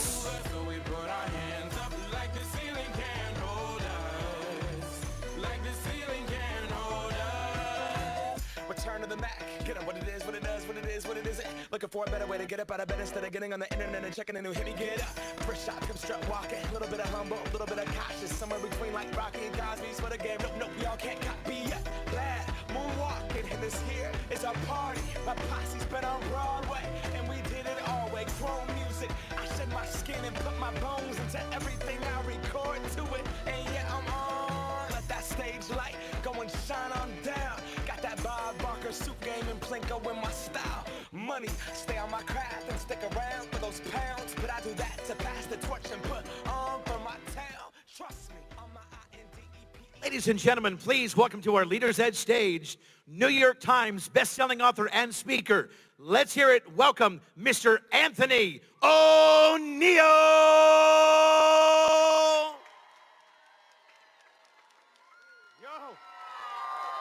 Y'all are all right. Listen, sit down. Sit down. Yo, it was about like what, 20, how old am I? 37? Yeah, 37. Man, I'm getting old. Good God. Yeah. You couldn't tell me nothing back in 2001. You know what I'm saying? I'm a short brother, but I'm a short, good-looking black brother. You know what I'm saying? I was in high school. Fayetteville, North Carolina is where I'm from, right? Yeah. Okay then, Fayetteville, my Lord. Fort Bragg people in the building. To our churchy people. But I grew up in a very church-wise home. Kojic. Yeah, hold on a minute. You may not like me after I say this. Yo, my daddy said, hey, son, listen, I have 4 parents. Let me set this up. 4 parents. I have 2 biological parents, 2 step-parents. I hate, because I have 4 great, loving parents, you know. And so I have my mom and dad in California with my siblings, and I have my dad and other mother in North Carolina, right? And so my daddy is a pastor. And he said, listen, you're going to go to church, you're going to go to school, and you're going to enjoy yourself. Don't ask me, can you go to any football games? Don't ask me, can you go to any school dances? Don't ask me, can you have a girlfriend? Don't even ask me if you can have male friends outside of school hours. When you come home, you're going to do your homework, and we're going to go to church. You see, Kojic back in the early 2000s, Lord have mercy, we went to church every single day, like David said. Mondays, we in church. Tuesdays, I'm at usher practice. Trying to figure out how to sit people down. Why I got to practice that? Hey, sit right there, bro. You sit over there, bro. Wednesday is midweek Bible study. Thursday is choir practice, and I can't even sing. Friday, check this out, is joy night. Now, I'm tripping. What is joyful about going to church on Friday? Saturdays, growing up, this generation don't know about this, but my mom and daddy always taught me, don't talk to strangers. Well, why am I talking to strangers on Saturdays and we evangelize? Sundays, man, listen, you right, mama. We got, who said all day? All day. And what time did we eat dinner? 12 o'clock in the afternoon. We got Bible study at 9 a.m. We got service at 10. We got another service at 12. We go home, eat dinner, go to sleep, come back to church at 7 p.m. Listen, and then Monday we started all over. True story. I wasn't allowed to go to the mall. I had 2 important conversations growing up my entire life. The number one was, hey, son, as a black boy, if you get pulled over by the police officers, this is what you do. You shut up and you call me, your daddy. Second conversation is how not to go to hell, how to make it into heaven. Never taught me anything about money. Never taught me nothing about how to build wealth. But the only thing he said about money was, when you get $100, 10 of that 100 goes to church. The other $90, you do what you want. Don't come ask me for any school supplies. Don't ask me for nothing. Even down to the point where I couldn't even listen to hip-hop music. I had to sneak that in. One day I came home and all my R&B music that was up underneath my bed was on the bed, cracked up. Talking about, this is the devil's music. To the point, prom. My dad said, all right, we're going to let you go to prom. I was like, bet. You got 1 hour.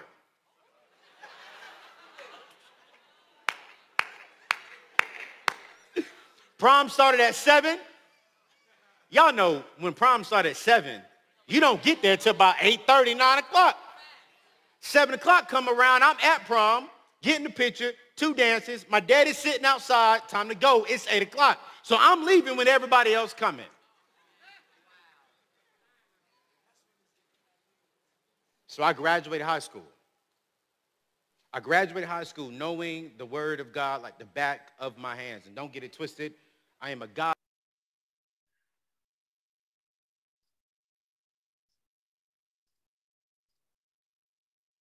About life. School didn't teach me nothing about life. School didn't teach me how to deal with my finances, how to build wealth. They didn't teach me how to be a young single man going into this world. And so can you imagine what happens when a grown man who was kept in bondage like that a little bit gets a little bit of freedom, walks onto the college campus for the very first day? Let me show you what happened the very first minutes. I walk onto the college campus. I see all these beautiful black ladies. I'm like, oh my God.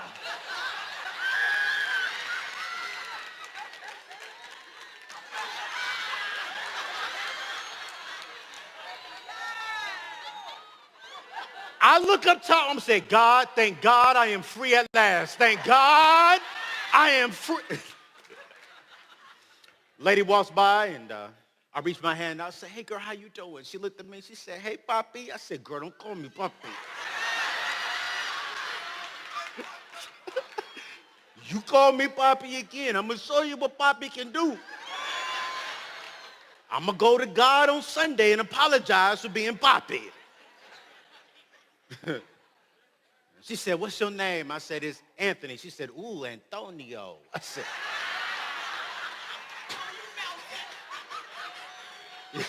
I ain't never had none of this. I'm like, dang, Dad, you kept me from all this?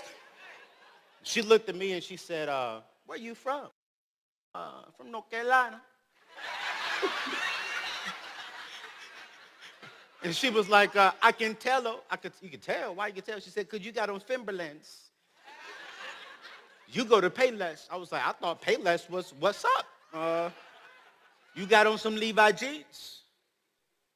Man, you broke, son. I said, hold up, girl, hold up. I went in my back pocket. True story. Pulled out $5. I said, girl, I got $5 in my back pocket. We can go to Burger King and you can have it your way. She said, nah. She said, Papi, when you get some money, you come holler at me. So she walked off. It's first day of college. So I go off to college. You know, I'm going off to my very first classroom. And y'all know back in the days, it's illegal now. It's illegal now. But back in the days, when you walk into the college campus, what's the very first thing they're going to offer you? Credit cards. And so there's this long line of people.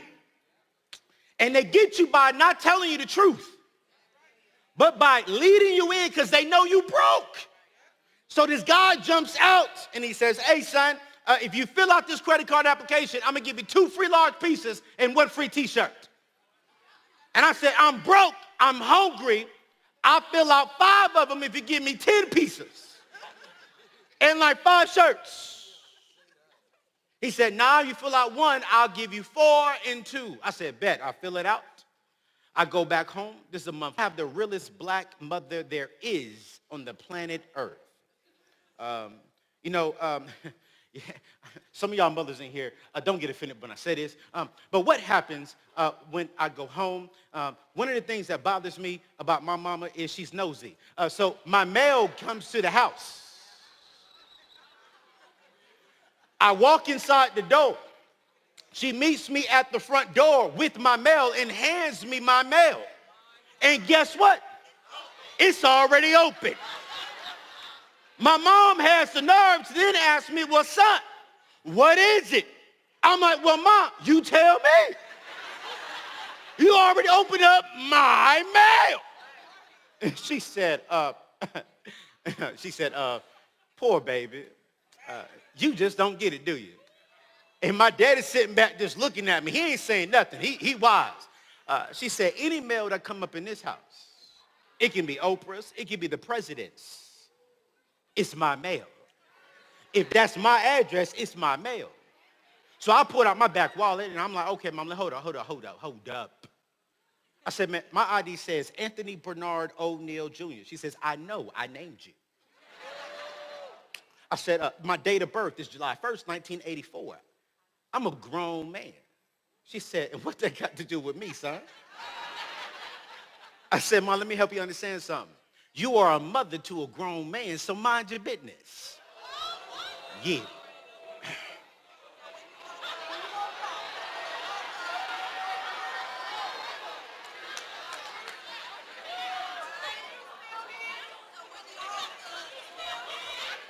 So, I know we are at Believe Nation. David doesn't promote violence, so I'm going to skip over what happened next. But when I got up off the floor, regained my conscience, I took my credit card. My mama told me, she said, son, you don't need that credit card. She said, son, we don't do that around here. I said, Mom, I got this. Went to the car, called the young lady who said I had on Timberlands. You see, when Wachovia gave me my first credit card,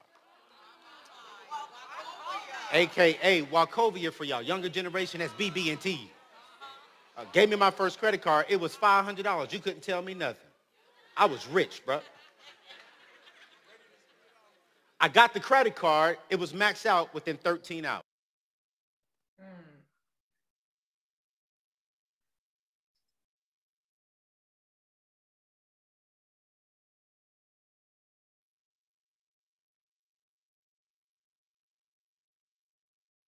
Like McDonald's today. Nah, baby boy. Back in the early 2000s, Red Lobster was like going to Ruth Chris Steakhouse today. You walk into Red Lobster, hey, how you doing? Yes, yes, yeah. Yes, thank you. Pastor, how you doing, man of God? Yes. Mayor, how you doing? Yeah, I'm going to stop by tomorrow. Yeah, I'm going to vote for you. And then the very next day, after I dropped her off at Red Lobster, I went home and I was online to pledge a particular fraternity that, I won't say it, but David is making the right decision. I called, I said, yo. My boy's like, yo, if you really want to impress her, because you ain't never had you know what. If you want to get a kiss, y'all add in between the lines. If you want to get a kiss, send her some flowers. I said, bet. So I go to 1-800-flowers.com. I sent her 2 dozens of red roses.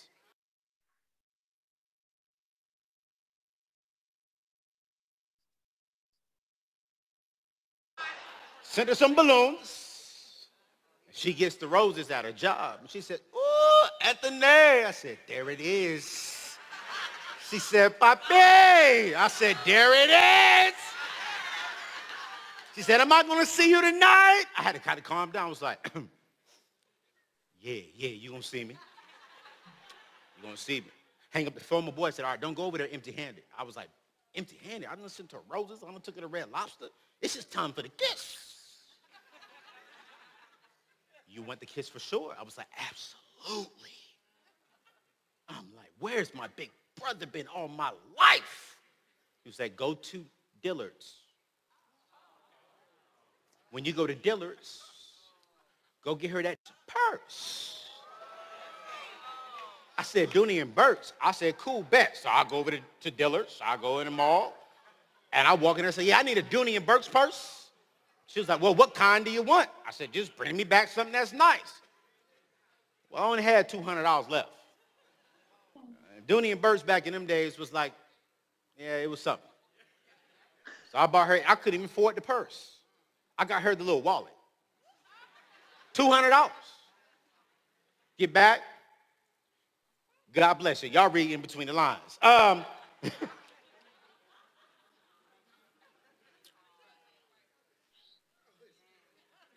You know what's so funny is, every time I tell this story, right, I laugh at it. Now at 37, I'm like, man, what in the world was I thinking? Sitting here trying to impress a woman, I don't even know her last name today. Within a matter of 6 months of me graduating high school, I put myself into $35,000 worth of debt. $15,000 on credit cards, trying to impress her, trying to impress him, trying to blend in with culture. $10,000 on Aaron sales and lease. I'm going to say it. They can sue me later. It's all good and gravy. I went and rented furniture to impress people. So when they came over to my apartment, I looked good. Then I took out student loans when I didn't even need student loans because I had my father's GI Bill. Then I had a scholarship to go to the NFL, the National Forensics League. I'm too short for the NFL. I was a real good debater. And so I had all the money to go to school for free. But I see everyone else borrowing money, taking out money, racking up debt, so I followed right in line. I took out $10,000 of student loans. Let me tell you what I did with the first 1,000. I went and put a sound system in the back of my black-on-black 1987 Nissan Maxima that could not even go in reverse. So I look good going forward.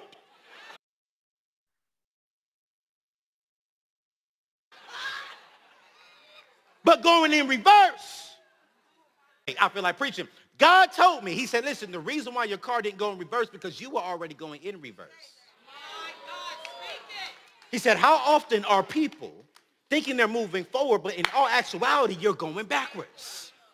You think you're moving forward. Yeah, I got the Louis Vuitton bag. You're going backwards. You finance something, you don't even have Louis Vuitton money. I'm driving this car, Mercedes. Yeah, black people are the #1 consumer of Mercedes. I'm not trying to be rude, but Louis Vuitton and Gucci don't even market to us. But we are their #1 consumer. Forward, don't get it twisted. I got on Gucci right now because I can afford it. But anyways, we think that we're moving forward when in all actuality we are going backwards. Unfortunately, I did something negative in school. Cost me my college experience. I go home, at least I thought I was. And my father looks at me and says, boy, what you doing here? I said, I'm coming home. He said, no. No. He said, son, you just told your mom about 6 months ago you're a grown man. He said, the only grown man in this house is the one laying next to your mother. And grown men don't come back home to mama and daddy. Me and my father got into an argument. With all my pride inside of me, I say, yeah, you're right, Pops. You good. I'll leave. I call her. Hey, can I come through to the crib? Nah, boo-boo, I call my boys. Yo, can I come to the crib? Nah, mama tripping too. So everyone who I tried to impress, everyone who I tried to blend in with, everyone who I tried to rock with, everyone who I racked up this debt to be familiar with, didn't want to deal with your boy.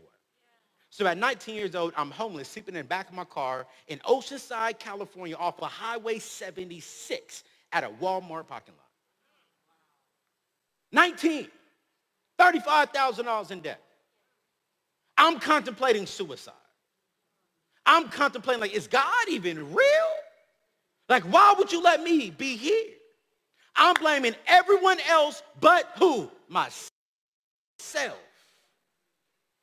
Has a sign on the side, yo, can I just get $10 so I can get something to eat?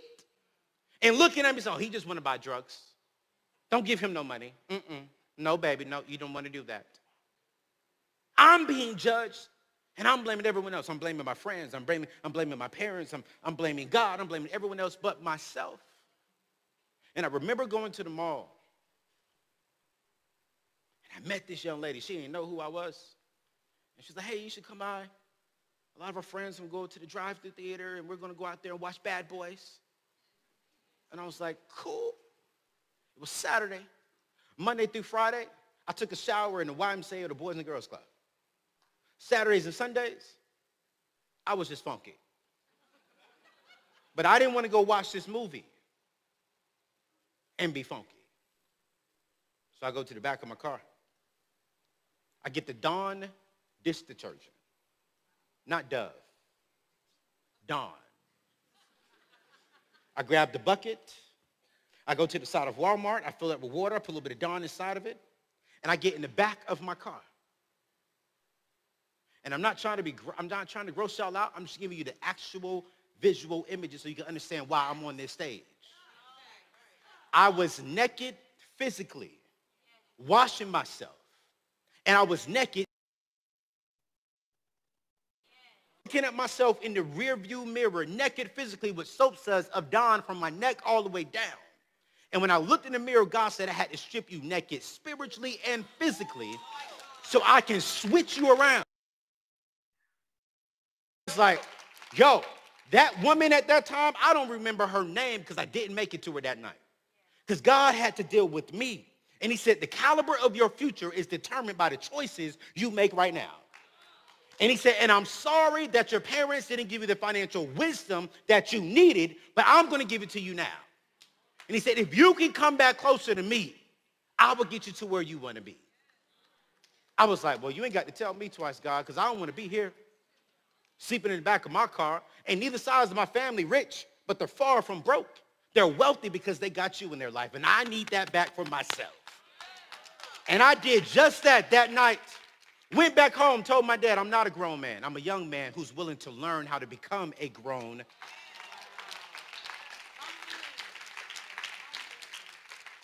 And I did just that, because I came here to give y'all some of the stuff that's been working for me.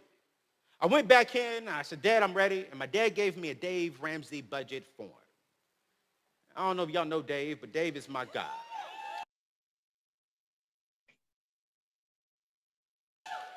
Fast forward through the story, y'all, I got 3 jobs.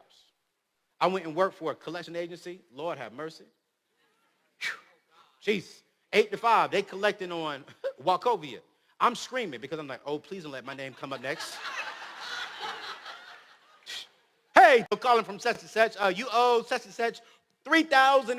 Well, Anthony, man, I can't afford it. I don't care what you can't do, sir. If you don't pay me, I'm going to have to send a lawyer to you. And I'm sitting there bouncing because I'm like, I owe too. I feel sorry for you, Tom.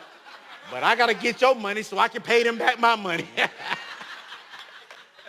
When I would get off from doing that, I would go wash cars. When I wash cars, after that, I'll go deliver newspapers. I did all of that just so I could become 100% debt-free. Now, at 37 years old, I'm 100% debt-free. I owe no man nothing. I drive my dream car. I live where I want to live. I do what I want to do. And I give where I want to give. And so listen, I want to give you all some things in the next 37 minutes because I want to come back next year because I like David. And so as a preacher, y'all know as a black preacher, we can go over. So I'm going to show him that today I'm going to be a different kind of brother.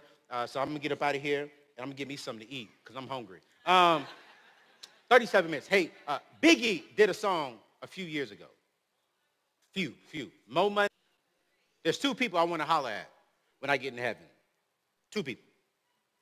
I'm already talking to Jesus, so I'm good. When I get to heaven, I want to talk to Peter. Peter, what were you thinking when you got out that boat, bro? That was some good weed back in them days, boy. Oh, Jesus. I'm like, Peter, boy, Jesus. Then I want to holler. Because I'm like, Biggie, you said more money, more problems. But if I live by the word of God, I should be able to have money and less problems. So I'm like, Biggie, you one of the greatest. But that song, you could have remixed that one. You know what I'm saying? But don't worry about it, boy, because when you was up there, the Lord, I did a little remix for you. So today I want to talk about how do we have more money and less problems. Here's the very first thing. I want y'all to write this down. Be willing to be uncomfortable. Be willing to be uncomfortable.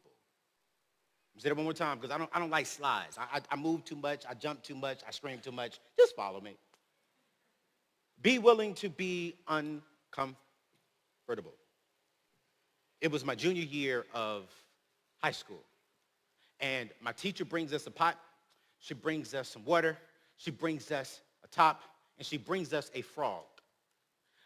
We didn't dissect frogs back in my days. If y'all have a sensitive stomach, I'm praying for you right now. We didn't dissect frogs. People in the back, we boiled frogs. Nasty. She says, hey, class, no matter what you do, I'm going to put this frog inside of the pot. do not go from 0 to 10. We're going to gradually go from 0 to 10. I should be interesting. Now, I was the class clown. And so she brings a frog. I look at the frog, and I says, you about to die. We go from 0 to 2. The frog is jumping around, and I'm like, oh, this frog don't even know what's about to happen. We go from 2 to 4. The frog is jumping around. This frog doesn't even know what's about to happen. We go from 4 to 6. We go to the front to watch a video about frogs and how they adapt to nature. We go back to our workstations. The frog is just now chilling. I look at the frog, and I'm like, man, you tripping. We go from 6 to 8. We go back to the front. Come back 11 minutes later. The frog went to sleep. We go from 8 to 10, and we watch the frog boil. Class clown. I get a little emotional because I'm saved. And the Bible says, thou shalt not kill. So I raised my hand. I said, hey, teach, what just happened? And she says, that's a great question, Anthony. It's the best question you've asked us all semester long. She says, if you know anything about frogs, frogs get comfortable in the heat. Fast forward to when I graduated high school, I'm in the back of my car. God told me, Anthony, you just became the frog. I look up and I say, I'm not asleep. I'm wide awake. God said the frog didn't die in its sleep. The frog died inside of Believe Nation. Don't allow your comfort zone to become your kill zone. Don't allow the very same thing that is so comfortable be the very same thing that kills your dreams, that kills your potential, that kills your income. When I walked onto the college campus, did I walk onto the college campus saying, yo, I'm going to rack up all this debt because I want to kill my dreams? No, I got comfortable. I got comfortable trying to please, comfortable trying to fit in over here, look good. And when I woke up in the back of my car because I was comfortable. And we've been talking about it all conference long, all weekend long. But I wonder, how many of you all have not reached the level within inside of this organization because you're comfortable? How many of you haven't left your job yet and really stepped out on faith because you're? How many of you all have things because you're comfortable, but you're not willing to step outside of your comfort zone? Because see, when we step outside of our comfort zone, we step inside of our faith zone. Whenever I get too comfortable, I force myself to really understand this one thing. If you think you can do it all by yourself, you're not going to go too far.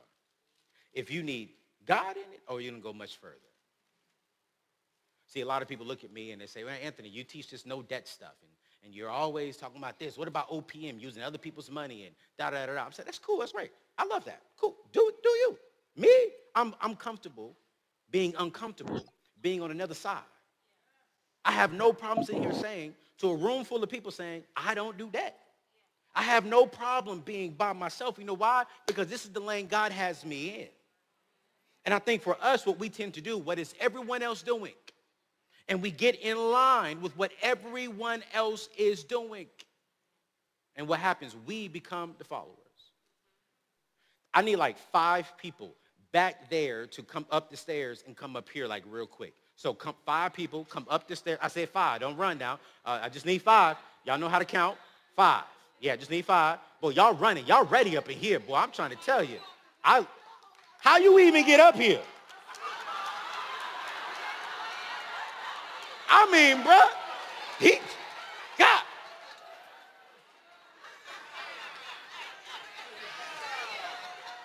My man jumped, and I tell me twice, he gonna use me today. God gonna use me. I mean, he quick, ain't he? I said from back there, and they say, I know I got one right here. line up right there. Line up in a straight line. Line up in a straight line on that side. Line up in a straight line. Face that way. Face that way. Yeah, face that way. Yeah, there you go. There you go. You see, if you're going to build wealth, if you're going to get out of debt, you can't get out of debt comfortable. It's going to stretch you. Be a little different, to say no to a lot of different things. You know, I went viral. I go viral often for some of the crazy stuff that I say. One of the most crazy things I've said was recently on my sister's podcast, Michelle Williams' show. She got me in trouble. I'm just going to let you know. She got me in trouble. I love she got me. She said, no, she didn't. She's below.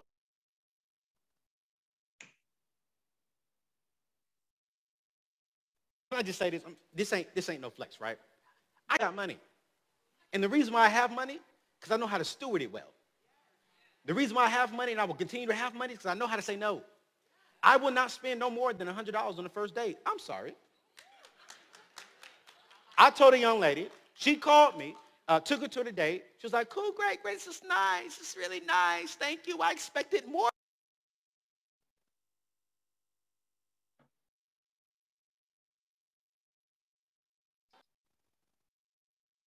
Money. You're right, I do.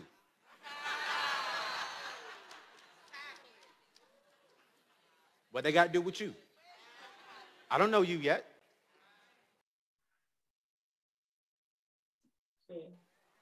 I don't know you yet. I want to get to know you. I'm going to treat you well. I'm going to treat you like the queen. I'm going to put effort into making sure that you enjoy the experience of this date. I can date you without dropping $500 on you and be able to show you that I'm... Here's a secret, ladies. It's easy for a man with money to spend money on you. Values more than money is his time. So if I put time into actually planning something out and being strategic with you, you better value that more than you actually value the money if you want to get married. Now, if you just want to stay single and get the bag, go after the man with money. Just don't come to me after you get tired of those kind of brothers talking about, I just want love. I tried to give it to you. You want it more.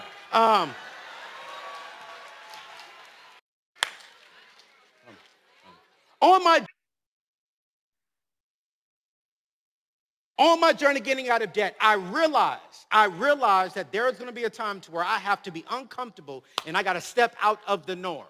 I have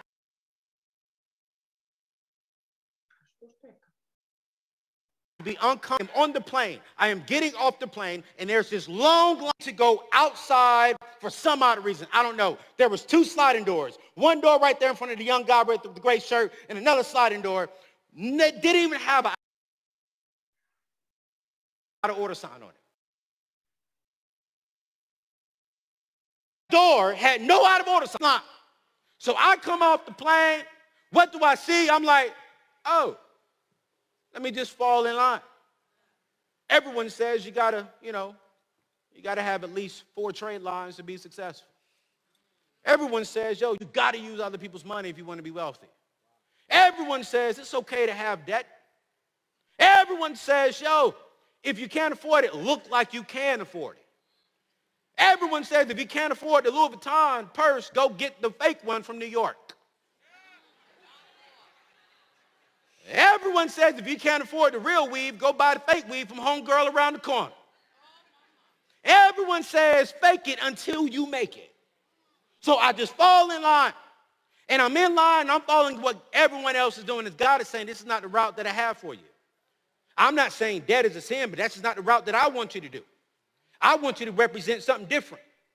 And this is exactly what happens. When I start going out like this, I didn't even tell this young man to turn around and look at me. He just starts looking at me. I start coming out, he starts looking and laughing at me and pointing at me. What happens when I start telling people, I'm getting out of debt, I don't want to do that. What happens? Well, why are you doing that? I start getting back in line. Because I don't want to be by myself. I don't want people to look at me a little weird. And then God, I've called you to something else. So I get out. And exactly what happens. This is really good. God is moving through you. Another guy just sits down and just stares at me. I want to see what is he about to do. No debt? No, you gotta have it. You can't be successful without it. This fool don't know what he's doing. And so God says, all right, start walking. I said, clearly, go in this route, God. There's no one else in this route. I'm going to look like a fool and hit that door, and I'm going to come all the way back to the back of the line. He said, did they tell you to step out, or did I tell you to step out? And I said, well, I hear you, but you're up there, and I'm down here. You don't have to deal with what they're going to be saying and talking about. He said, but Anthony, check this out. I told you to walk. If the door is closed, I told you to walk. And I said, what? Okay. So I start walking a little bit. I'm covering up. I'm looking over here like, hey, how you doing? Yeah, I'm paying off my debt. What's up, bro? How you doing, bro? Oh, yeah. Oh, whoa.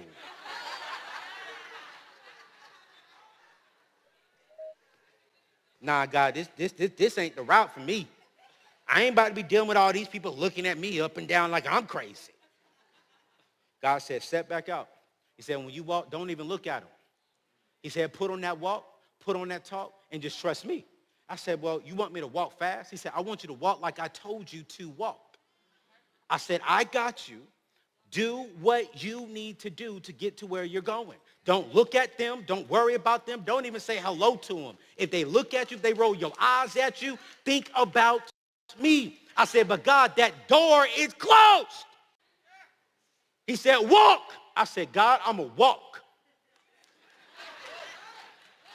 I stepped back. I start, okay, because I got to get my,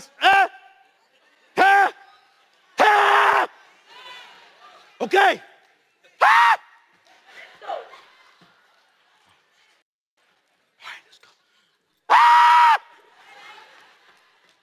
I grabbed my suitcase. Okay. That door better open. If that door does not open, at least if it don't open, I hit that glass, at least I'm going to look good doing it. So I walk. I get my step. I just get my little walk on. I'm like, all right, God, I might hit the door. Open the door. I get to the door. The door swings open. When I walk through the door, what happens when I walk through the door? Everyone gets out of that line, and they start following me over to this door. I start walking, and I start, I'm like, hey, yeah, hey,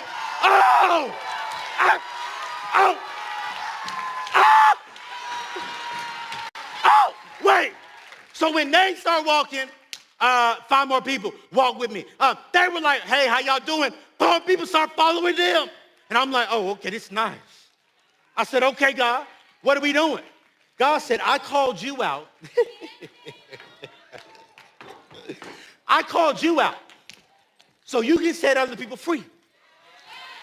I called you out so you can get other people out of debt. I called you out so you can make other people wealthy. I called you out so you can get people free.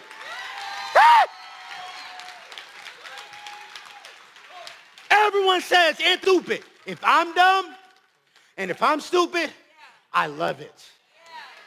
Because look who else is free. Look who else. Families are now free. Look who else are now building wealth. It's because one person said, you know what, I have no problem being uncomfortable. I have no problem being uncomfortable. You see, what y'all doing here at Believe Nation, he said it first. David said, yo, I want to touch 1 billion people. I said, oh, Dave, that's easy. Before he even said it, I said, oh, that's easy. You just got to touch 1,000 people. Then he says it. I got to touch 1,000 people. We can touch 1 million. I said, well, Dave, that's too easy. You know how many people you can touch just by being obedient? Just by just saying, God, I got you. God, you cover me, and I'll serve them. I'll help them so I can get them.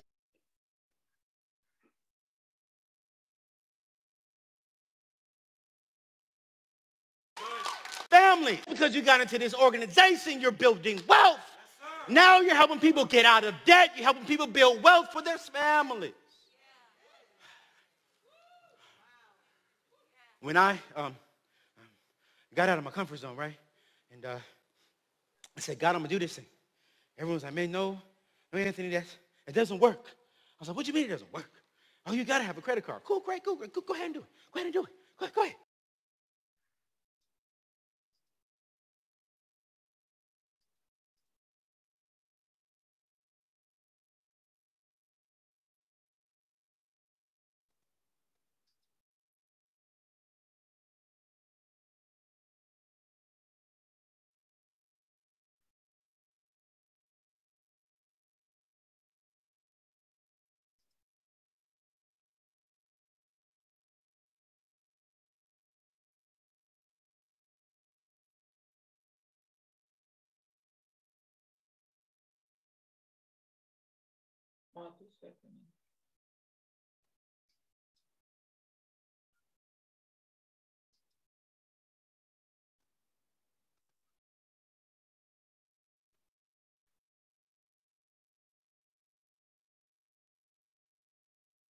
Going down is because of what? Debt. Meaning everything. We sit here and we have everything, but we are racking up debts because we want to look good. So I'm like, I said, okay, I guess my message really does suck. If our net worth is going down already because of debt, website anthonyno.com, right? And you'll be able to see the study that came out. It's a Myers study that comes out every single year about black people and the state of the economic of black people. This is the number one wealth stopping thing for African Americans is consumer debt. Consumer debt. And so God said, Anthony, listen, there is nothing wrong with other people going out here, having credit cards and doing this because there are people who can have credit cards and use it to its correct way. But here's the facts. 80% of the people in America live paycheck to paycheck. Do not have wealth. So Anthony, I need you to be the example to people that you don't have any credit and you're still wealthy.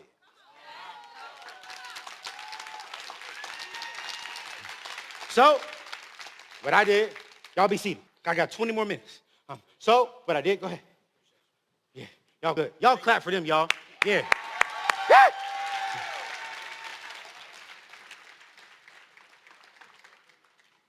So you got uncomfortable. You got to be uncomfortable. You want to get out of debt. You want to build wealth. Be willing to say no. And the hardest person to say no to is yourself.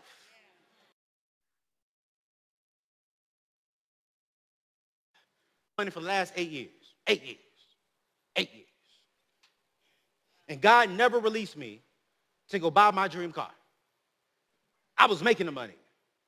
I said, well, God, I'm about to go buy my car. He said, no, you ain't. God, I'm about to go build my house. Boy, you're single. What you need that big of a house for?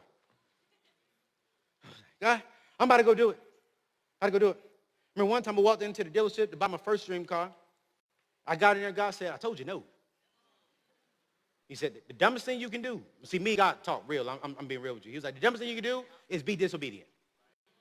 Because you'll get that car, and I promise you, it'll be gone soon. I left that in my 2009 Acura TL with 200,000 miles on it and went home. Went back to my little apartment and went home. I had to tell myself, no. You know how uncomfortable it is?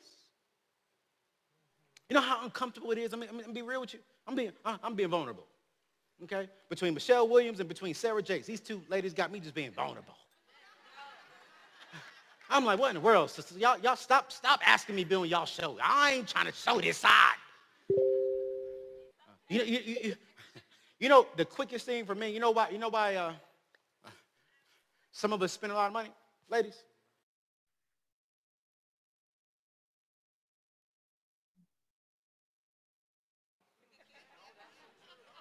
I'm gonna be real with you. We spend money because we want to impress you. $15,000 was because I wanted to impress her. So I go out on this date. Y'all know there's this restaurant. It's called Virago. If you go in Nashville, Tennessee, if you go to Virago, it's one of the upscale, about $150, $200. So I take this girl out there, and she's like, cool, great. This is cool. I go back home, and she sends me a text the next day. She's like, cool, thank you so much. But question. I said, yes, ma'am. She says, the next date, can we go to this particular restaurant? And so I look at the restaurant that she sends me, and I about had a heart attack. This restaurant, they only serve 12 tables Thursday through Saturday. To get one table is $500 bare minimum. I just met her 2 weeks ago. So this is my response. I said, hey, baby girl. This is a very nice restaurant. But because it's not within the vision of my money for this month, I'm going to have to take you there next month if we're still dating. It went viral. Boy, y'all ladies was on me. It's the if for me. All the brothers was like, it is true though. All the ladies was like, but did he have to say if? And the brother was like, yes. He needed to be real. You don't want us to lie to you, right? Here the ladies, well, that could have been a good lie then. And I'm like, whoa, wait, whoa. So,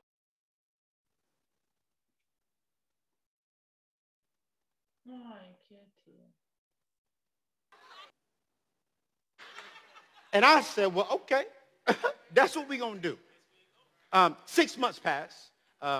Tamara Hall, that's my girl. And so I go on her show often. I'm on the show. I'm teaching people how to get out of student. Promote my new book. At the time, Debt-Free Degree, that went on to be #1 national best-selling, 100,000 copies, right? Yeah, it's great. I'm serving people. I'm helping people. I'm giving them that game. Hey, I love education.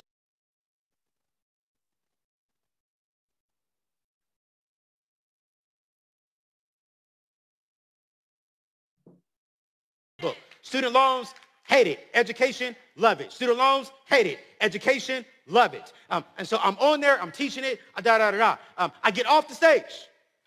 My publicist comes to me, she hands me my phone. Yo, there's some chick keeps texting you. You might want to respond. I'm thinking it's my mom, my sister.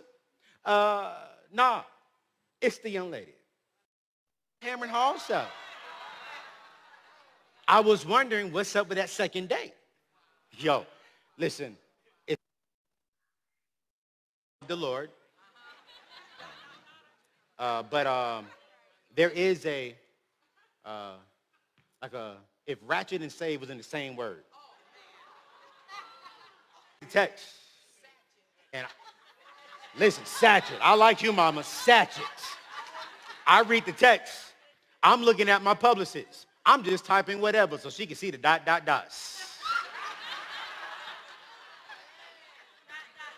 I stop, I delete it all, and I give it back to my publicist, and I go back to Tamron Hall. Hey, sis, what's up?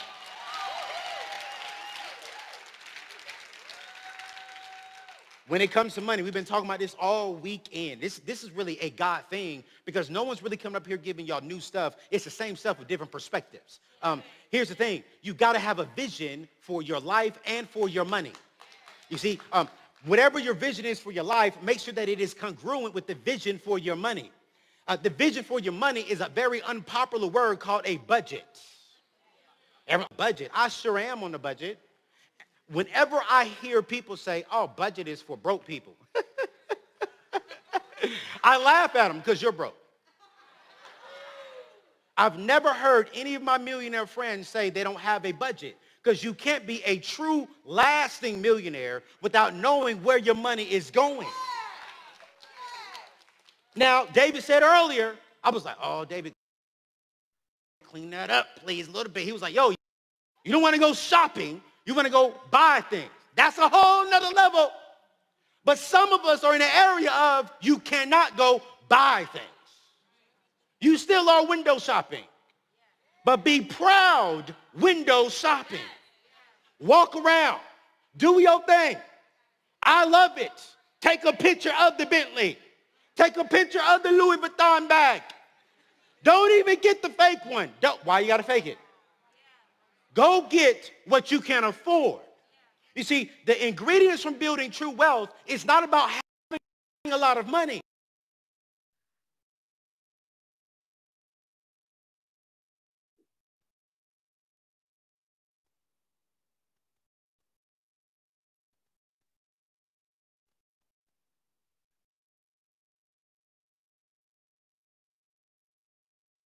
What's your lifestyle? Is your lifestyle where your money is? Or is your lifestyle a little bit below it? You got to have a vision for your life, and you got to make sure that it's congruent. My vision is to pay off my debt. Cool. Does it match the vision for your money? My vision is to get married one day and to provide my wife or my family with wealth and with options. Does your money show that right now? My vision for my life is to go ahead and be the #1 giver in my church. Cool, great. Does it match it in your vision for your money? And build my wife her dream house, her dream vacation house. Cool, great. Does it match the vision for your money? Does it match? Does it show in your budget? Do you have a budget for your money? Whenever I start dating, I ask them that up front. Listen here, do you have budget? Well, I don't really. Oh, she's asked. I'm very clear on if you can't even steward your own by yourself, what's the point of me coming and trying to steward for both of us? You want to get wealthy? Do it while you're single. Start putting it in practices and things now to where when you're single, you don't have to come to your marriage table with a bunch of garbage you could have got rid of while you were single. Why are you coming to the table with a whole bunch of debt when half of that could have been gone if you wasn't trying to go on all these girlfriend vacations?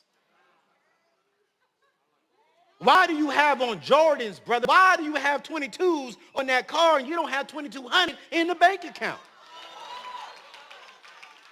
Why do you have on red bottoms and a Louis Vuitton purse and you don't have red bottom money in your savings account? But you want to tell me, I don't want to be no budget guy. He too frugal. But let me tell you why I'm frugal in the last 8 minutes that I'm here.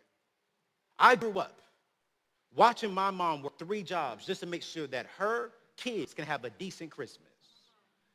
Which is why for the entire month of this month, February, for Black History Month, I'm celebrating our black queens because our black queens are single mothers and the #1 rising entrepreneurs.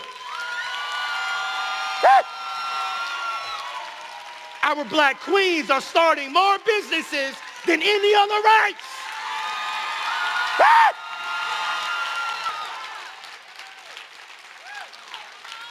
So I grew up watching my mama, a black queen who didn't have a wedding,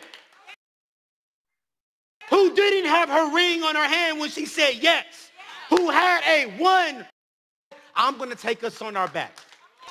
I'm going to go on ahead and carry all of us. I'm going to make sure that my kids have a decent Christmas. And I say, yo, listen, what? And so when I got older, my mama said, listen, make sure that your wife doesn't have to do the crap that I had to do for this family. I said, all right, Mom, I got you. She said, boy, you stick to that zero-based budget because your wife will understand why you were that way when she becomes your wife. And I said, Mama, that's good. Mama, that's good. And she said, yes, son, I know. And I said, Mom, but here's my thing. And she said, talk to me. I said, Mom, after watching you, I refuse to tell all of my girlfriends yes and get to my wife and tell her no, I can't do this because I told all of them yes. I refuse to get to my wife and say, you know what, baby, I wasn't stewarding my money because I didn't want them to look at me and call me frugal. So I have no problem sticking to the vision and to the budget of my money today and telling them no. So I can tell my wife, baby girl, do you want to go for your honeymoon? Baby girl, how many kids do you want? We can afford them all.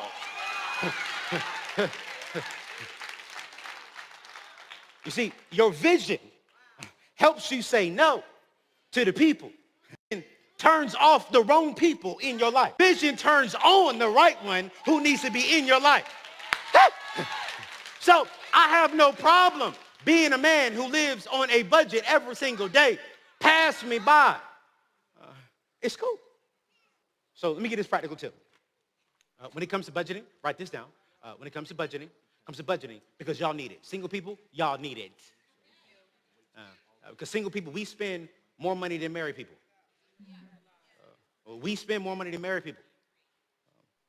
Here's the thing, zero-based budget. Write it down. Write all your income, child support, alimony.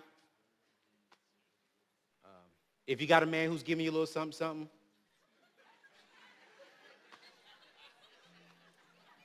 just write it down. Write it down. And then you list all your expenses, all of them. Car note, all of them. Debt, all of it. Even that little $1.99 app that helps you look good. All of y'all look there. Write down every expense, and it should equal 0 at the end of every single month. And you live by that vision for your money.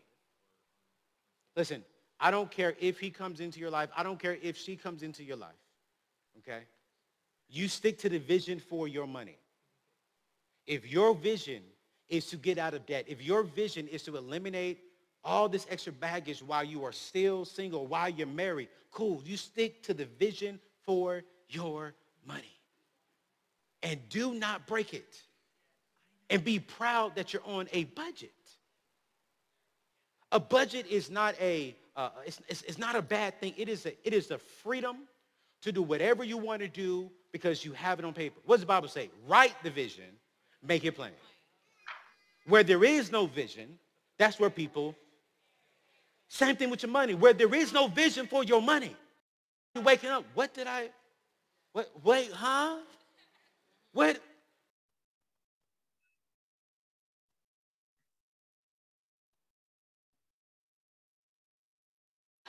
From where?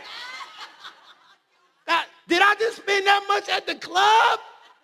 Oh, I need to go get back all the bottles. Hey, throw it all up, bro. Put it all back in the glass. We spend so much because we haven't told ourselves, we haven't given us permission to buy what we want to buy. Be okay with being uncomfortable and stick to your budget.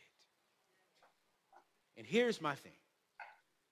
Stop borrowing unnecessary money. Stop it. You should be putting your resources into assets, not liabilities. When you buy liabilities, pay for it cash. Stop borrowing money. Stop it. You don't need that new Mercedes. You want it. You don't need that new whatever. You just want it. You need a car. But you don't need that. True story. David texted me about 2 months ago. He said, Anthony, I see your message, man. I love it. I said, thanks, bro. He said, but man, you just, you a little hard on yourself, ain't you? I said, what you mean? I was like, what you mean I'm a little hard on myself? He was like, bro, you got to have some fun with your money. I said, oh, I do. I have a lot of fun. A whole lot. As a matter of fact, I sent him a picture of something I just bought. He said, oh, yeah, I can't wait to see you at the conference. You see, when you have a vision and you live not necessarily below your means, but you live within your means. You're not overspending yourself. When you write the vision, write down all your goals. You want the Rolls Royce, you want the Bentley, you want the houses, you want the private jet. Write it all down, and like he said, you speak it into existence. My ultimate dream car was the Bentley Continental. I said, oh, growing up, it was the BMW. Then when I got a little taste of money, my dreams kind of changed. I said, ooh, this Bentley, nice. I said, I like this guy. He said, cool. Pay for it cash. I said, say what? That's like $200-something. He was like I said, pay for it cash. I'm about to close. Yep, I'm about to close. Good. I've been working hard. I don't do that. I said, God, I've been faithful. God, I've been good. God, I stay true to who you are. I stay true I'm not perfect. God knows you're still working on me. But God, I'm ready for the Bentley. He said, go get it. I said, okay. I walk inside of the Bentley dealership. I'm a black man. I walk inside, not one person comes to help me out. I'm walking around, I'm looking at the cars, and I'm like, well, where y'all at? God comes to me and says, hey, man, how can I help you? I said, yeah, I want to test drive that. He said, okay, cool. Can I get your credit? Because I need to make sure you qualified to purchase the car before you test drive it. I said, well, there's no need for that, bro. He said, well, what you mean? I'm going to pay cash. And he was like, what do you do? I said, hey, bro, check this out. Get your manager. You don't ask nobody what do you do? I said, bro, what, really? Manager comes out and says, man, how can I help you? I said, yeah, I just want to test drive this car, man. I mean, can I test drive it? Well, he said, well, sir, do you have the means to purchase it? I said, okay, I'm confused. I'm asking to purchase a car. Do you want to sell me a car? He said, well, sir, if you come back with the means to purchase the vehicle,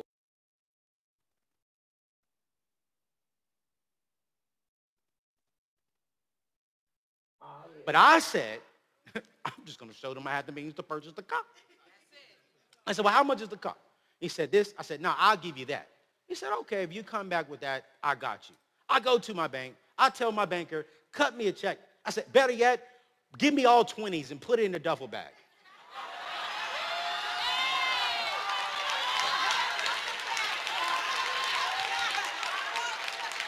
She looked at me. She was like, well, Anthony, two things, because I am your banker. And one, I don't have all 20s. Two, you're asking for IRS trouble. She said, but I can give you a certified check.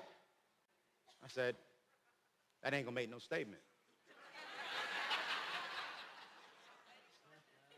Got the check, went home, grabbed my Gucci bag. I put a bunch of paper in it. I put the check on top of the paper. On top of the check, I taped, I told you, walked into the Bentley dealership with the certified check for $200,000, cash. Walked up to it. I said, hey, bro, can I get my car? He was like, what is this? I said, open it and see. And he said, did he really just bring all this cash? Opened up, and he looked up and said, you did tell me, sir. What color would you like? I said, I want the black one. Dead free.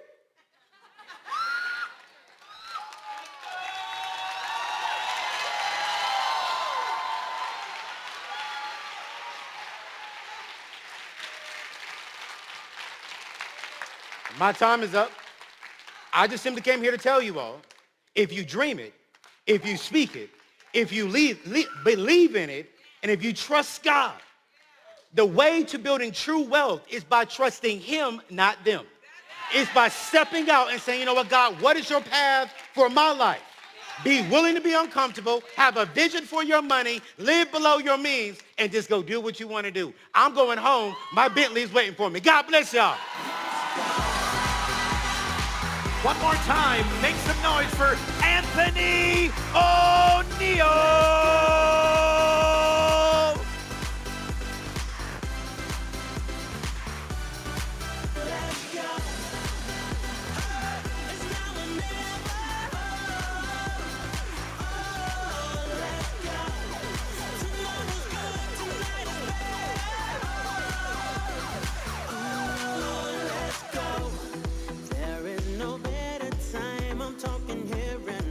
I'm talking here and now. Let's go.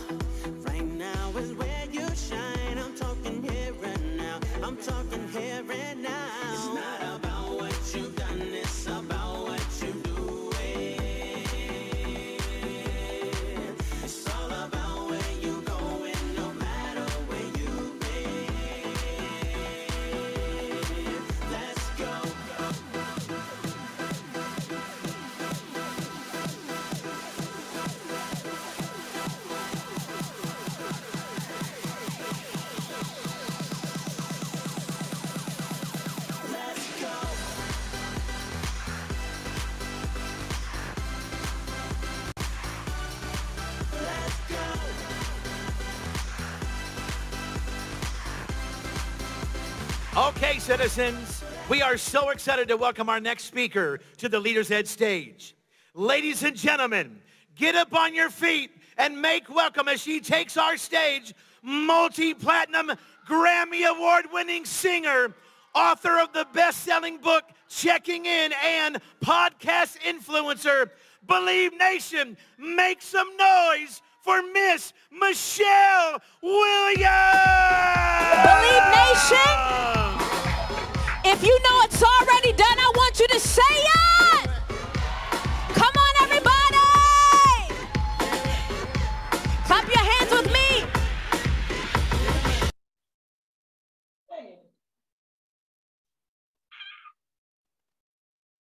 It's not us. Wait a minute! When Jesus says he can say no.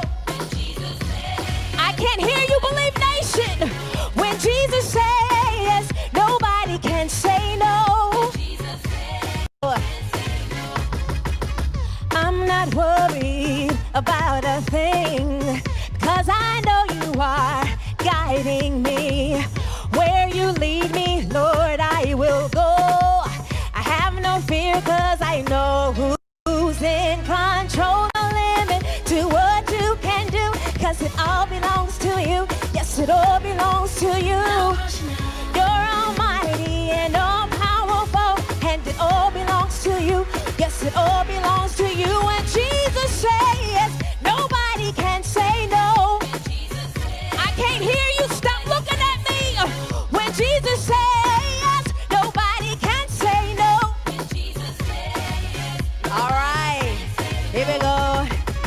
I'm not worried about a thing, 'cause I know you are guiding me. Where you lead me, Lord, I will go.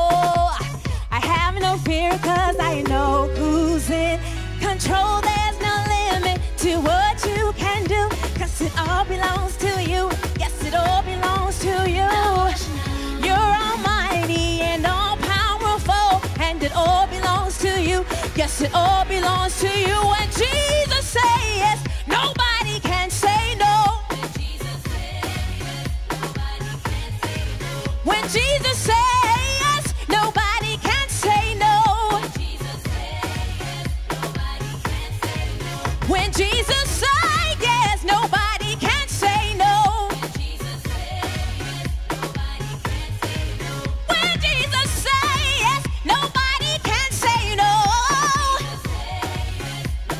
Because he's in control. You're almighty and all powerful, and it all belongs to you. Yes, it all belongs to you.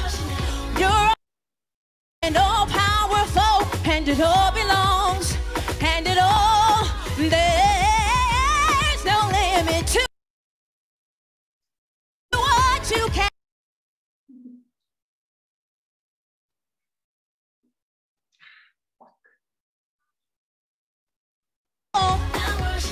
You're almighty and powerful. It all belongs to you. I don't know. I can't feel that you really believe this thing. That if you know it is all great, absolutely nothing anybody can say. When Jesus, nobody can say no. When Jesus says, nobody can say no. Listen to this. When Jesus opens the door, it's a door that no man closes. When Jesus says yes. When Jesus opens the door, it's a door that no man closes. Last affirmation. When Jesus lifts you up, nobody puts you down. He's with me. Yes, he is. He's with me. He's with me. Wait a minute. Hold up. Wait. When Jesus says yes, nobody can say no. I need to hear you a little louder. When Jesus says yes, nobody can say no. All right, I think you believe that. When Jesus says yes, nobody can say no. Beautiful.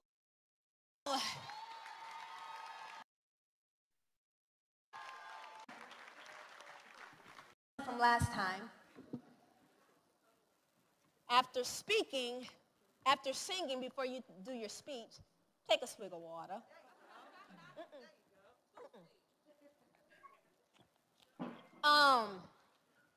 And I'm like everybody else, go ahead and move this thing on up. Move this table if we can. I can assist. Y'all good? I'm so excited that I could perform that song about when Jesus says yes, because first of all, it's Sunday, and I did take it off. My bad. See, where would I be without you? Amen. That song, I've been tested with that song. And I've learned that you will be tested in areas that you teach. And in that moment, you can be tested in the area that you even sing about or even write about. Dr. Caroline Leaf,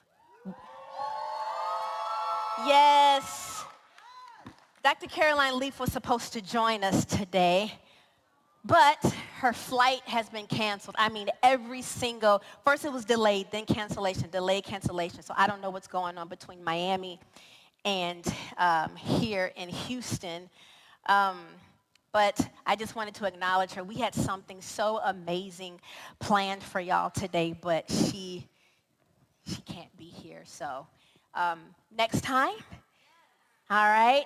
But I am really, really, really humbled to stand before, I'm finna sit though. I'm really humbled to sit in a room full of world-changing leaders. And we good? Yo. Now, I know I sang independent women, but we ain't mean it. God bless, God bless. We good. Okay. We good. All right.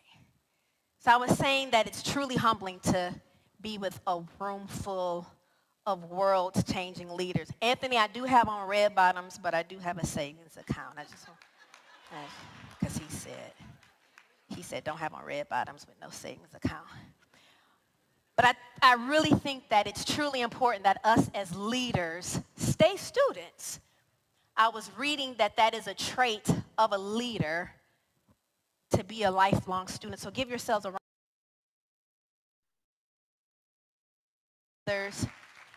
And that was actually demonstrated yesterday between John Maxwell and Dr. David Imonitie. And I just thought that was so cool. I was like, that's two Bible names. That's so nice, David and John.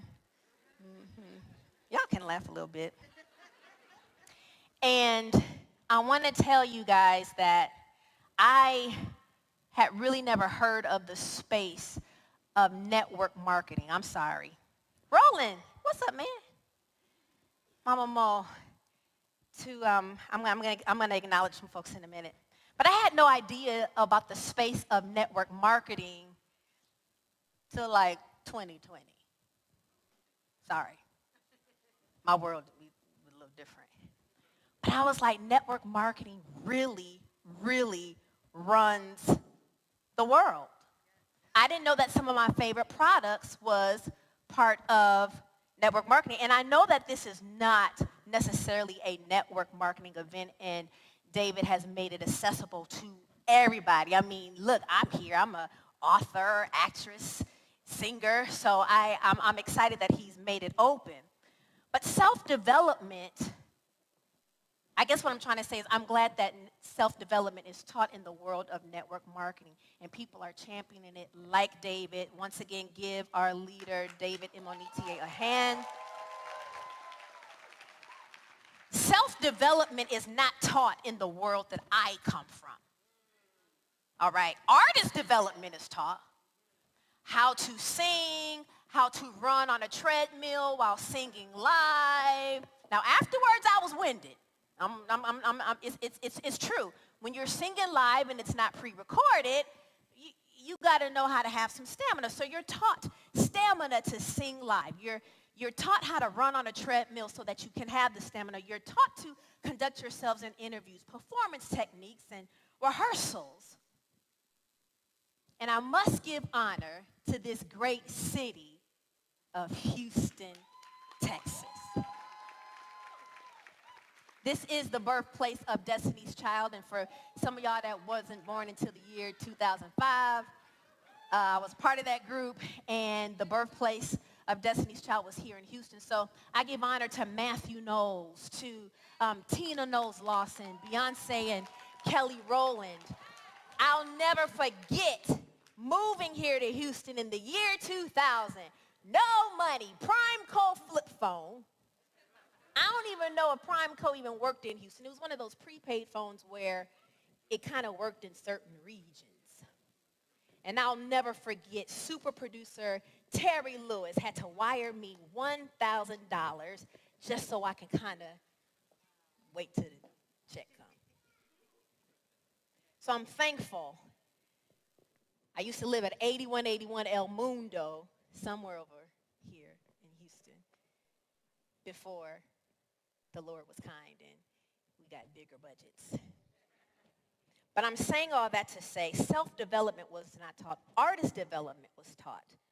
And it's not taught in the entertainment industry because I feel like then this entertainment industry wouldn't be the billion-dollar industry that it is. In 2023, the entertainment industry, the music industry, is supposed to like make $65 billion US dollars. Because it capitalizes off of one's pain, dysfunction, you know, and it does not, if it was about our wholeness, it probably wouldn't make as much money. I'll never forget someone told me, Michelle, you need to get caught stumbling out of a nightclub or something drunk. You're too wholesome. Nobody can relate to you. Yeah, you need to sex up your image a little bit. You want men to be able to want you. That's taught. So I am so happy about self-development. Now, unless an artist or entertainer has gone through some type of scandal or bankruptcy, that's when you see the light. That's when you want personal development. The embarrassment. So once again, credit to this amazing organization of Believe Nation. Now, you can clap. I know y'all tired of clapping. I asked, I'm gonna call him Dr. David, Mr. David. We cool, but I feel like, am I supposed to be on like first name basis in this capacity? So I asked him, because I was curious of what he wanted me to touch on today. And he said so brilliantly, and he just can say things so smooth and so very quick. He has obviously a deep well of wisdom. And he said, leading from the heart. I said, say less, I got you. Because how many people were at the conference July 2021? Well, there is a portion of my speech that I did not get to, and it was about the heart. Look at God. Now, the timing of this February event couldn't be more perfect, seeing that it's the, month of love. Dozens of roses. I mean, roses for days. And depending on who give you them roses, they probably rolled up red flags. No? Y'all don't agree? Okay, that's all right. But I won't get into that. That's for next year's conference. Also, this is the month of the hard, heart-shaped candy, right? We love that candy. Do y'all love that kind of candy? Yeah. Is it just my palate? I need to do better with my palate. Okay, all right. But those hard, heart-shaped candies are nothing but water, starch, sugar, and food coloring with sweet nothing stamped onto them. And I hope that Valentine's Day does not hit differently after this presentation today. Now, in July, in addition to unmet needs, I was supposed to talk about the stony heart, but I ran out of time. Hard heart-shaped candy. Those candies are hardened hearts. So today, I want to talk about the stony heart. I want to identify what a stony heart is and help begin the process of breaking down the stony heart so that you're not leading with a stony heart or possibly even bleeding from a stony heart. Now, there's only one person in this room that has probably heard this teaching, and that's AJ, Aaron Johnson of Oasis in Tulsa, and we are connected via Living Waters Ministry in Hidden Night, North Carolina. So AJ, act surprised, all right? Like you've never heard this before. So for those of you who weren't at the conference in July, I'm going to go over briefly the 10 unmet needs really quickly so that you'll know if unmet needs are also causing stones around your heart, and then those stones are probably ultimately building walls around your heart. So we've got acceptance. Acceptance being the need to know that you're loved, to be regarded as completely regardless of mistakes and failures. Being accepted means being loved apart from accomplishments, what you have or what you do.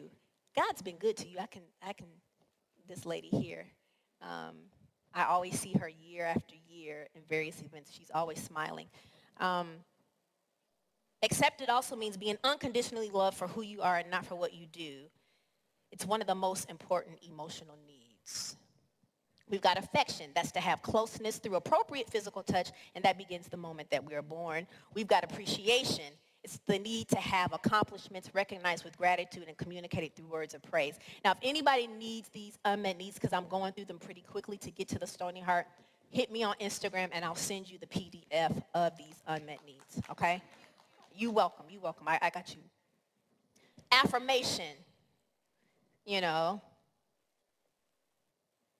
It's equally as important as acceptance and as close to the need for appreciation. The need for affirmation is a need for a formal statement acknowledging that you are significant, or it is a verbal declaration. When someone affirms you, it's like they value you. It's like you know that they see you.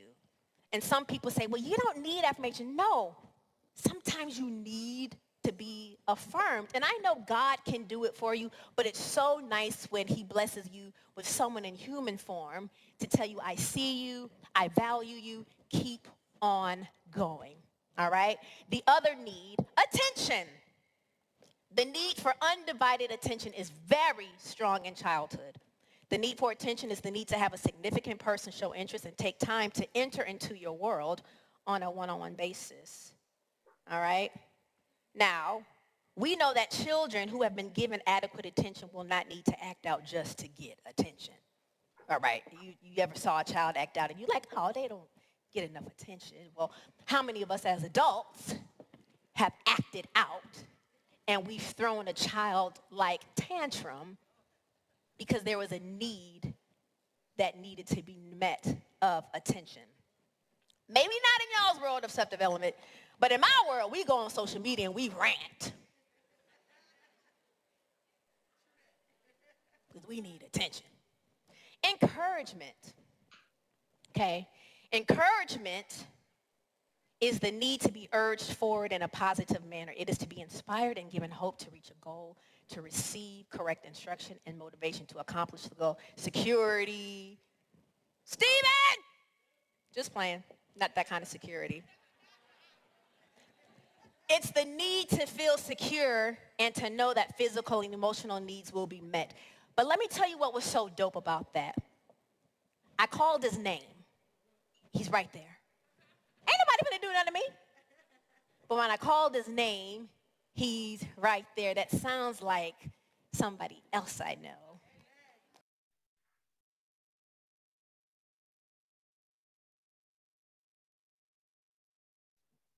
In us. Also, support.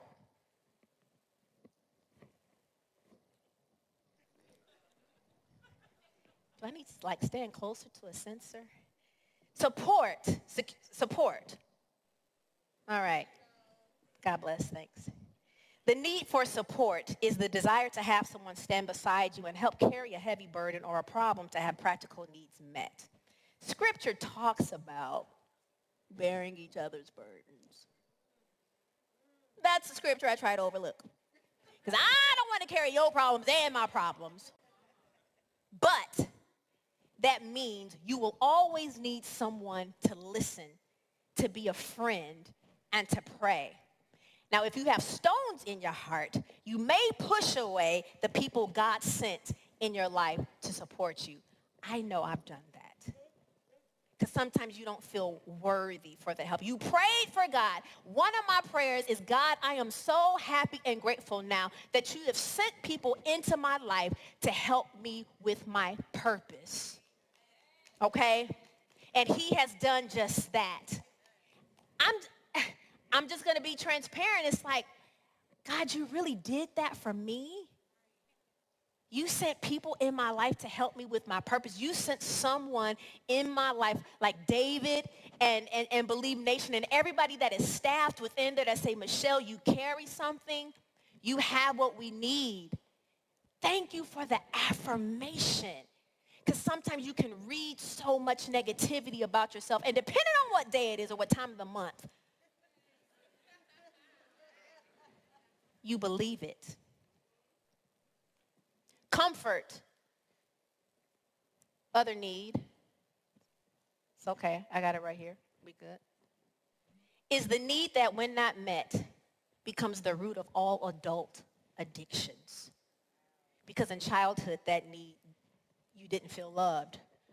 So we turn to sex for comfort, drugs for comfort, shopping for comfort, food for comfort. It don't look like it, but I love food. And don't save the comments.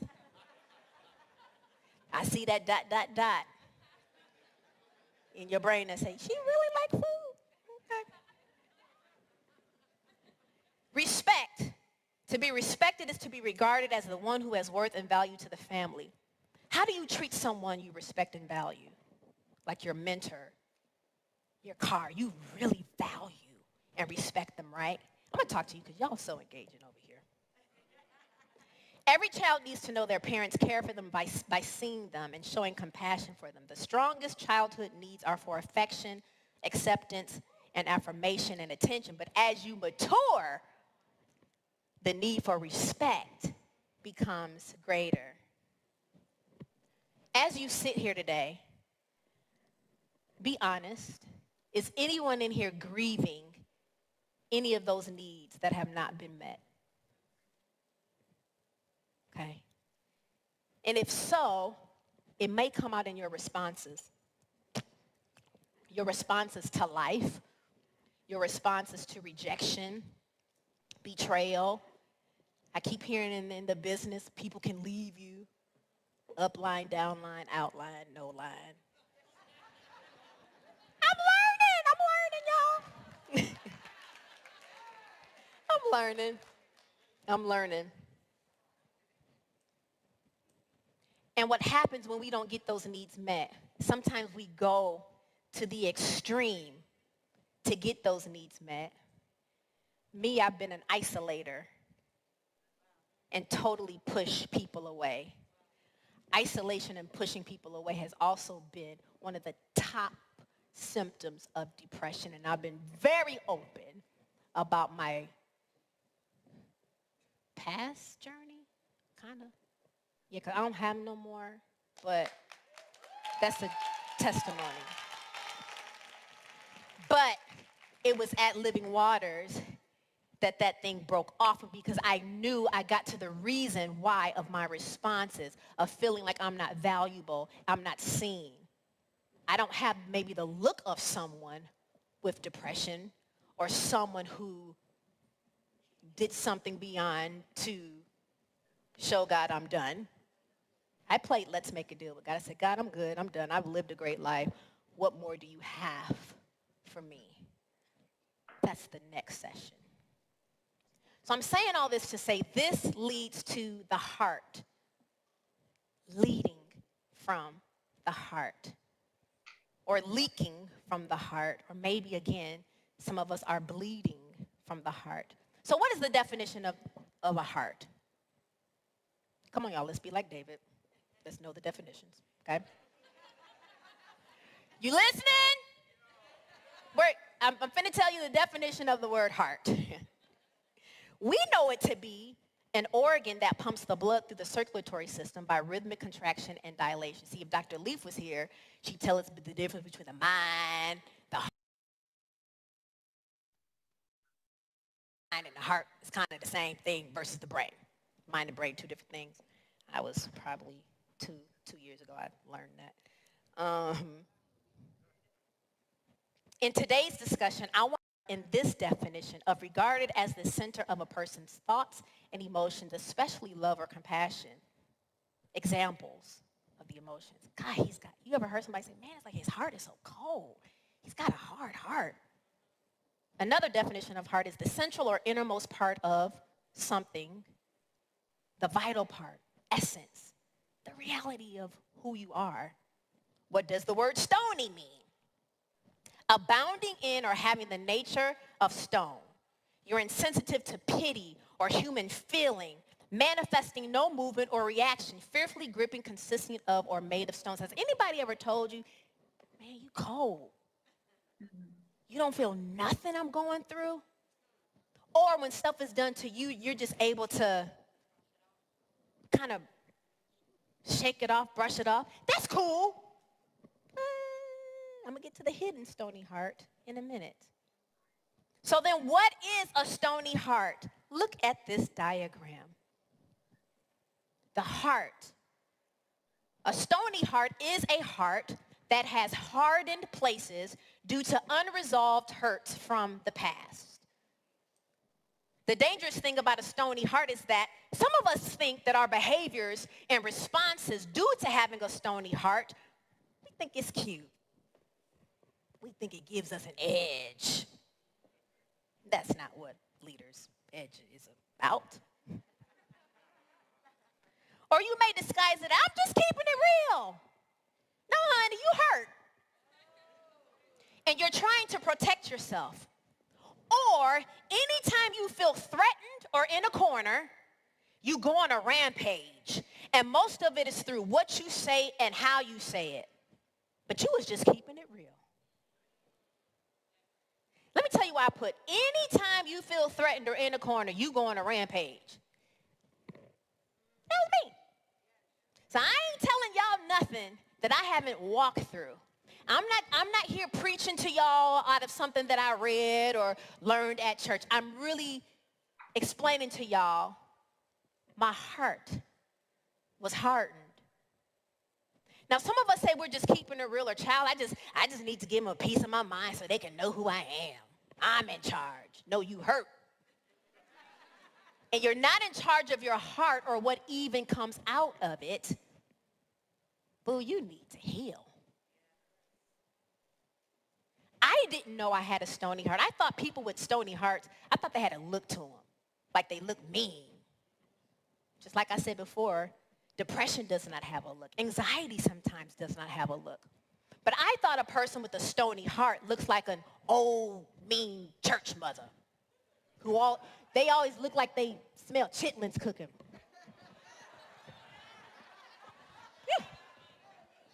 They always judge you. You got on red lipstick and you got on pants in church. That's what I thought it meant.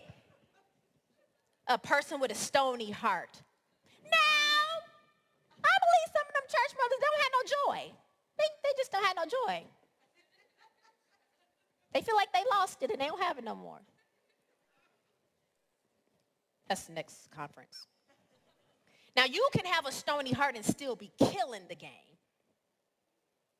Now, sometimes I understand having to kind of cut off emotions and kind of compartmentalize so that you can focus and keep it moving. Because a lot of people, they're going to say things to you, they're going to do things to you, and you do have to keep it moving.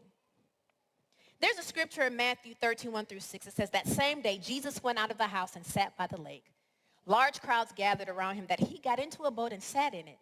While all the people stood on the shore, he told them many things in parables, saying, a farmer went out to sow his seed, and he was scattering the seed.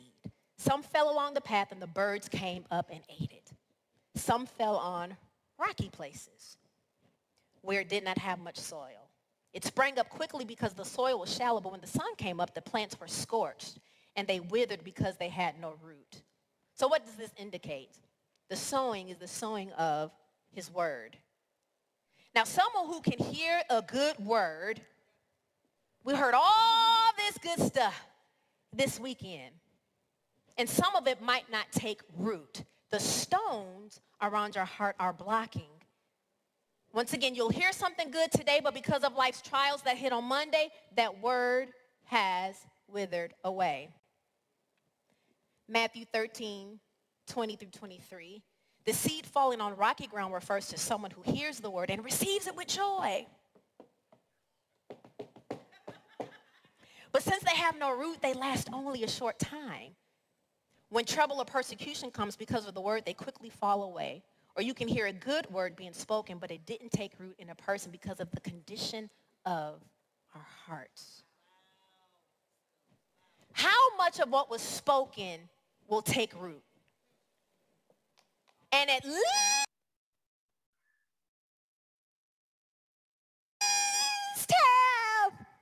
30-fold return. 3, scripture says, and the one soil, this is the one who hears the word and understands and grasps it.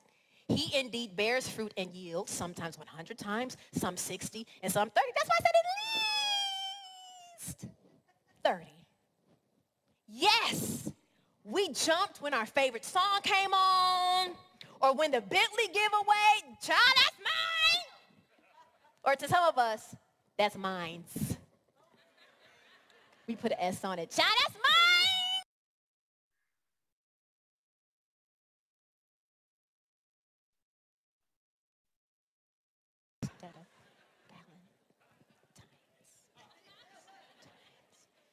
Anthony said that he won't date somebody if they don't have a budget. I'm this close. If you say times instead of Valentine's, we might have an issue. So all of this good stuff, but when it comes to the inner heart work that has to be done, take inventory and check your posture when forgiveness was talked about. Twyla even talked about forgiveness. John Maxwell.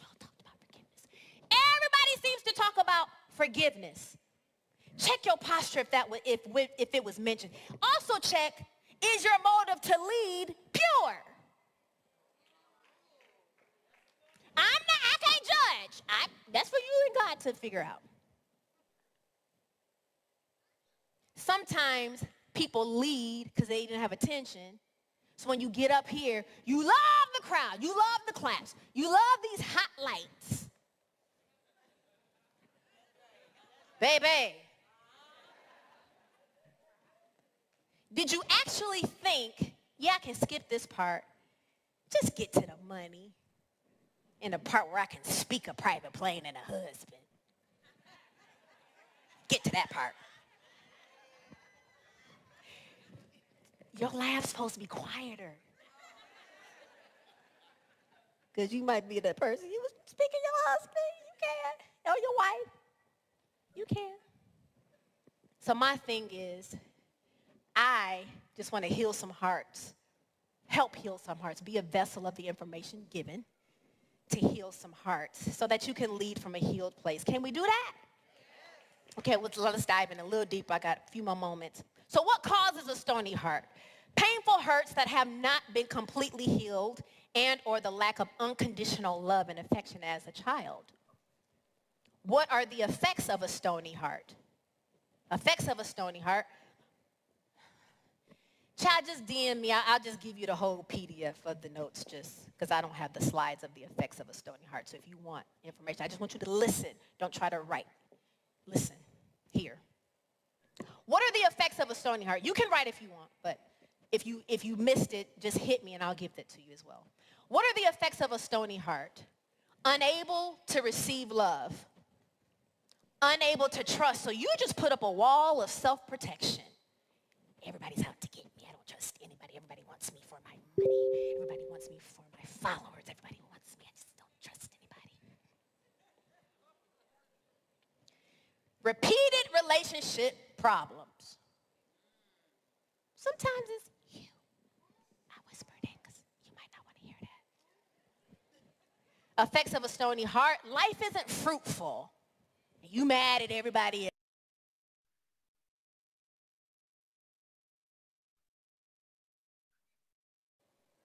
You can't hear God's voice and you're unable to receive affection and even correction. But thank God for this. New heart also I will give you, and a new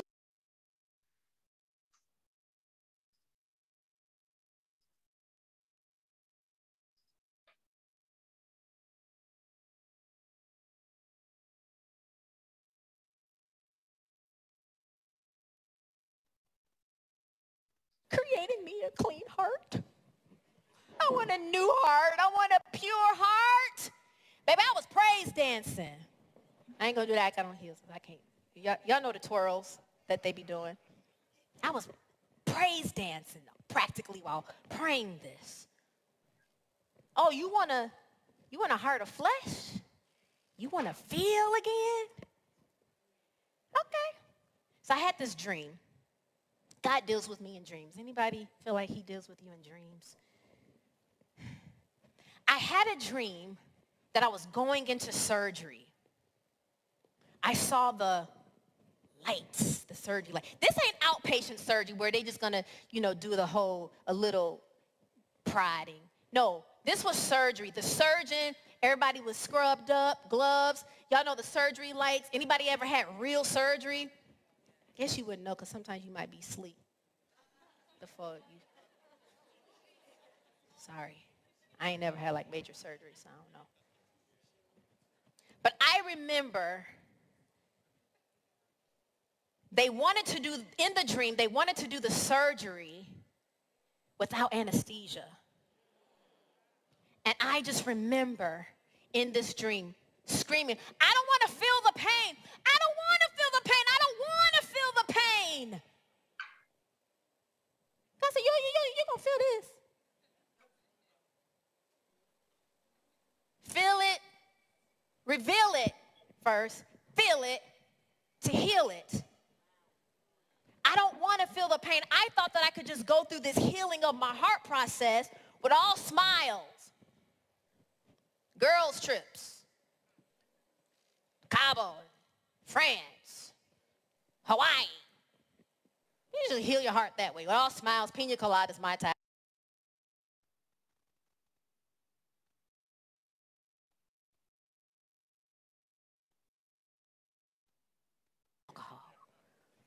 But I just remember screaming, I don't want to feel the pain. Healing your heart from pain can be very painful. It can be irritating. You ever had a wound, a scab? It's irritating. That thing itches. You got to put Neosporin on it. Healing can be irritating. It is not fun. But some of us go to the very same thing that hurt us, and we irritate the wound again. Not from fully healed from it, because when you're fully healed from something, you don't go back to what hurt you. Nobody wants to have surgery without medicine. But in this process of healing a heart and dismantling the stones around your heart so that you can be able to feel again, you're going to have to go all the way through the process and know that God is with you. He's with you.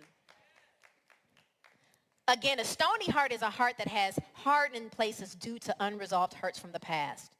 Over time, more hurt, so more stones are added. The stones form a wall of self-protection. Do I have there we go. The stones form a wall of self-protection. This blocks the flow of love that the heart desperately needs. And apparently, all relationship difficulties can be traced back to a stony heart. Well, how? Pride, won't listen to each other, not being able to forgive. And sometimes Kurt Carr sang a song, God blocked it. He wouldn't let it be so. That's the only blockage that I'd be thankful for, not the blockage of my heart because stones are there. The heart requires three things to stay open: unconditional love, meaningful relationships, and affection, appropriate touch. There's two types of love, unconditional, and we're all created with the need for unconditional love. Dr. Leaf says, hey girl, if you're watching, if you streamed it, we are wired for love. Unconditional love is real love. It's God's kind of love. It flows continually like a river that never stops flowing. Living waters. Now, when you grow up in a home where love has been conditional, where everything had a requirement attached to it, you become performance-oriented in adulthood, thinking that you have to do certain tasks for love. You have to be perfect at what you do to be loved and accepted by God and others. I'm saying this because I want to help leaders lead from the heart and be whole. I'm getting there, I promise you. Conditional love is only given after requirements have been met. So we got unconditional love. You don't have to do nothing for it. You don't have to work for it. Conditional love, only after requirements have been met and when it's convenient and beneficial to the one giving it. Conditional love does not flow. It's not real, and it does not bring forth life. This is what I want to get to. The progression of a stony heart, since it's right here. I'm running out of time. Because of everything that you've gone through in life, love, unrequited, it failed, relationships, business or personal, betrayal, somebody left you, talked about you real crazy. And after all you've done for them, but before you know it, stones in the heart have formed and have formed a wall of self-protection. The wall may protect you from further hurt, but at the same time, it isolates you from the relationships that you need in order to heal. That wall was built, and it probably was used as a tool to survive. I remember I just wanted to get home, get away from home. I just wanted to flee dysfunction, but I still left home with a stony heart. The storms form out of a real need for self-protection because you feel like you don't want to feel the pain again. You don't want to feel that rejection again. So just let me put this wall up. Now, this stony heart, the progression of it. You see that smaller heart right there? Those are from stones that probably could have been formed. And I'll give you a few stones. Bullied. You're never going to be anything. Something said as a child. This is really heavy. This is really heavy. When someone tells you, okay, I think I can share this. I wish you were the blood stain on the sheets.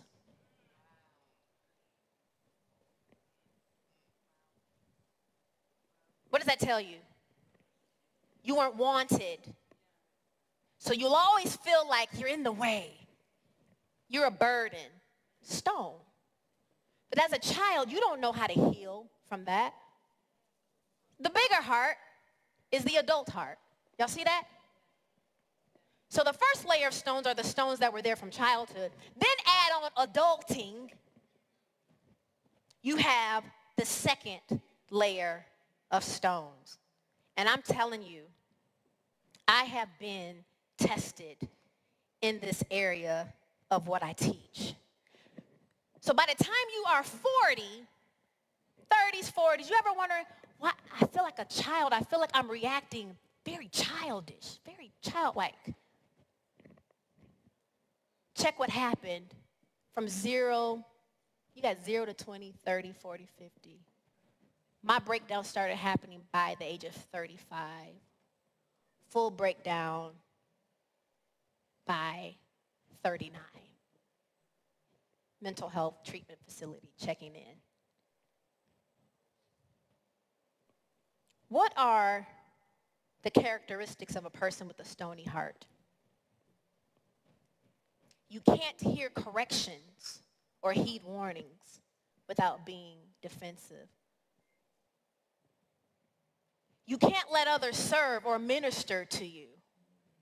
Now, I kind of vacillate between that because I don't like all that.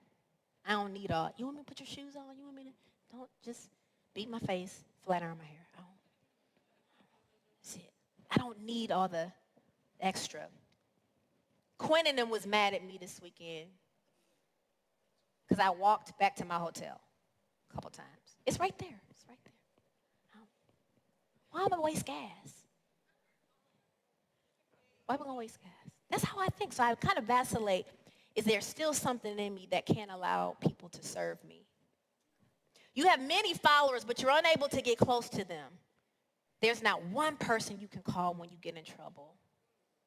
Or you're cut off emotionally from your spouse or significant others or family members. You can't let people see who you really are to know that you are really hurting. Just so you know, the stones vary in size.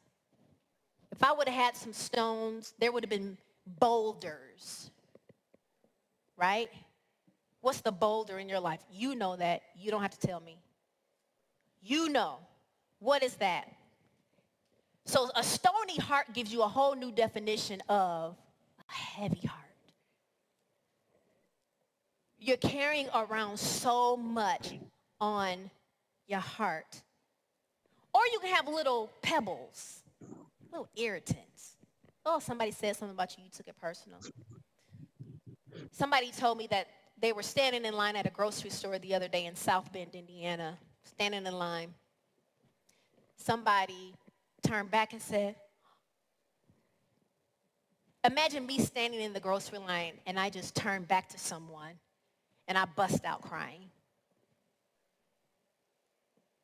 And I tell them, something you said to me when we were in school, I've been carrying that all these years. The person then apologizes and says, I'm so sorry, I didn't know. Because a lot of times the people that hurt you don't even know they hurt you. They've gone on, they've gotten married, they're making millions, they're doing this. They don't even know.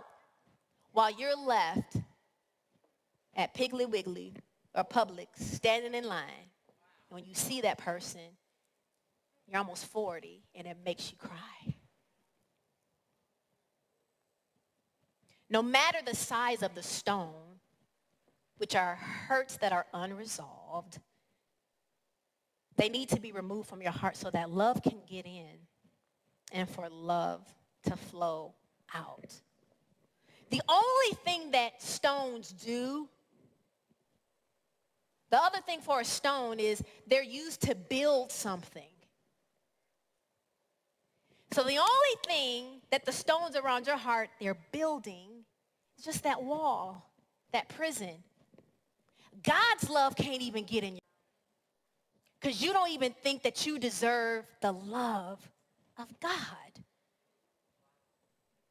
Because of something you did. And just know that a person that has walls built, the wall of self-defense, they can't feel the pain that they're inflicting on others. I was that person. I couldn't fight a man. I told y'all in July, I can't fight a dude. But I was going to let you know how you made me feel through my words. Someone said, Michelle, I would have rather you hit me than what you said to me. Ladies, men hurt.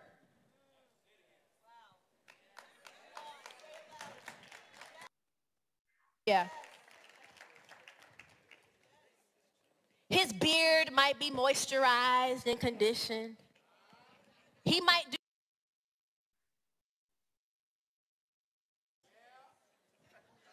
Come on, somebody. He might work out. Come on, somebody. Pectorals all nice and swole.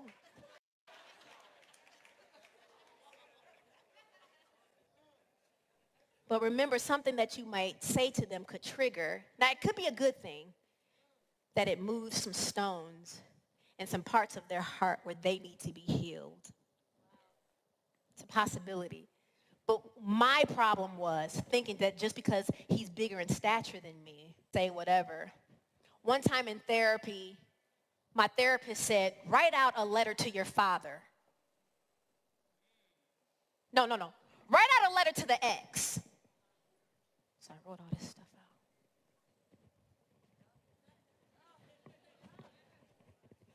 out.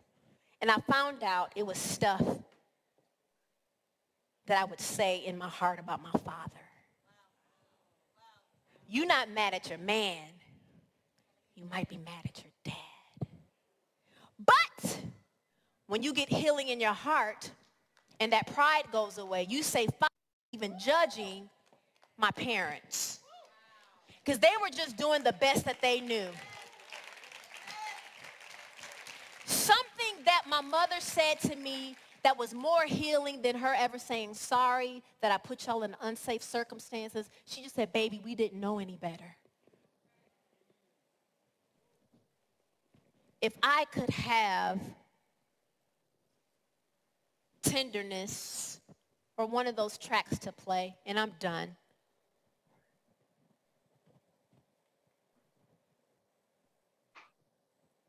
Mad at my father. He passed away December 19th, 2020. But I'm so glad. I know he loved me. And he knows that I loved him. So I just want y'all to heal.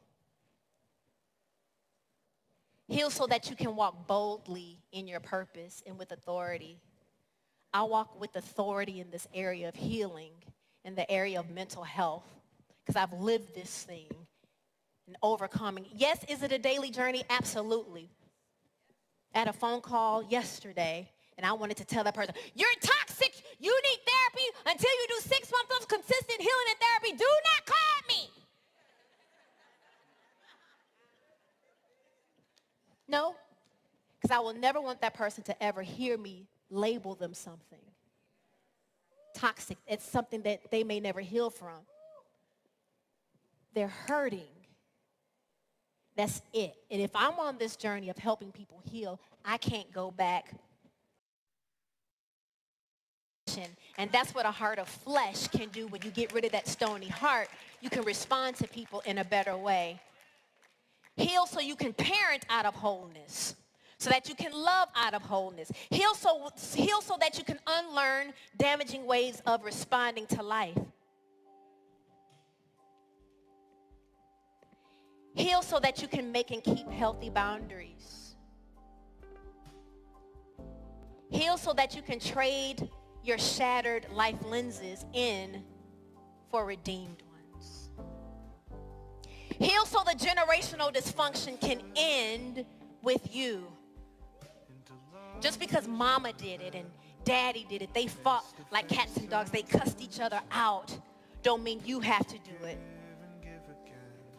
There is a meme where it's an older gentleman shouting at the son, "You'll never be nothing." But that older man probably heard it from his daddy. But that guy was on his knees that heard his daddy shout to him. His little boy was in the front of him. Said, you're amazing. You are enough. You are loved.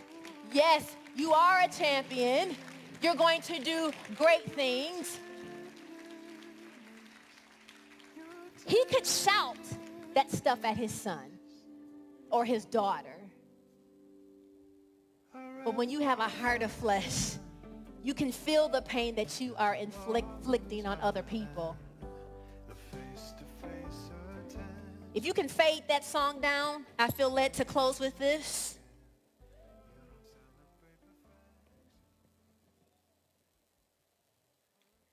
Purify my heart, Lord. Purify my heart, Lord. Purify my heart, Lord. Purify my heart, Lord.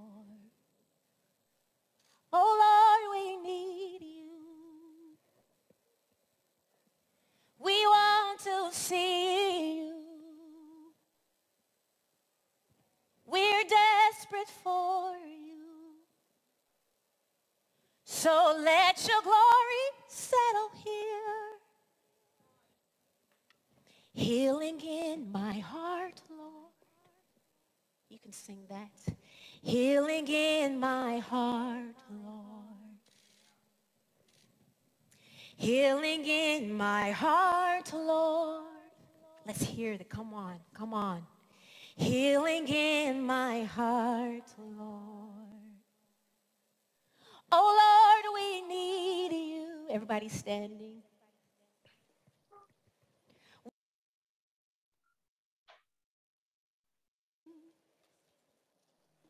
We're desperate for you. So let your glory settle here. Healing in our hearts, Lord. Healing in our hearts, Lord. Healing in our hearts, Lord. Healing in our hearts, Lord. Oh, Lord, I need you. I need to see you. I'm desperate for you. So let your healing settle here. God bless all of you. One more time, make some noise for Miss Michelle Williams.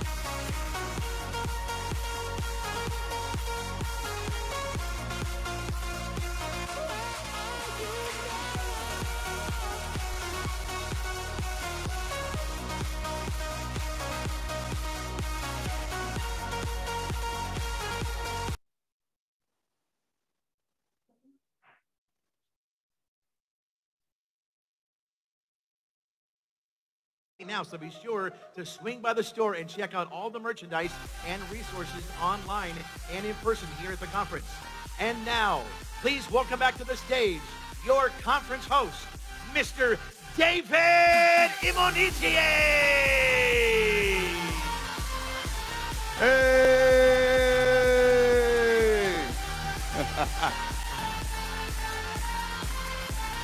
Wow. Go ahead and have a seat, have a seat, have a seat. You guys enjoyed day 3 so far? Why don't we give a standing ovation to all the speakers so far that have come up here. Give them a huge round of applause. Kyle Wilson, give him a huge round of applause. Twyla Portis, give her a huge round of applause. Anthony O'Neill, give him a huge round of applause. The great Michelle Williams, give her a big round of applause. What an amazing day. How many of you feel transformed already? How many of you are ready to go out and live the life that you truly deserve? Well, keep standing. I'm especially excited to bring up the very last speaker for today. I have known this young woman all of my life.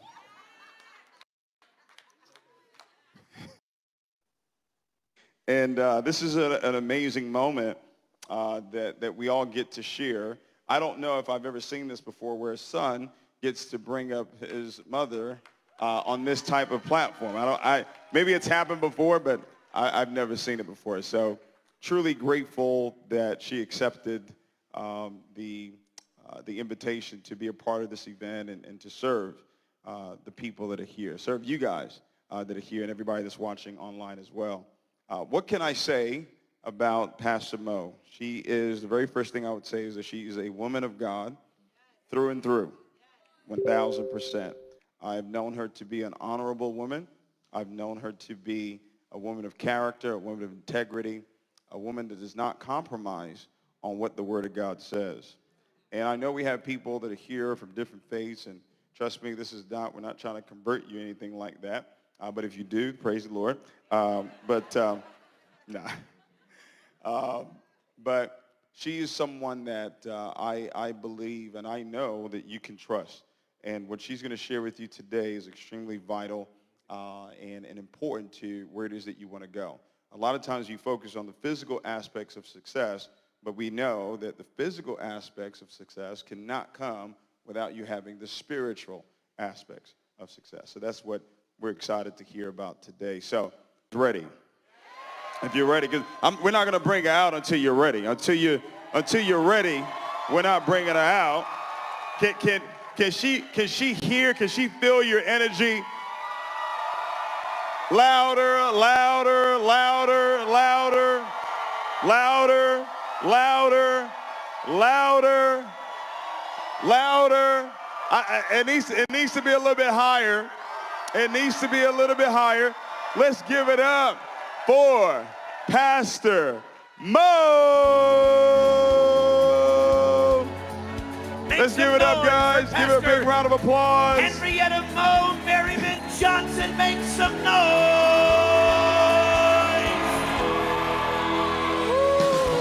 Yeah.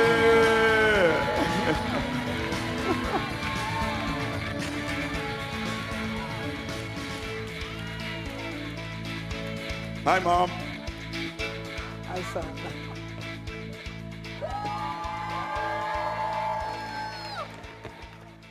All righty. You may be seated. God bless you. As I sat down right there listening to Michelle, the Lord said to me, you've all been given the tarp of the canvas. You've been given the rope.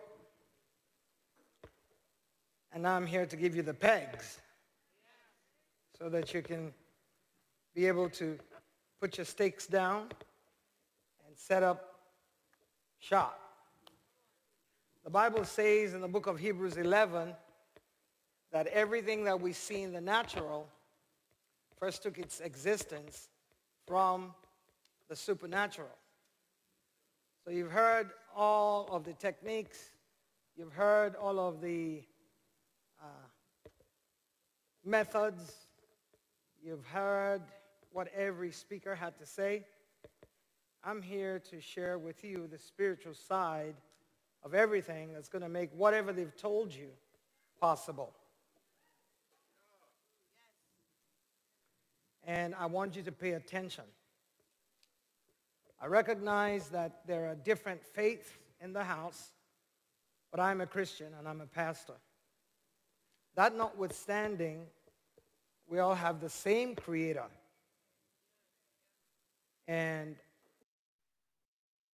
what He says is what is final. It's not what any one faith says. All right?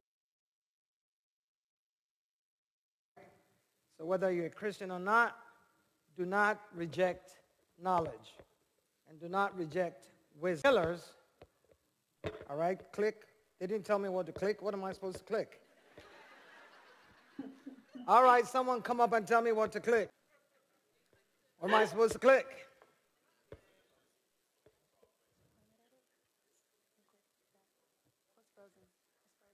It says frozen.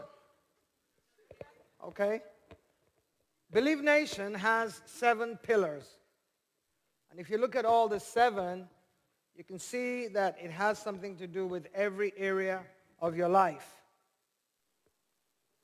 Purpose, and I'm going to go anti-clockwise. Purpose and contribution, financial mastery, health and fitness, relationships, leadership, emotional strength, and spiritual awareness. All right? If you don't know who you are, it's going to be difficult for you to do any of the things that you have heard over this weekend. So there's going to be a discovery of some sort who you are. And before I go on, let me take a moment to acknowledge my son.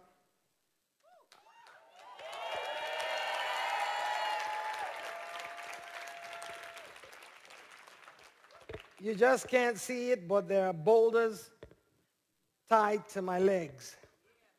Otherwise, I would be floating. I am so grateful to God for him. I call him the only begotten of the Father, and that he is. I'm grateful to God for him. It's like I'm watching a movie.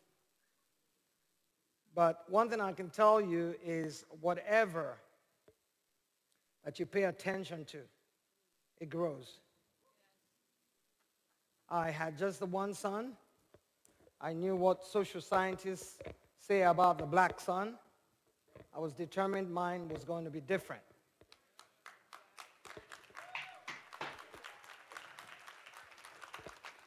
Did I know what I was doing? No. But I did what I knew to do, and that's to point him to God. And today when I sit down and I listen to him, I am just so grateful to God. It doesn't tell you in Matthew, in John, in Ezekiel, but everything he's saying, I can give you scripture for every word that he speaks. That tells me that he was paying attention all that time that we were fighting. I made him study the book of Proverbs from about the age of 10 to 13. I made him read one chapter a day. First, he was kicking, scratching, crying, not wondering why, because we would finish it in 30 days and we would start over again. And if I can point to one thing that I did right, and I think that was it. There's a lot of wisdom in the book of Proverbs. Pick it up and read it. If you read one chapter a day, you finish it in 30 days. All right? Where is my clicker? All right, they're going to do it for me, that's fine. Is this the one after the 7 pillars? All right, I'll tell you when to click. You click for me, I'll tell you when to click. All right, in 1 Thessalonians chapter 5 and verse 23, Paul is praying for the church. And he says, I pray that your whole spirit, soul, and body be kept blameless unto the coming of the Lord. That's the first revelation that we have in the scriptures as to how we're made. All right? And we see the pattern in the world. I know not all faiths believe what I'm saying, but it's okay.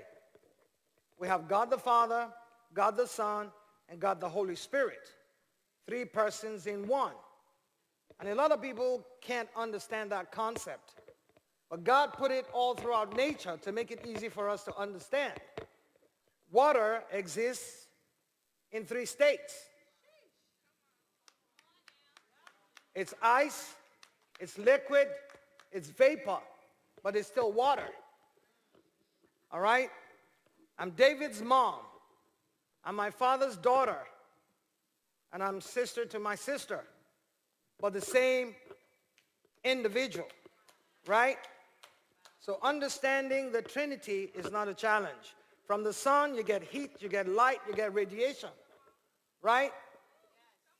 If I say to you, please make me an egg, you go, you pick one egg and you make it. But the egg has the yolk, it has the albumin, it has the shell. It's just the same one egg. And God made us like himself.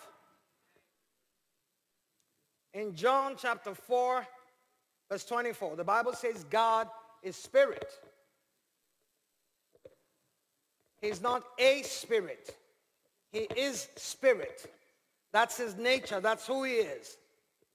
In Genesis 1:26 and 27, the Bible says he made us in his image and in his likeness. Right? Now, if God is spirit and he made you in his image and likeness, what are you? But there is a spiritual law, and I'm not following the notes anymore because I can't teach with notes. There is a spiritual law that does not allow a spirit being to operate on earth unless a man allows it. And I use the word man in a generic sense. The converse of that law is true. No physical being is authorized to operate in the spirit realm unless a spirit being allows it. We operate in the realm of the spirit through the agency of the Holy Spirit. That's why psychics and tarot card readers and fortune tellers, that's why they have spirit guides. They cannot enter into the spirit realm legitimately unless a spirit allows it. The converse is true. No spirit being can operate here unless a man allows it. In order for a spirit to be able to function here, it has to have a body. Are you with me? So you being spirit, you needed a body. In Jeremiah 1:5, God said to Jeremiah, before you were formed in the belly, I knew you.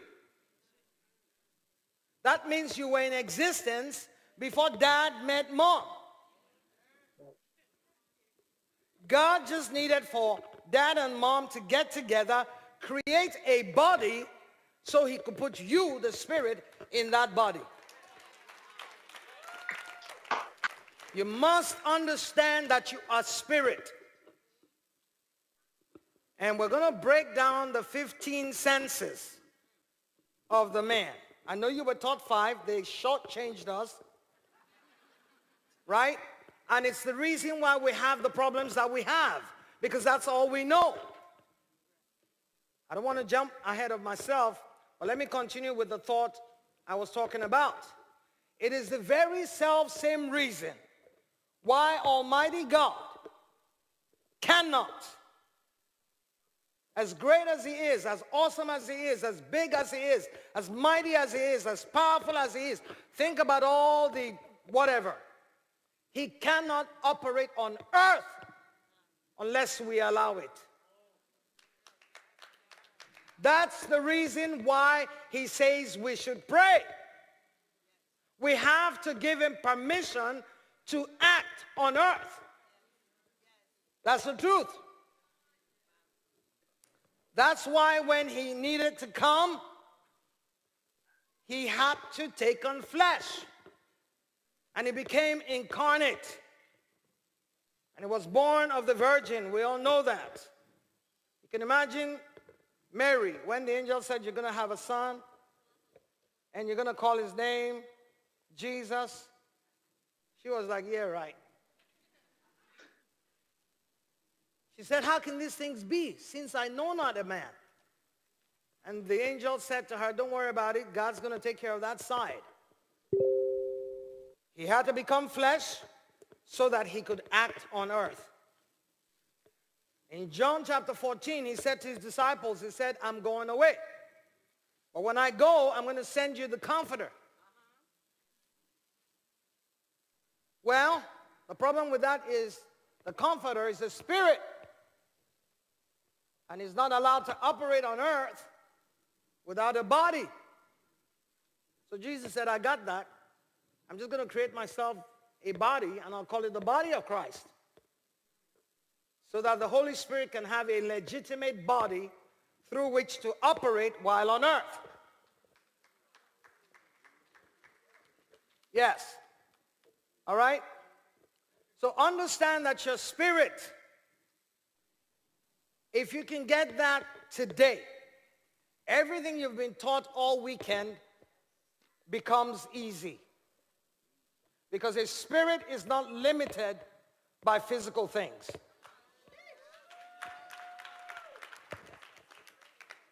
All right?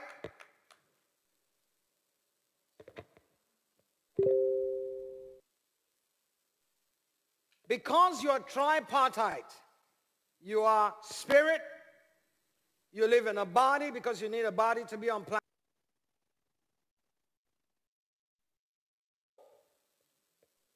So you are spirit, you live in a body, and you have a soul.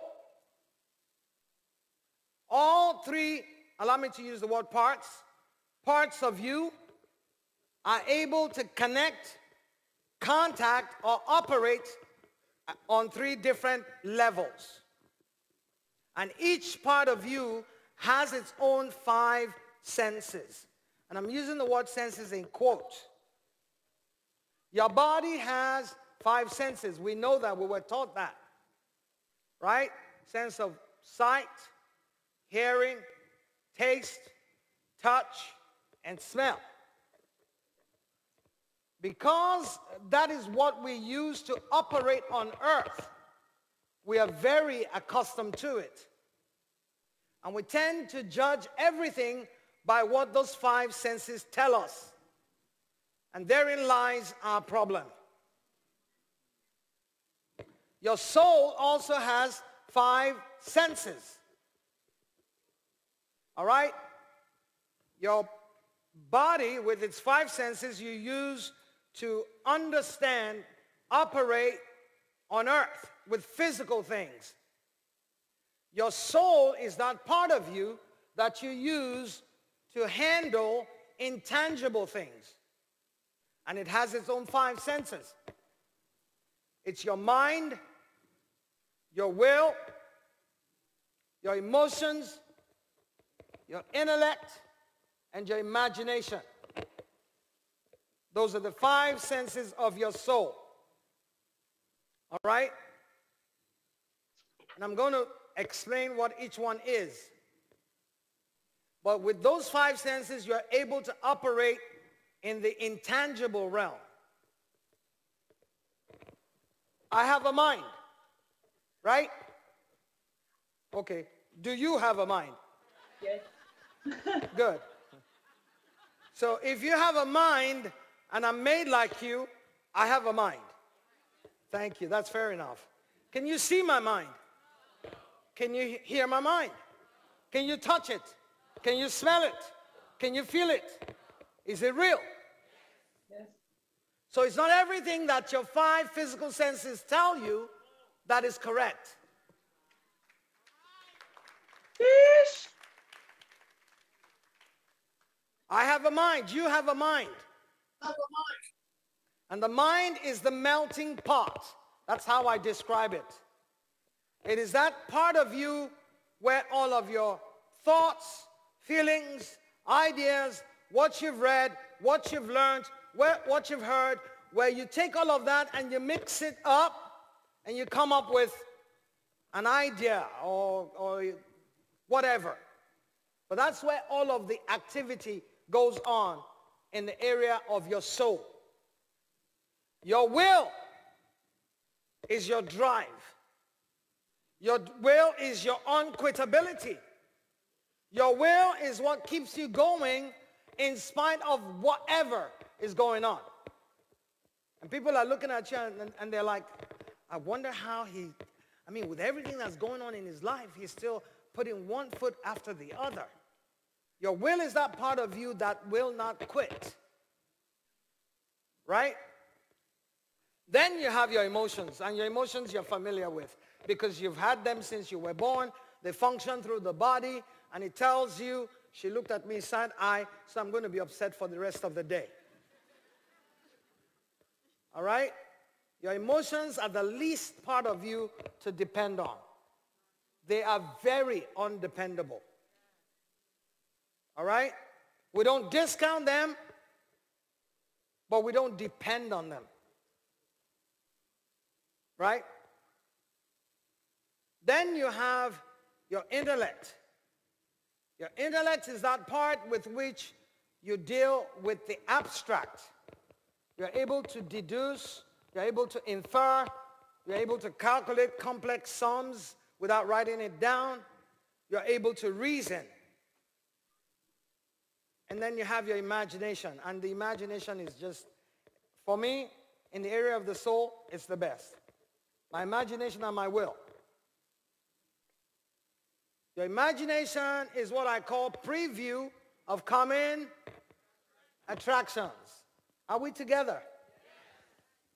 Please respond. Preview of coming attractions. Your imagination is what you use to bring tomorrow into today.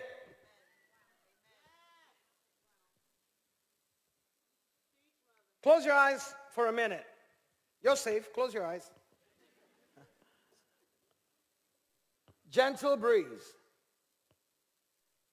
White sand. Coconut trees. Blue water.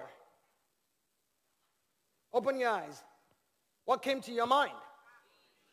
The beach. Did I mention the word beach? But I painted a picture with my words. All right? And we're going to tie all of this together for you to understand how it is that you operate. So this is the 5 senses of the soul. The last one. Okay, I've spoken about all 5. Next slide, please. The real you, the spirit man, that is the real you. If I leave this body, it's going to drop lifeless. My kids will pick it up, bury it, or cremate it. Whatever they want to do with it, I'm gone. So I cannot depend on this to tell me what to do. Because the real me on the inside is what makes it animated.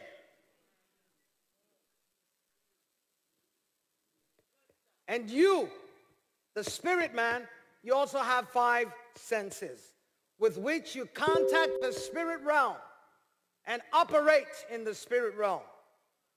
And when I talk about the spirit realm, it's not any hocus pocus, whatever. No. No. The spirit has 5 senses, for lack of a better word. First one is prayer. You contact heaven through prayer. The moment I shut my eyes, or if I don't shut my eyes, the moment I shut the world out, and I say, my Father, in the name of Jesus, I just stepped into the spirit realm. It's as simple as that. Because he said, call upon me, and I will answer you. So I can step in and out. I will. I don't need no candles. I don't need no water. I don't need no special posture.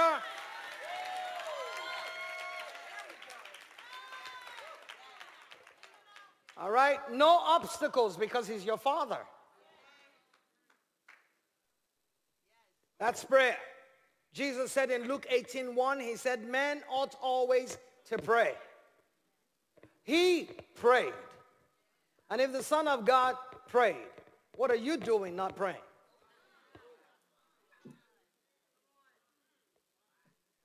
Prayer. And it's as simple as communication, like Dr. Bay said yesterday. Talking to God. I don't need a special posture. I don't need to close my eyes. I don't need no incense, no nothing. Prayer. I'm constantly praying. Constantly. Because I recognize where my power comes from. Got to keep in touch with headquarters. All right? Praise is the second sense. Because God loves praise. You love praise. Of course you do. Ladies, praise your husband and go hide somewhere and watch him. He'll square his shoulders. Right? We're made like him So we love praise. We thrive on praise. And there's nothing wrong with loving praise. Just don't keep it. Give it to him. Because everything that you are, everything that you have, he gave it to you. 1 Corinthians chapter 4, verse 7, he said, what do you have that you're walking around like you're all that and a bag of chips? That wasn't given to you in the first place. Praise. When someone praises you, you want to do more. Right? You want to do more for the person that praises you. So when you praise God, and they talk about gratitude all the time in your industry, because gratitude creates the atmosphere for more.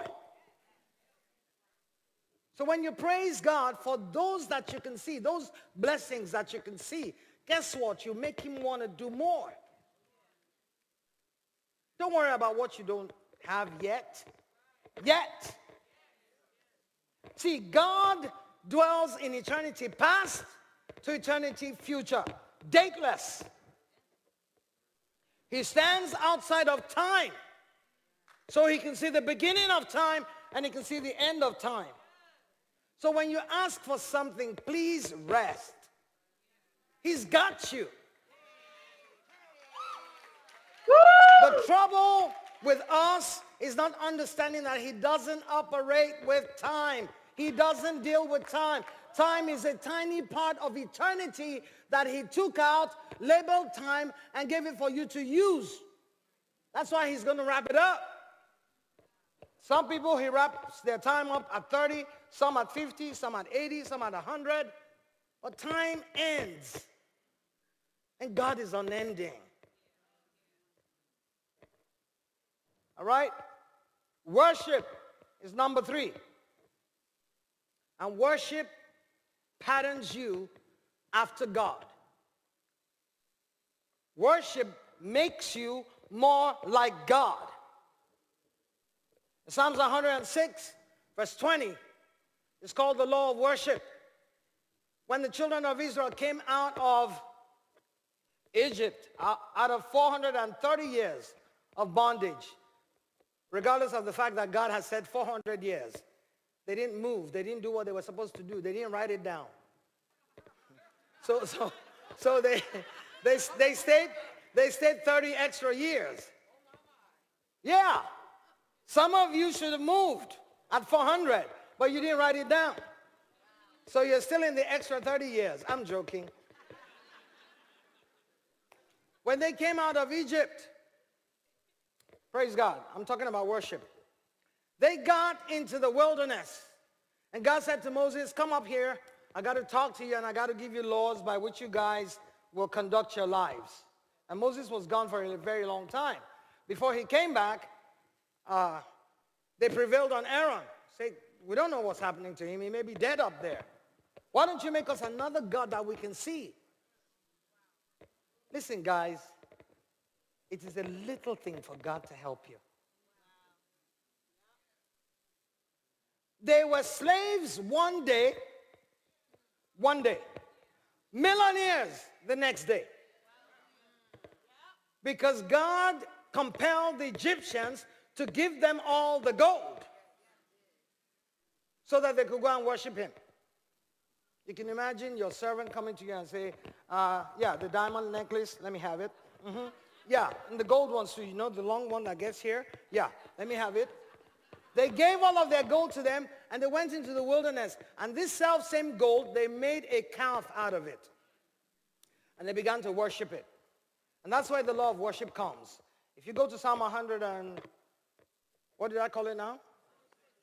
106:20. It says they made a calf in Horeb and they worshipped it.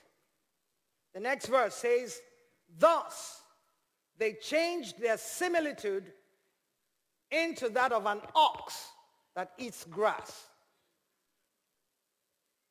I teach King James because it's the closest in translation. But you're welcome to check whatever translation you're used to. Whatever they were worshiping was reproducing itself in them. That's the law of worship. Whatever you worship will reproduce itself in you. Because as they worshiped the golden calf, they became base like an ox. So worship patterns you after God. That's why the Bible says God is spirit. And they that worship him must worship him in spirit and in truth. God knows that when you worship him, you will become more like him. That's why he says you should worship him. You cannot worship God without catching a glimpse of his heart.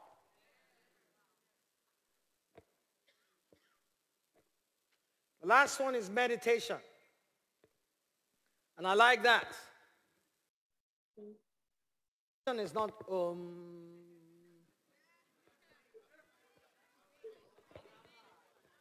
Listen, faith is so simple. God is not complicated. He doesn't make you jump through hoops. Those of us who are parents, what requirements do we have for our children? None. How many ask for permission before they can eat? How many ask for permission before they can sleep? It's assumed that it's a given. And it's like that with our Father. Jesus Christ said he knows you need these things before you ask. All right? So meditation is you thinking about something. Meditation is you muttering to yourself. And by the time we're done, you'll see how all of these 15 senses work together. Any religion that tells you empty your mind, run away from it. Because when you empty your mind, you give up your autonomy.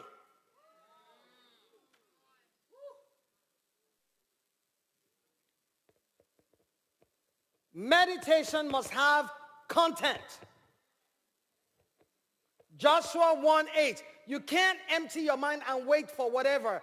The devil is wicked.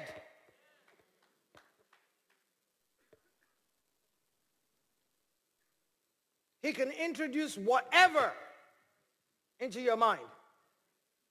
You must always be in control of your mind. All right? Meditation has to have content.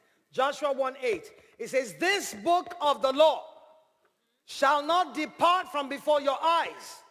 You must be careful to meditate in it day and night. What part of the day is neither night nor day? Talk to me. That's what God's saying to you. Think about my word all the time. Why would he tell you to think about his word all the time? We found that out yesterday. In the beginning was the Word, and the Word was with God, and the Word was God. So the Word and God are one and the same. Hebrews 11:3 tells us, by faith we understand that the worlds were framed so that the things that are seen were made out of the things not seen. All of these business principles are in that book. Buy it and read it. It's in there. All right? The book of the law. There's no aspect of your life that God has not spoken about. None. How to be a good wife, good husband, good father, good anything. How to do business, who to hire, who not to hire. There's so many principles in there. I was sharing with the fellowship a few weeks ago, talking to those who are in your industry. Somebody leaves your organization, you're in bed all day. You're sad and you're depressed because one person left. There are 7 billion people in the world. Let's assume that half are underage. Let's assume that another half of that half are ignorant. Let's assume that another half of that half are not interested in your industry. How many do you have left?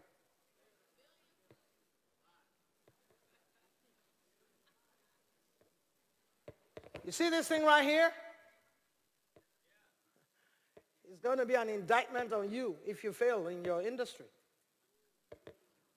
Because I can stand here and go to China. Yes. I can stand here and be in Nigeria. I had an IG live with my son, God bless him. Over 12,000 views.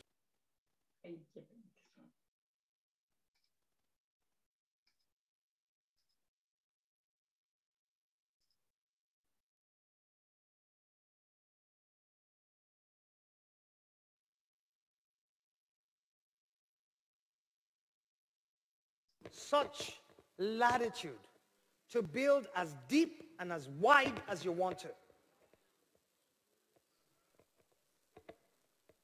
Meditation. You've got to think right so that you can feel right, so that you can do right. That's why you can't depend on just how you feel. And like I said, don't discount it because it's like a fuse. A lot of these things that are serving us today have fuses in them. And what is a fuse? A fuse takes the surge so that the equipment is not destroyed. That's what your emotions are. It takes the surge so that you're not destroyed by whatever came against your emotions. You got to take it out of the realm of the emotion and bring it to the realm of the mind where you can meditate on the correct thing and not what happened to you. Next slide, sir. Let's get some definitions out of the way. Faith. Hebrews 11:1 says, now faith is the substance of things hoped for, the evidence of things not seen. Right? Are you familiar with that? Faith. God says it's a substance. God says it's evidence. I know what an evidence is when I go to court. They tell the lawyers what's the evidence. And they come up with this and they come up with that and they come up with this and the lawyers is evidence. You cannot see it. You cannot touch it. You cannot hear it. You cannot smell it. And you certainly cannot feel it. Yet it's evidence. So it's not everything this flesh is telling you that you take to heart. Faith is the substance of things hoped for. It is the evidence of what you have not seen. Johnny says to Dad, Dad's in front of the mirror, he's tying his tie, he's getting ready to go to work. Johnny says, Dad, can I have $10 so that when the ice cream truck comes, I can buy ice cream? Dad puts his hand in his pocket and he gives Johnny $10. What does Johnny do? Has Johnny seen the ice cream truck? Does he even know whether it will come? Well, he starts to dance. Because his faith is that $10. That come 5 o'clock, when the ice cream truck comes around the corner, I'm going to get me some ice cream. Your faith is the evidence of that car you're waiting for. Your faith is the evidence of the house. Your faith is the evidence of 100,000 downline.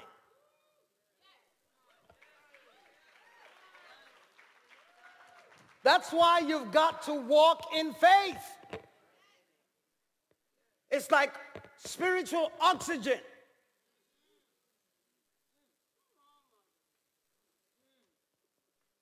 It's the substance. Next slide, sir. Belief is the ability to accept as a constant truth. Constant. Constant. So it doesn't look like it. Constant. Doesn't sound like it. Constant. Belief is the ability to accept as constant truth everything, every last thing that is contrary to your sensory perception. That's belief. I'm hungry. I am starving. I'm at the point where if I do not eat, I'm likely to faint or die. Right? Right? I'm using a physiological need so you can understand me better. And somebody puts in front of me, my favorite food is plantain. Somebody puts in front of me a bowl of plantain and red Nigerian stew.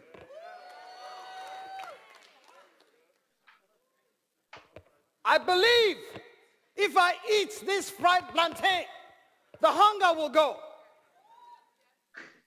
I believe it. I know it. I see the plantain. I see the red stew. And some chickens doing layup. How many of you know I will die if I don't get up and grab a fork and put the stuff in my mouth? David taught us belief has to do with you seeing.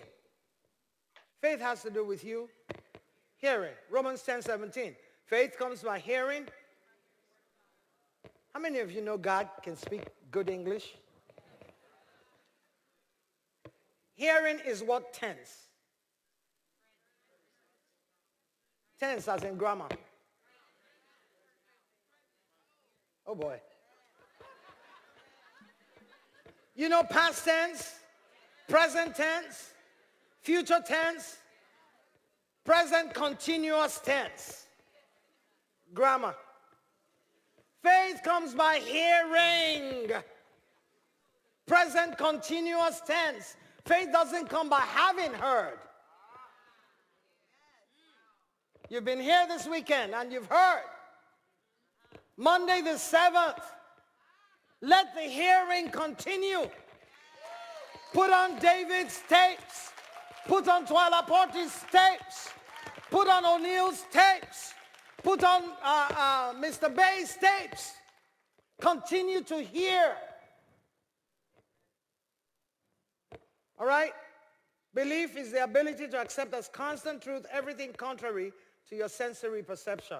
So you look in the back office and it's looking funny.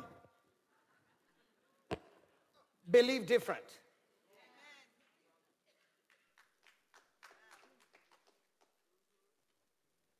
If you have to create on any of these apps a back office that looks the way that you want it to look, go ahead and create it. And put the picture beside the line one in your present computer, because that one is lying. There's a difference between truth and facts.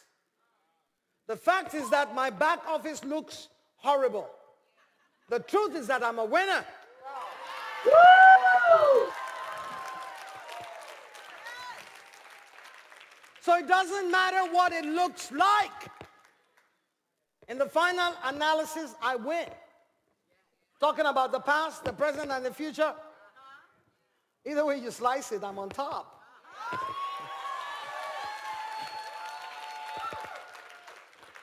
Next slide, sir. Belief is what gives substance and evidence to your faith. Because if you have faith, you will act on the faith you have. So while faith is not tangible, belief is tangible. That's the reason why you would prospect 20 times a day, 7 days a week. That's the reason why all the no's that you get don't mean nothing. All right? Next slide, sir.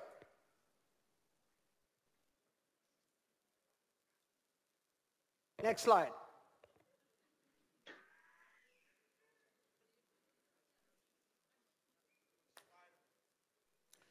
I want to tie this to what I'm about to say now. And I'm going to talk about money. I know my brother O'Neill, Anthony O'Neill, he spoke to you about money. But there are two sides to money. There's a physical side, which he spoke to you about, But there's also a spiritual side to money. Because what you think is money is not money.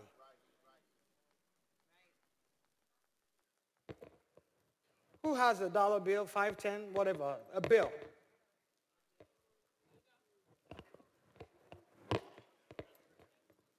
Thank you. This is not money. You hear me? You don't believe me? If you think this is money, you're in trouble. This is a piece of paper that was designed and cut and inked, and we agreed as a nation to call it $20 to do whatever with. So I go into a store and I pick up a merchandise that has this value based on the person who manufactured that product, and if I give them this piece of paper, they'll give me that product. Leave FX, and I know you guys, some of you are in FX. Let's leave FX alone. If you cross into Mexico, they will not take it from you. Are you hearing me? Leave FX alone. Let's just talk about nations and their boundaries. Once you step out of the United States into Mexico, nobody will take it from you, because to them it's not money. This is not money. Money lives in what I like to call the fourth dimension. It's not in any of the three dimensions that you and I are familiar with. And what do I mean by that? I have a credit card that has like $10,000 on it. I can walk into a store and leave with goods and services worth $10,000 without spending a dime. And the merchant is stupid enough, based on the word of Visa or MasterCard or American Express, to let me walk out with $10,000 worth of goods and services. And you have a father who says, I own the cattle on 1,000 hills. He said, if I was hungry, I need not confer with anybody. He said, all the silver and all the gold is mine. He said, I will show you where the hidden treasures are. And you worry about that piece of paper? Yeah, somebody's saying, yeah, your son is a multimillionaire. You can talk like that. I used to be on welfare. Woo! I used to sell food stamps. You guys have debit cards now. We had coupons. And you're standing in the grocery store and the checkout girl is saying, food stamps can't buy that. Food stamps can't buy that. Food stamps can't buy. And the line behind you is growing and they're complaining because you're, get out.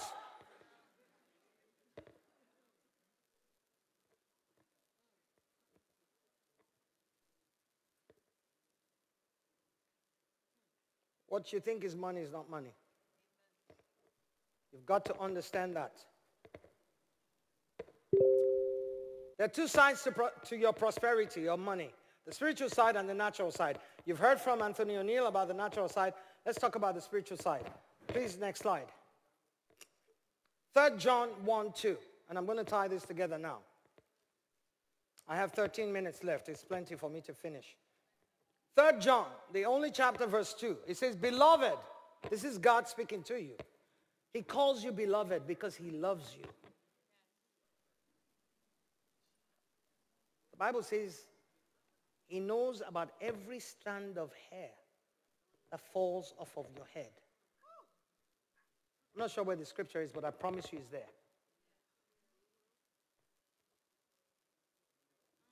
If he cares about the hair that falls off of your head when you comb it, can you imagine what he feels about you? He says, beloved, I wish above all things, all. Is there anything outside of all?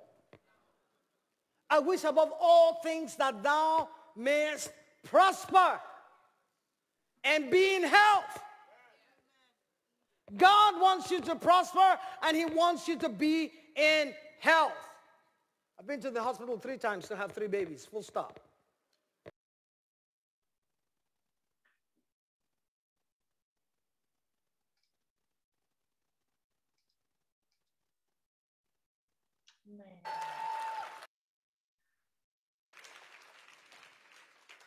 Because this was created with the word. And I speak the word to it. It has no choice but to listen. I bought life insurance. They called me. They thought I was mad. All of their questions, no, no, no, no, no, no, no, no, no. Who's your primary health caregiver? None. They called me. The lady said, ma'am, are you able to read? I told her, I said I went to college. She said, we have your forms. And everything is, I said, yeah, everything is. The word. God wants you to prosper and be in health, but he hooks it to a condition. He says, even as your soul prospers. Material prosperity is impossible without soul prosperity.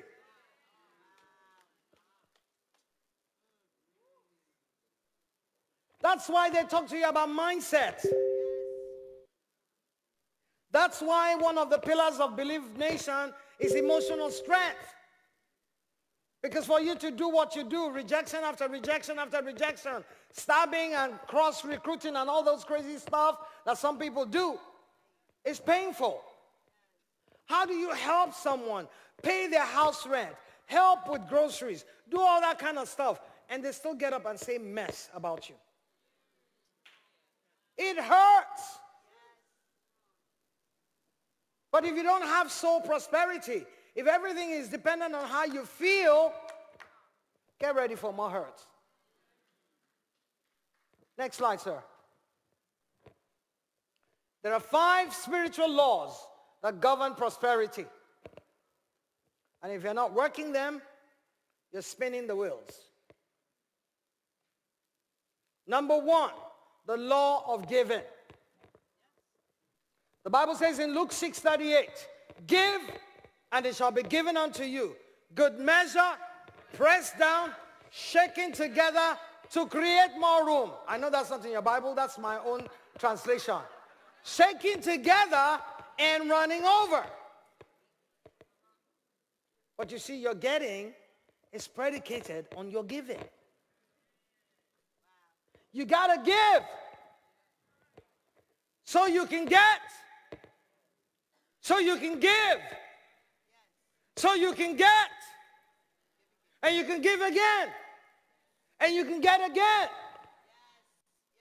When I taught that one time, somebody came to me after church and said, Pastor, how can you say you give only to get? I said, yes, I give only to get. That's God's divine economy. I give to get so I can give, so I can get, so I can give. As long as it doesn't stop with me, he keeps giving.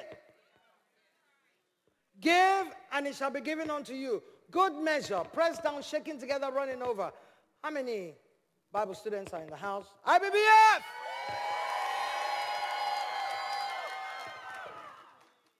We have a fellowship, the I Believe Bible Fellowship. We teach nothing but the Word. Genesis 1:1 to Revelation 21:22, verse by verse. That's how we teach scriptures. Because I believe every child of God should have a working knowledge of the Bible. All right? Give and it shall be given unto you, good measure, pressed down, shaken together. What's the next phrase? No, it's not running over.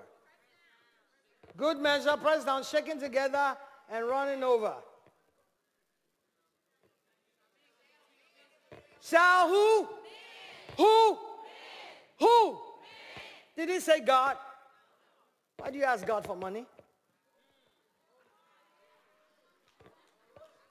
He don't print no dollar bills. He said man will give to your bosom. She said, ouch. I just straightened your prayer life. Give and it shall be given unto you, good measure, pressed down, shaken together, running over. Shall men give to your bosom, because the same measure with which you give is what it will be measured back to you. David is a giver. I mean, he gives to the point where I get angry. I'm telling you the truth.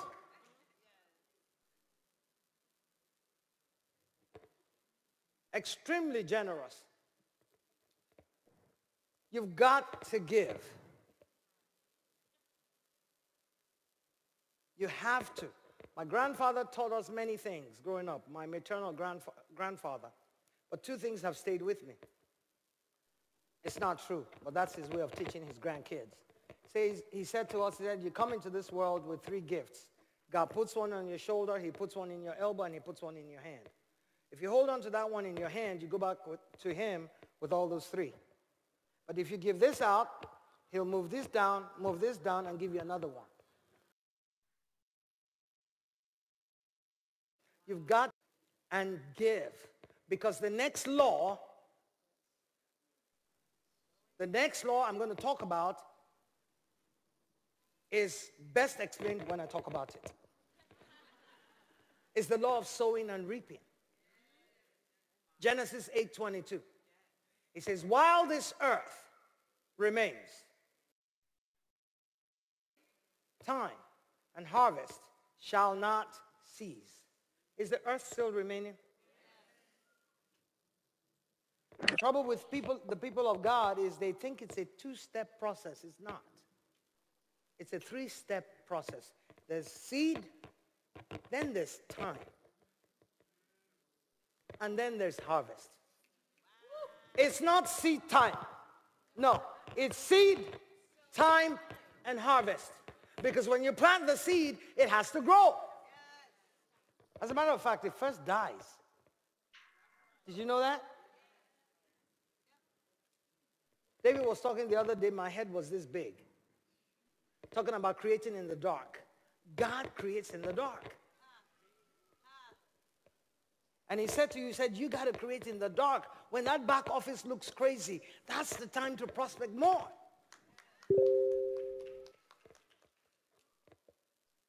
The law of sowing and reaping. What a man sows, that shall he also reap. You cannot sow apples and reap oranges. It's impossible. All right? In Mark chapter 4, the Bible says, a sower sows for a living. We sow for a living. We sow that we can have a harvest. And talking about sowing, I told David some of my notes. Because the law of the seed, when a seed leaves your hand, it does not leave your life. It goes into your future where it creates for you. Right?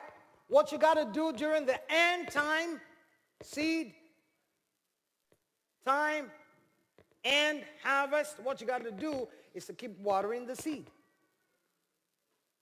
Keep watering the seed. Keep telling God, I have seed sown. And as long as the earth remains, you will reap a harvest. What I'm doing today is the harvest of what I did 25, 30 years ago.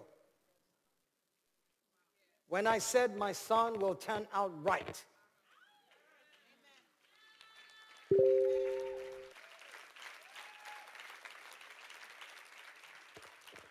You don't know how many men of God I have helped. Not with money, but with gifts and talents that I've served. Some, I took all of my equipment to their church when they first started, because I'm a musician. And they used my equipment for the first 1 year, 1.5 years. And now they're huge, they're big. None of them have said, come and say the grace after the convention. And look at the platform.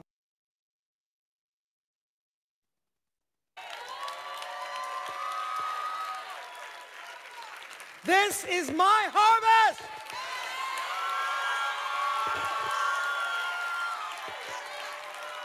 Yes.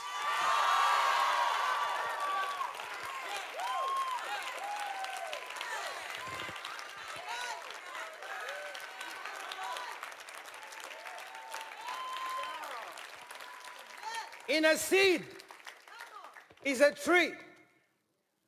On the tree are fruits. In the fruits are seeds. In those seeds are trees. On the trees are fruits. In the fruits are seeds. It doesn't stop. Your seed is working. It's just that it's in the dark. It's in the dark and you cannot see it because it has to break up and rot.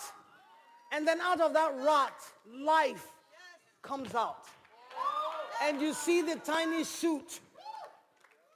And then you begin to tend to it. And someday it's going to grow up and give you fruits and more seeds and more trees and more fruits.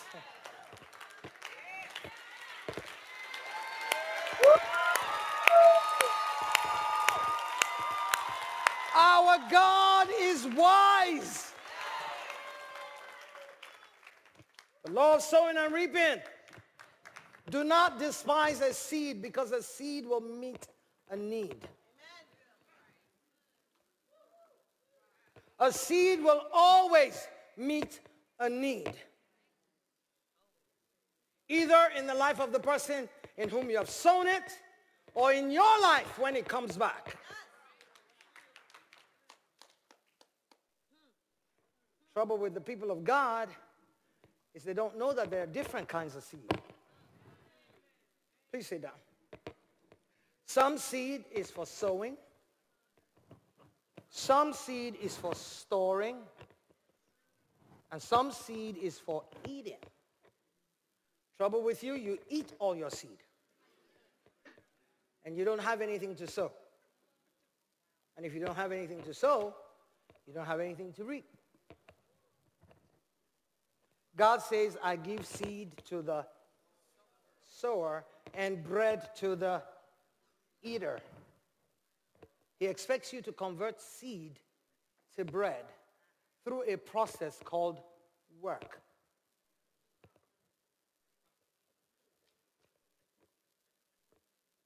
You got to work on the wheat, right? To convert it to flour, right? So you can then put whatever else they put in bread, and then you bake it, and you have bread. Not all seed is for eating, child of God. And while I'm talking about seed sowing and all of that, money is not for spending. Hello? I said money is not for spending. If you spend your money, you will die broke. It's not a curse. Money is for investing. My time is up. I can't finish this, so maybe David will have me. Maybe David will have me next Believe Nation convention. No, really, my time's up.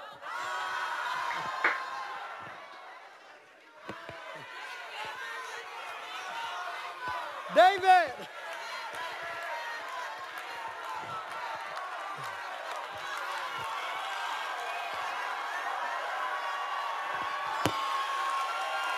David!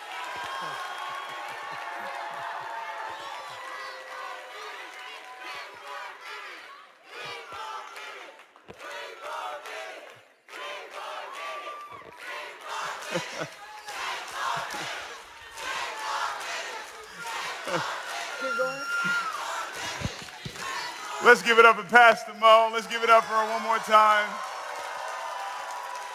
So Mom, I'll put you on the spot. Would you be willing to come back to the next Believe Nation event so you can continue the training before? before I get crucified here.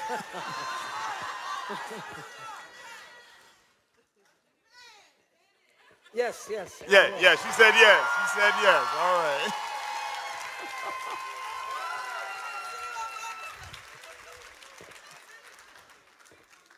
What do you want me to do? She said, what do you want me to do? Well, you can just stay up here with me. You just stay up here with me, all right? All right, we're good with this. All right. Let's give it up for my mom one more time. Give it up for Pastor Mo. She's got these books at the bookstore, right? Yeah. All right, so before you leave, how many of you are purchasing her books? All right. And she's got everything in here, Darkness into Light, What You Will Not Hear in Church About Sex. She's got Marriage, A Sound Check, okay? So 3 very powerful books. I didn't mention this when we were talking, you know, when we moved to Staten Island. Okay, one person from Staten Island. All right, there we go. Brandon, Strong Island, all right. My mom started a church in the house. Now, this was a 1-bedroom house with an attic. And every Sunday, we would have to come down, move the furniture out, and put chairs in there. And it was just me and my 2 sisters, and my mom would preach to us. And over time, she actually built a pretty big church. So let's give her another big round of applause.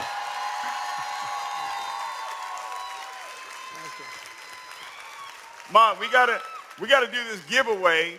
How many of you are excited for the person who's about to win this Bentley? Can we roll the video? Let's roll the video real quick. Let's roll the video. So, I just had to step out of the I Believe Experience Leaders Edge event to go pick up the brand new Bentley Bentayga that we're giving away today.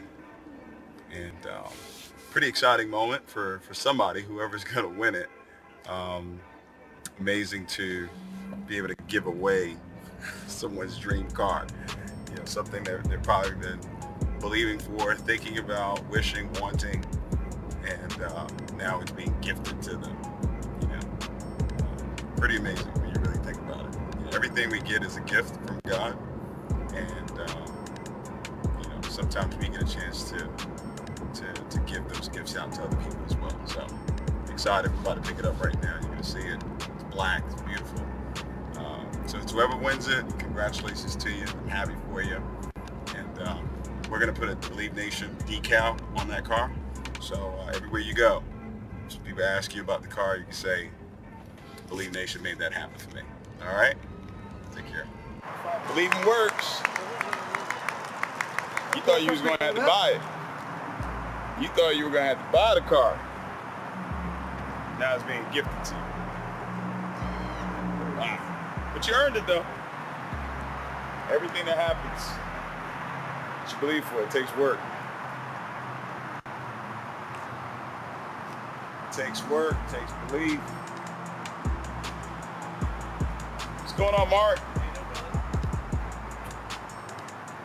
Mark has sold me, I don't know how many cars? I lost count after like 10. All right, we good to go?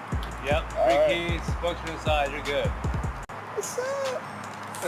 This key's different, y'all. So the car is actually here.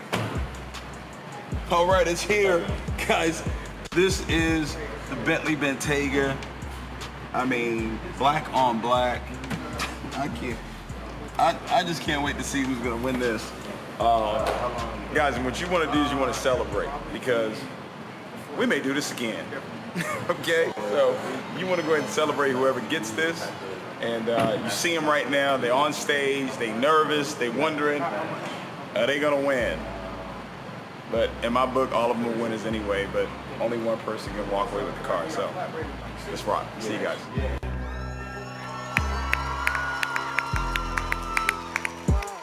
So I think we're calling the people, right? Yes, sir, I am.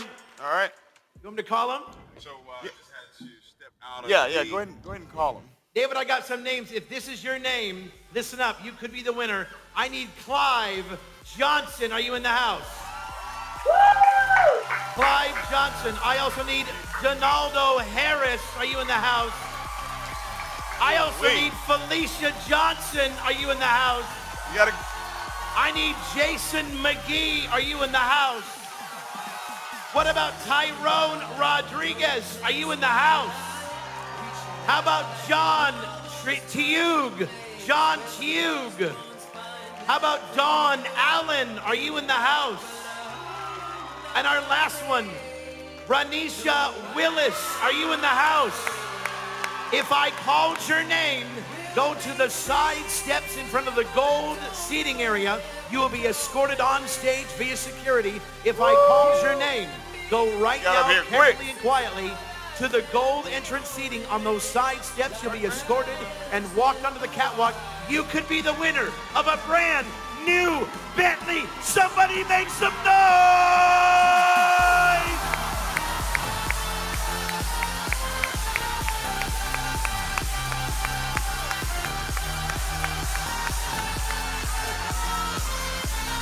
Clive Johnson, Donaldo Harris, Felicia Johnson, Jason McGee, Tyrone Rodriguez, John Teague, Dawn Allen, and Ranisha Willis. Oh my goodness. Go get those keys, baby. They could be yours. So, you know, the self-confidence formula says that I know that no wealth or position can long endure unless built upon truth and justice. And it says I will eliminate what? Hatred, envy, jealousy. So we about to see.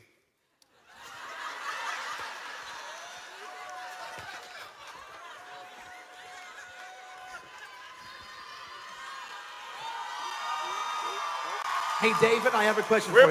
We're about to see 7 people, because there's 8 people. Only one can win. We're about to see 7 people demonstrate the amount of love they have. Hey, David. Yes. When you call the winner up, they have one instruction. Say one instruction. One instruction. They are going to call out the words start, and the wheel will start. And when they say stop, we will slow down the wheel. So every choice, they choose start and they choose stop for their prize. Copy that? Okay. Let's do it. All right. So this wasn't going to be on me. All right. The car is already on me. Okay.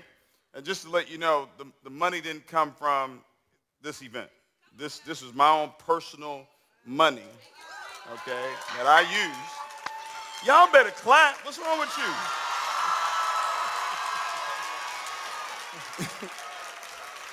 Y'all better show some love.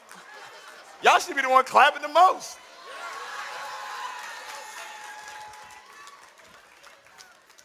All right, what was I saying? Yeah, so it's not going to be on me. One of y'all going to pick the name, and when you pick the name, that's who's going to get a chance to spin the wheel.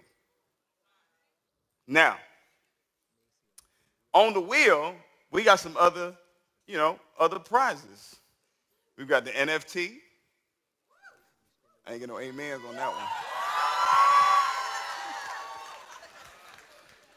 We got a coaching session. And then we got one Bentley spot. So, whoever's name gets picked out, that person's gonna spin the wheel. You're gonna say stop. And wherever it lands, that's where it lands. Okay. Now, if it lands on NFT, we're gonna celebrate you for getting the NFT. Then we're gonna have to pick out another name. Now, if it's your name again that gets picked out, then you get to spin the wheel again. So you may get multiple tries at this, okay? I want y'all to keep in mind This is a gift. Okay? And this is why I wanted to bring him on stage, okay? So if anything happens to me, you know who did it. It's one of them. Yeah, yeah. All right. I can't remember So when you sent it, but I know. we got the names. We're gonna bring that up here, and one of you guys are gonna pick it. You're gonna close your eyes because I don't want you, peeking, seeing a letter of your name.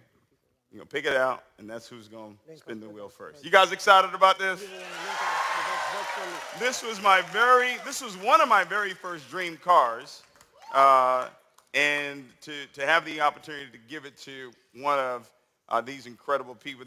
They showed the support for Believe Nation, and that's why they're on the stage, just like all of you showed the support for it. So let's give them another round of applause. Are we ready?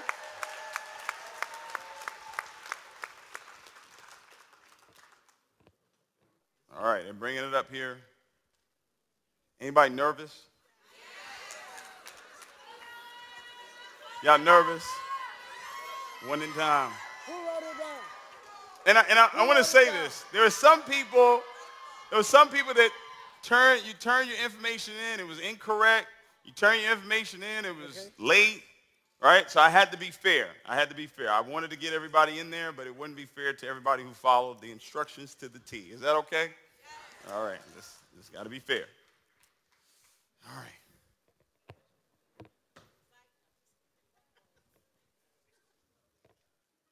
The anticipation. Go ahead and spin the wheel real quick. Let me see what happens. Spin the wheel. Somebody spin the wheel. Who's got the clicker? All right. Okay. Coaching session. All right. So let's move this right here. Sir, what's your name? John? Come on up here, John.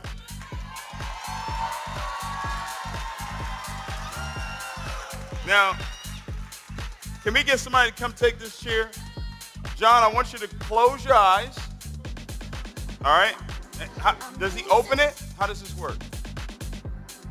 You do that. You do that.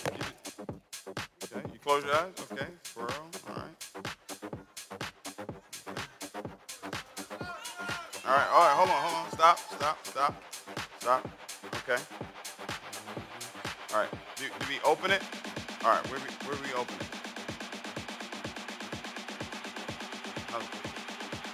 Open it.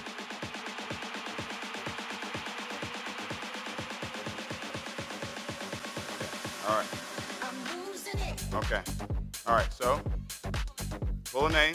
No, pull a name. Okay. All right. Pull the name. And the name is Jason McGee.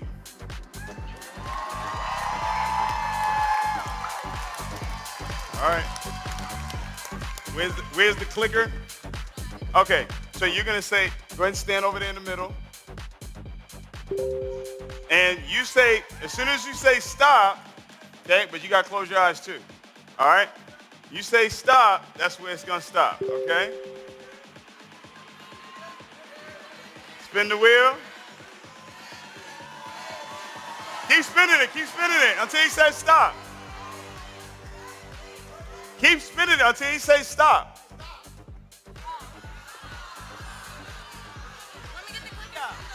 Yeah, go get the clicker. We're going to do that again. Yeah. Are y'all hearing me down there? Do it again. We're going to do it again.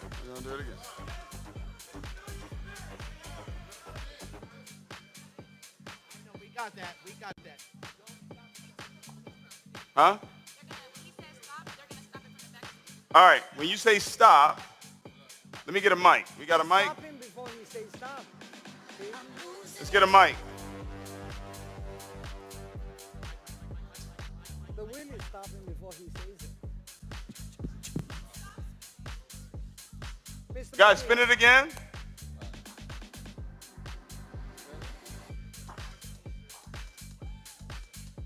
What are they doing?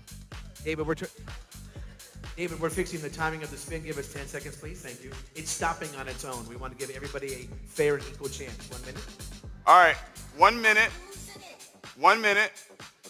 So you got, within a minute, you got 6 stops. You ain't got all day, though. So. Let's go. You can go back. You can go back. Stop. Say it again.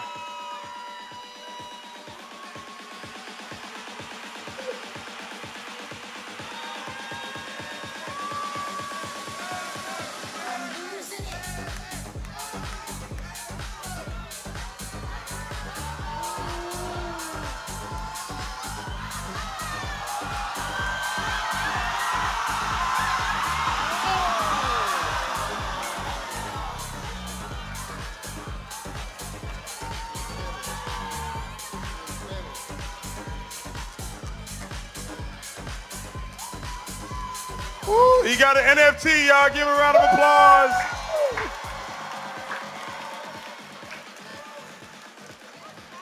Tyrone, come on up here. Let's go! Let's go! Close your eyes. I can't see them shades. All right, hold on. Nah, yeah. All right. Pick a name. You gotta close your eyes. Yeah. All right. Just pull it out. There you go. You got. Oh, there you go. Dawn Allen. Dawn Allen. You over here, Dawn. Why am I nervous? Okay, let's go. All right. Spin the wheel. You guys say. Stop.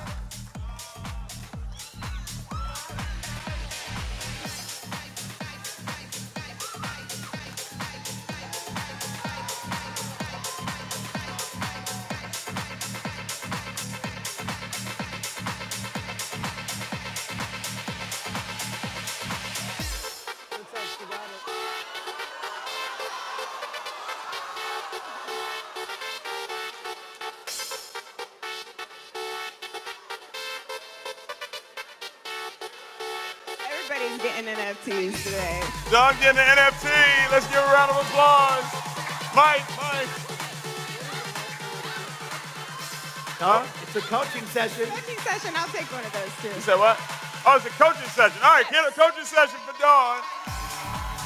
All right, stay up here, because you were next. So you get to pick a name. Close your eyes, and then just grab a name out of the deal.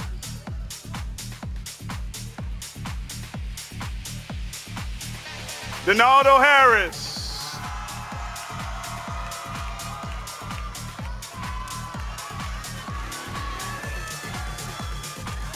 Oh boy.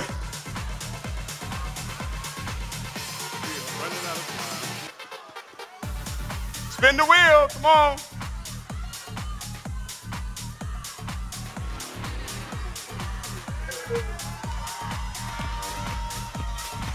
Stop.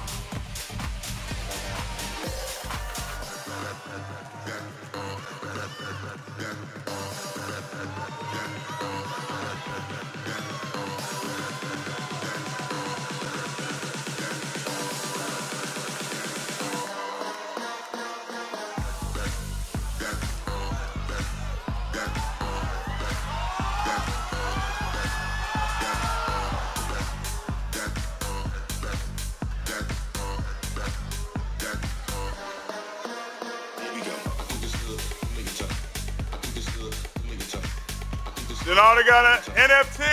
Give him a round of applause.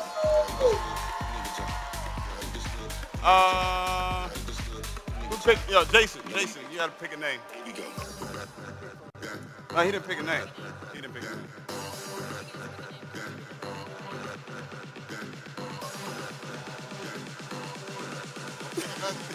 Yeah. Close your eyes. Check this out. Okay. Donaldo Harris again. I wish I had a better.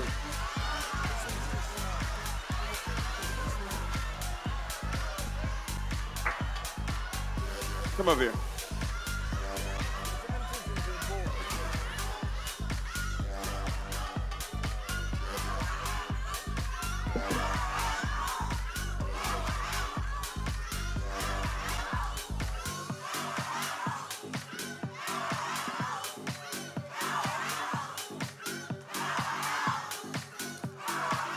Can we get this all out of there? Get it all out of there.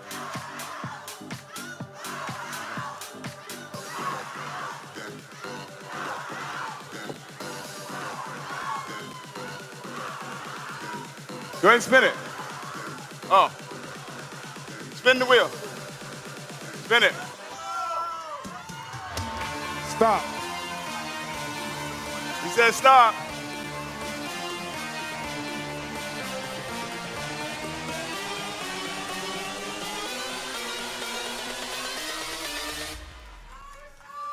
Bring that ass back like a boom, boom, boom, boom.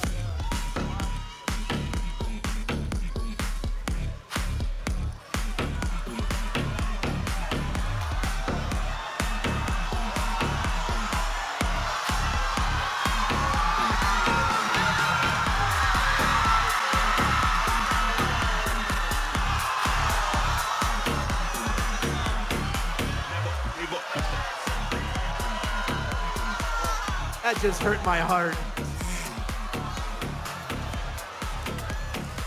Coaching session, that hurt my heart. Can we get somebody? Let's play your stuff. Get somebody get your stuff.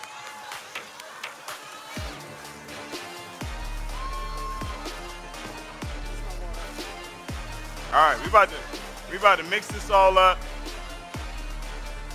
Clive, you gotta close your eyes though. And just pick a name. Eyes closed. I'll lead you.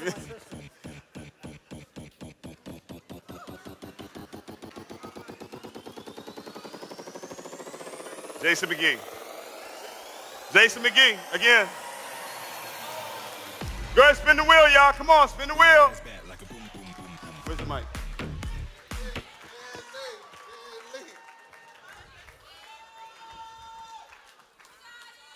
Thank you. Touch and agree, touch and agree, touch and agree. Stop.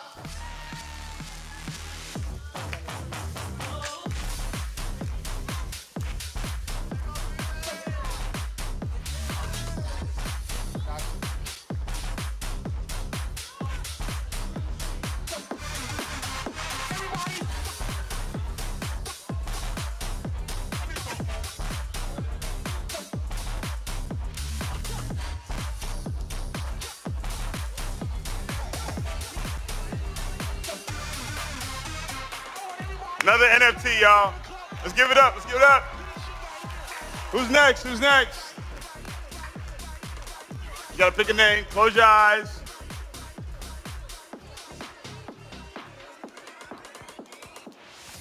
All right. All right, come on.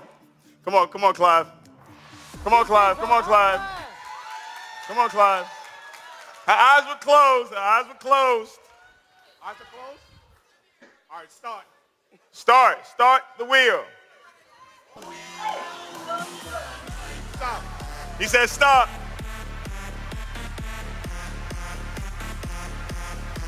He said stop, y'all.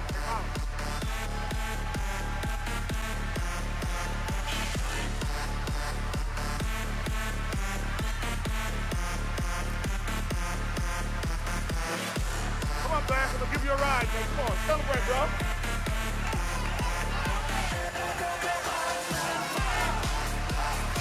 Come on. Come on. Come on. Come on. Come on. Come on. Come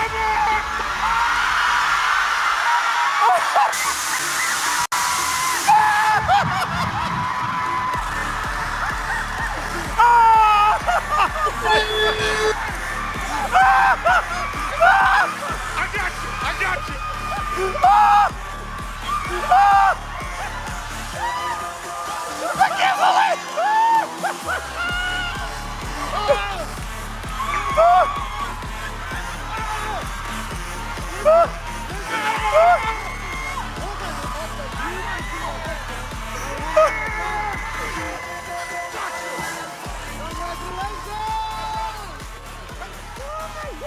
I can't believe it.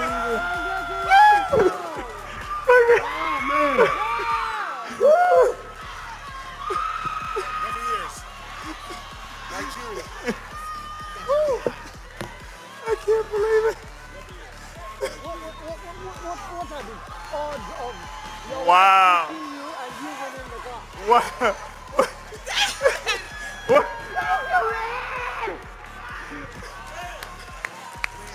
Felicia! Online. Congratulations, I'm happy for you. My God, Mom. My Good God. testimony. Right now, so I can see it.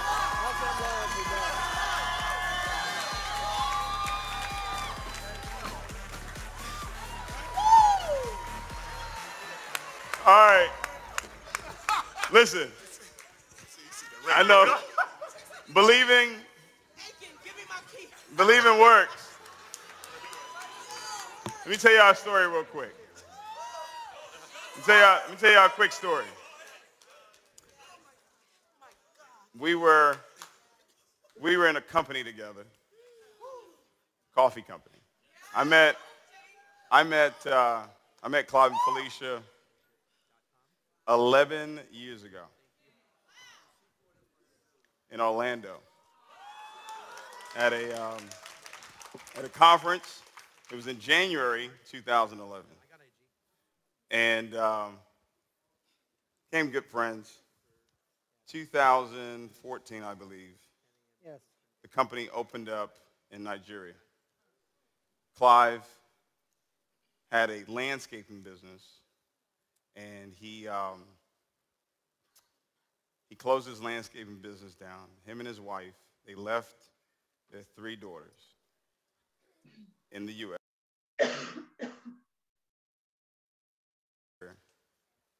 Lived in my mom's house,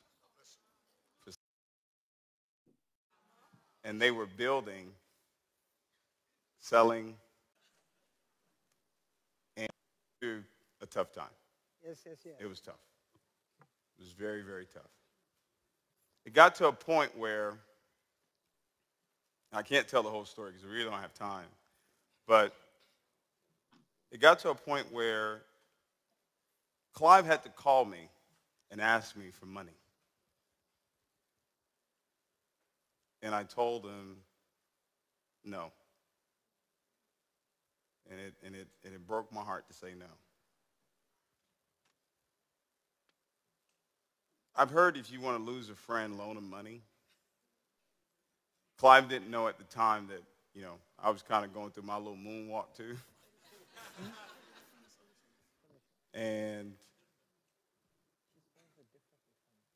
Felicia was upset with me because she felt like your family. And she was right. She was right for that. I should have done something. But I'm glad I didn't, because it kicked something in them where they became bulldogs. They were already bulldogs, but they just took it to a whole nother level. They started a healthcare business.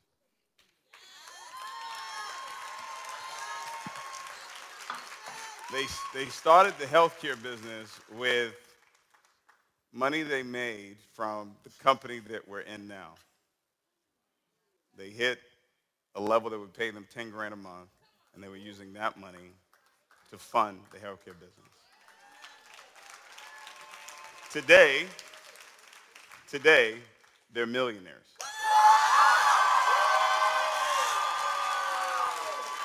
Okay. Multiple 6 figures a month, income. They're doing very, very well. Now, this is funny, because when they were in Nigeria and I was in Bible school trying to find God, I had a Porsche Panamera. And I told Clive, I said, Clive, you hit Blue Diamond, I will give you this car. I will give you a Porsche Panamera. I said that in 2015. 7 years later. Not of my, that's It's not a Porsche. It's not a Porsche. It's a Bentley truck where you, your wife, and your 3 girls can all fit in the car. Here you go, buddy. It's paid off. It's free and clear. No notes. No nothing. Hey. Hey. Practice another.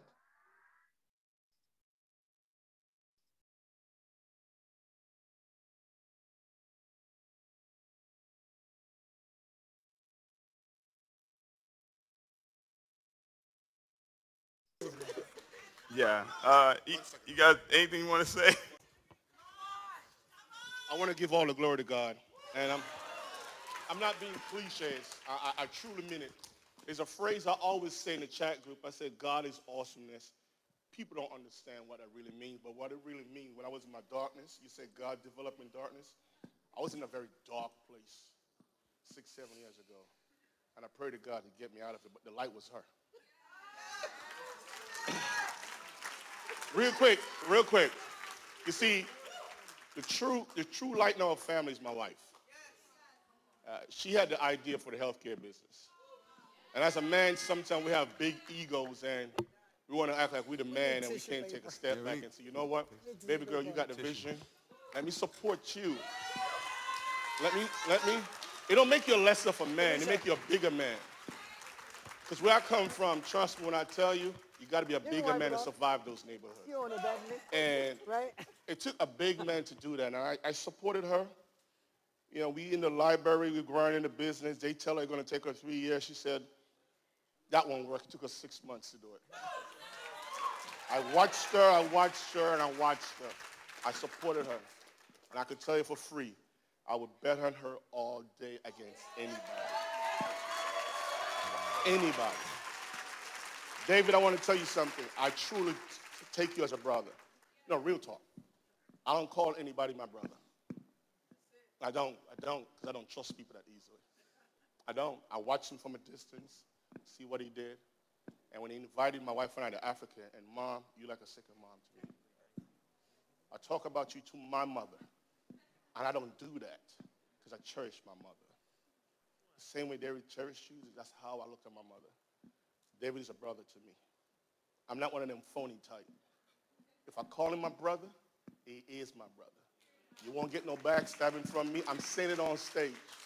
You won't get the backstabbing. You won't get the phoniness. No one can come and tell you that I speak about this man negatively. And if they do, bring them to me and let me confront them. That's me.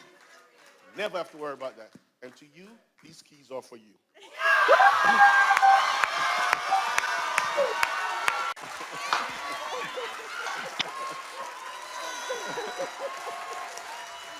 Let's give it up for Clive and Felicia Johnson one more time.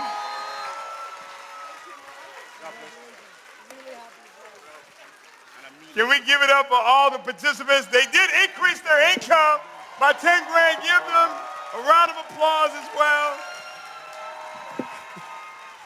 Everybody can go down this way. You can go, yeah, you can go through the back. Let's give it another round of applause, guys. We're about to wrap up.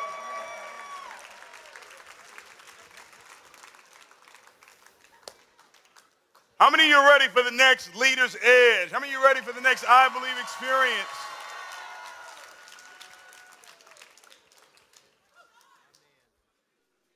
VOG, do we have it? No, we're good.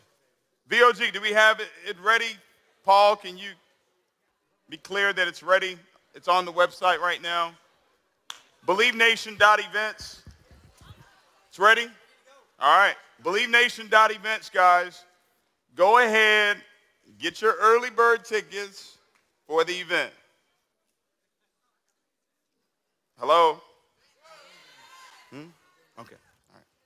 Once again for Pastor Mo. Let's give another round of applause. And so it's available right now. I'll talk about it here in a little bit. But everybody stand up. Everybody stand up. Everybody stand up. We're about to close this thing out. How many of you had a great 3 days with us? I can tell you we had a great 3 days with you as well. I want each and every one of you, please stand up. We got to give a huge round of applause to the entire Believe Nation staff and team that put this event together. We can do better than that. Let's give them a big round of applause. Obviously, Quinn Lewis, Paul Counts, and Shreya, and Kendra, and Angel, and I mean, just so many people that work behind the scenes, to LG, and I mean, so many people that work behind the scenes to make this event what it is. Let's give them another big round of applause. Dawn over in merch, and Carlette as well. Let's give them a round of applause. We can do better than that. Please help me celebrate them. Okay. So we're obviously very excited about what's about to take place. How many of you believe that 2022 is going to be your best year ever? How many of you believe that? All right. And I know sometimes we say that all the time, but I truly believe that this is the year of double. I really do. I really, this is the year of double, but double blessing, double favor, double abundance. And that's how I want you to operate this year. I want you to operate this year with a sense of self-confidence, the assuredness of knowing what is going to be taking place for you. I want you guys to really think about what's going to be happening. And, you know, we have this affirmation. I want you to repeat it. I'm going to put it up on the screen here, but I want you to repeat this right now. I'm so happy and grateful now. I want you to say it again. I'm so happy and grateful now. It says, whatever the dominating thought of your mind, whatever the dominating thought of your mind is, whatever you put in that mind, whatever you hold in that mind over and over again, and you put thoughts into your mind, you put things into your mind through words, through speaking it, through writing it. I'm so happy and grateful now. Say it again. I'm so happy and grateful now. I'm so happy and grateful now that I am loved, rich, wealthy, abundance, healthy. Every single day. No, you don't have to repeat that. Every single day, I want you to wake up with these words on your lips. Every single day, I want you to start speaking these exact words. I'm so happy and grateful now. Say it again. Say it again. Say it again. Say it again. See, these words create. You have the ability to create. That's everything you've learned all throughout this week, that you have the ability to create the life that you want, that you truly deserve. I want to continue the work with you. We've got so many people that have already registered for the mastermind. Let's give them a round of applause. We had people actually say, hey, I'm paying the whole $20,000 right now. We've got 24 spots left. And we're going to close it out. 24 spots left where you can lock it in today at $19.97. Less than $2,000. All right, and then you can pay the rest monthly for you to get a chance to work directly with me. Do not miss that opportunity. Don't do that. People that get a chance to work with me directly succeed.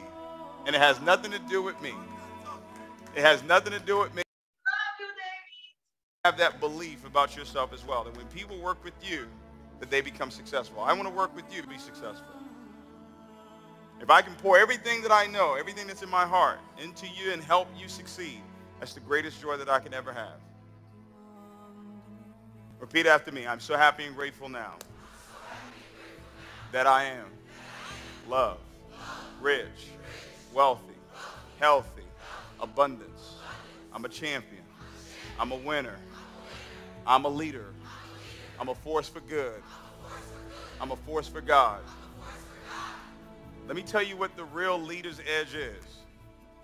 The leader's edge is love. But if you know anything about love, love is God.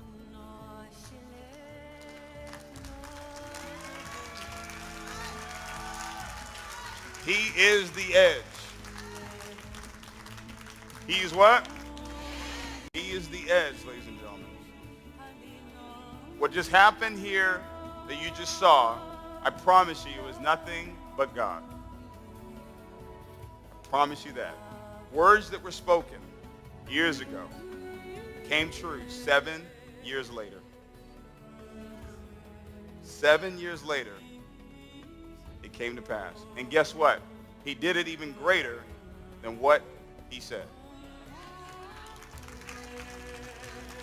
Every delay, everything that you believe hasn't happened yet in your life, when it happens, it will be greater than what you even asked for. Isn't that what he said? He said, I would do exceedingly, abundantly, what you can ask or think.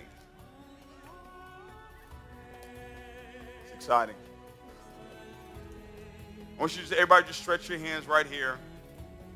And if we can get that, the PowerPoint, LG, let's get the PowerPoint up of the affirmations that I told you about, because I want them to see the words. I want you to take a screenshot of it, okay? I want you to take a screenshot of it so you have it, put it on your phone, put it somewhere you can see it every single day, and I want you to repeat these words, okay? Let's have all the lights off real quick. Okay. I'm going to get it up here.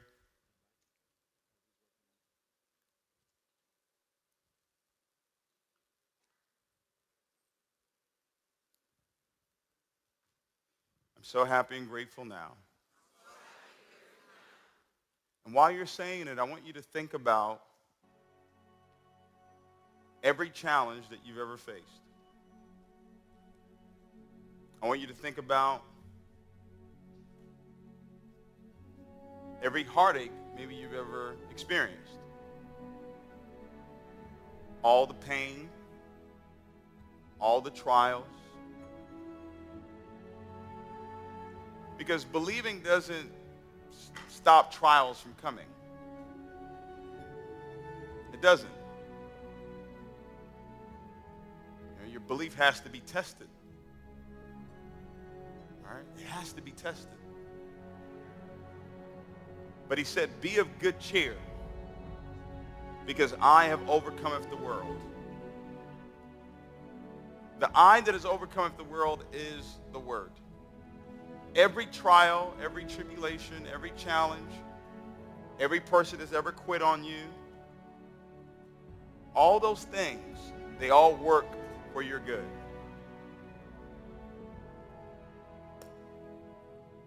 When everybody just stretch your hands. This is a posture of worship. This is a posture of gratitude. That's why we tell you to raise your hands. And I want you to repeat these words.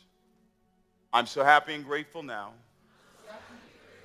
that I am loved, rich, wealthy, abundant, healthy, stronger, a champion, a leader, a force for good, a force for God.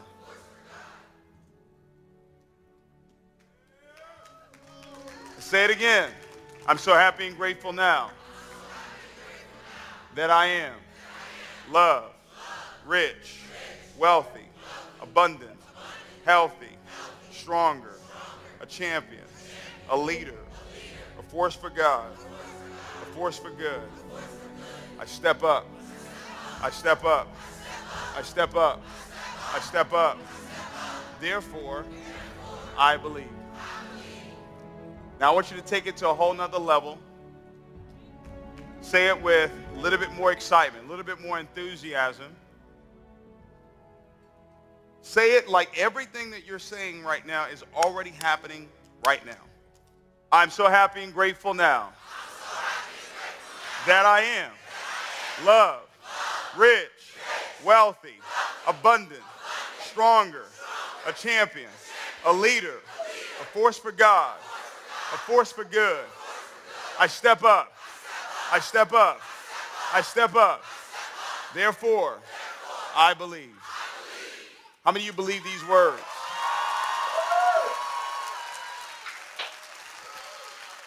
We're going to go into full-on celebration that everything we have spoken, this weekend that everything that you have spoken over your life, over your family's lives, everything you've spoken, everything you've written down has already taken place. Every goal, every dream, every desire that you have spoken and you've written down is already done. Because it's either in my future, or it's in my present, or it's in my past. It's in one of them, because they're all the same. One. When I say 7, I want you to go into full-on celebration with the person that's next to you. And I want you to celebrate them accomplishing their goals. 2. Celebrate them accomplishing their dreams and their vision. 3. Celebrate the fact that they are loved, that they are rich, that they are wealthy. 4. That they are stronger and a champion and a winner. 5. I want you to just give it your all, leave it all out on the field right now. Your very best. Everybody stretch your hands. 6. You're a force for God, and you are a force for good. Everyone who comes in contact with you sees your light. Everyone that comes in contact with you beholds your glory. I want you to leave out of here knowing that you are God. Sounds blasphemous, but that's what Jesus said. He said, are you not gods? You're not big G-O-D, but you are little G-O-D. And I can tell you this, little G-O-D can accomplish everything that big G-O-D can.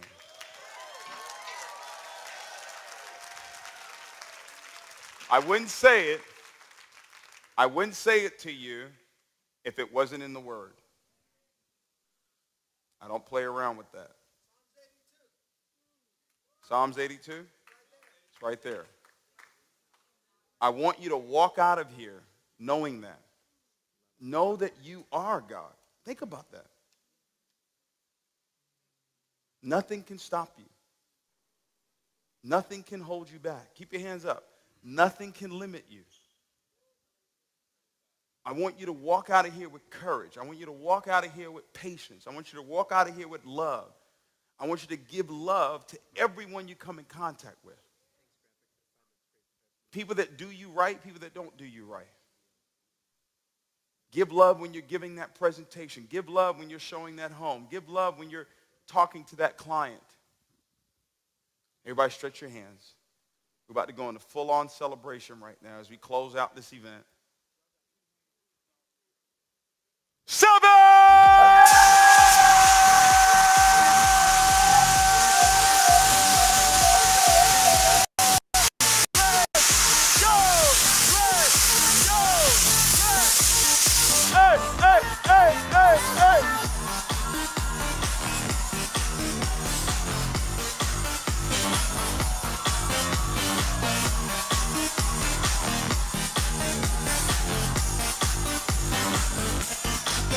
Awesome.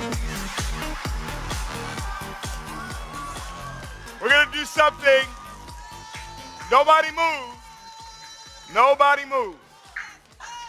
We're about to operate, before we leave out of here, we're about to operate in love.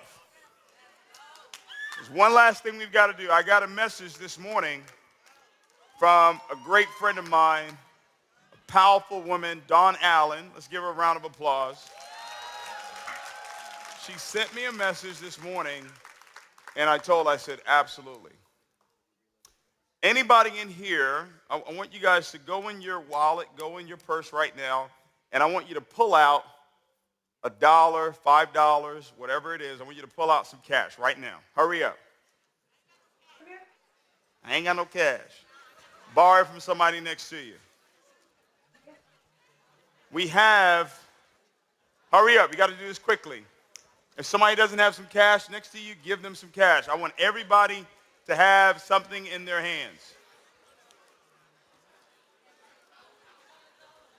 Everybody. If you got yours, hold it up.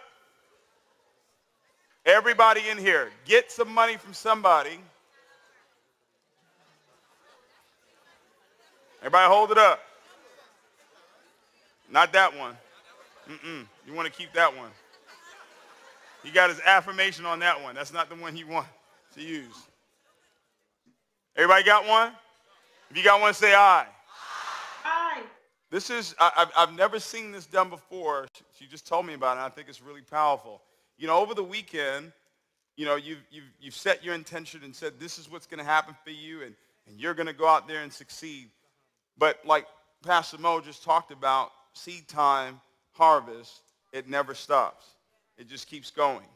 Well, I want us to practice that right now. There are people that have worked in here, right? They've cleaned up after us. They're about to clean up all this confetti. Okay? Everybody hold your money up.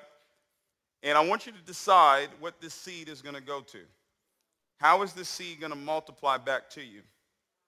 What is going to happen for you because you decided to let go of what is in your hand? When you let go of what's in your hand, God will put something else in your hand, something greater into your hand. So we're about to celebrate this, DJ. But on a count of 3, I'm going to have you just drop it on the floor. So when the people that come in here to clean, they're going to be picking up. You would have sown into their lives. And I want you to celebrate that because it's going to return back onto you 100-fold.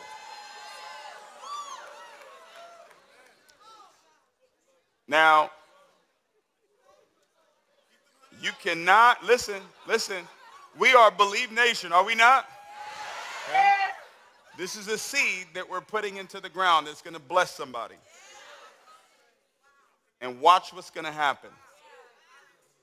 Watch what's going to happen for you. On a count of 3, I want you to let it go, but let it go knowing that God is putting something even greater back into your hands. 1, 2, 3. Celebrate it. Let's go!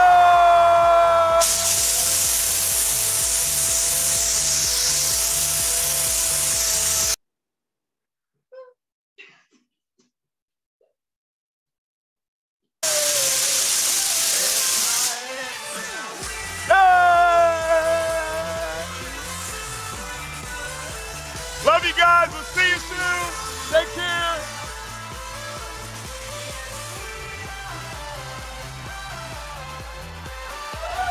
One more time, make some noise for our Bentley winner, Clive Johnson.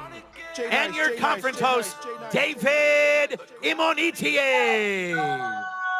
Well, folks, that concludes day number 3 of our 2022 Leaders Edge Conference here inside the Marriott Marquis, Houston. Want to remind everybody that you can become a citizen today by visiting BelieveNation.com. Feel free to share your experience on all socials by using the hashtag LeadersEdge and Believe Nation. Speaking of social media, if you want more, it's ending. How are you guys? Yes, that was so Yay. This is great. Hi. Let's go. How you feeling, fam? Woo! Fire, fire, fire. Okay, let's go. This is our year. This is our year to going to chairman. Let's go. Yeah. Let's go. Everyone come to Serbia. I'm waiting you. This is for us and see each other. Thank you for John. Thank you for Natalie. Thank you for Mercy. Thank you for me. Thank you for everyone for being there and see each other soon. Bye. Yes, bye. Bye, bye, bye, bye.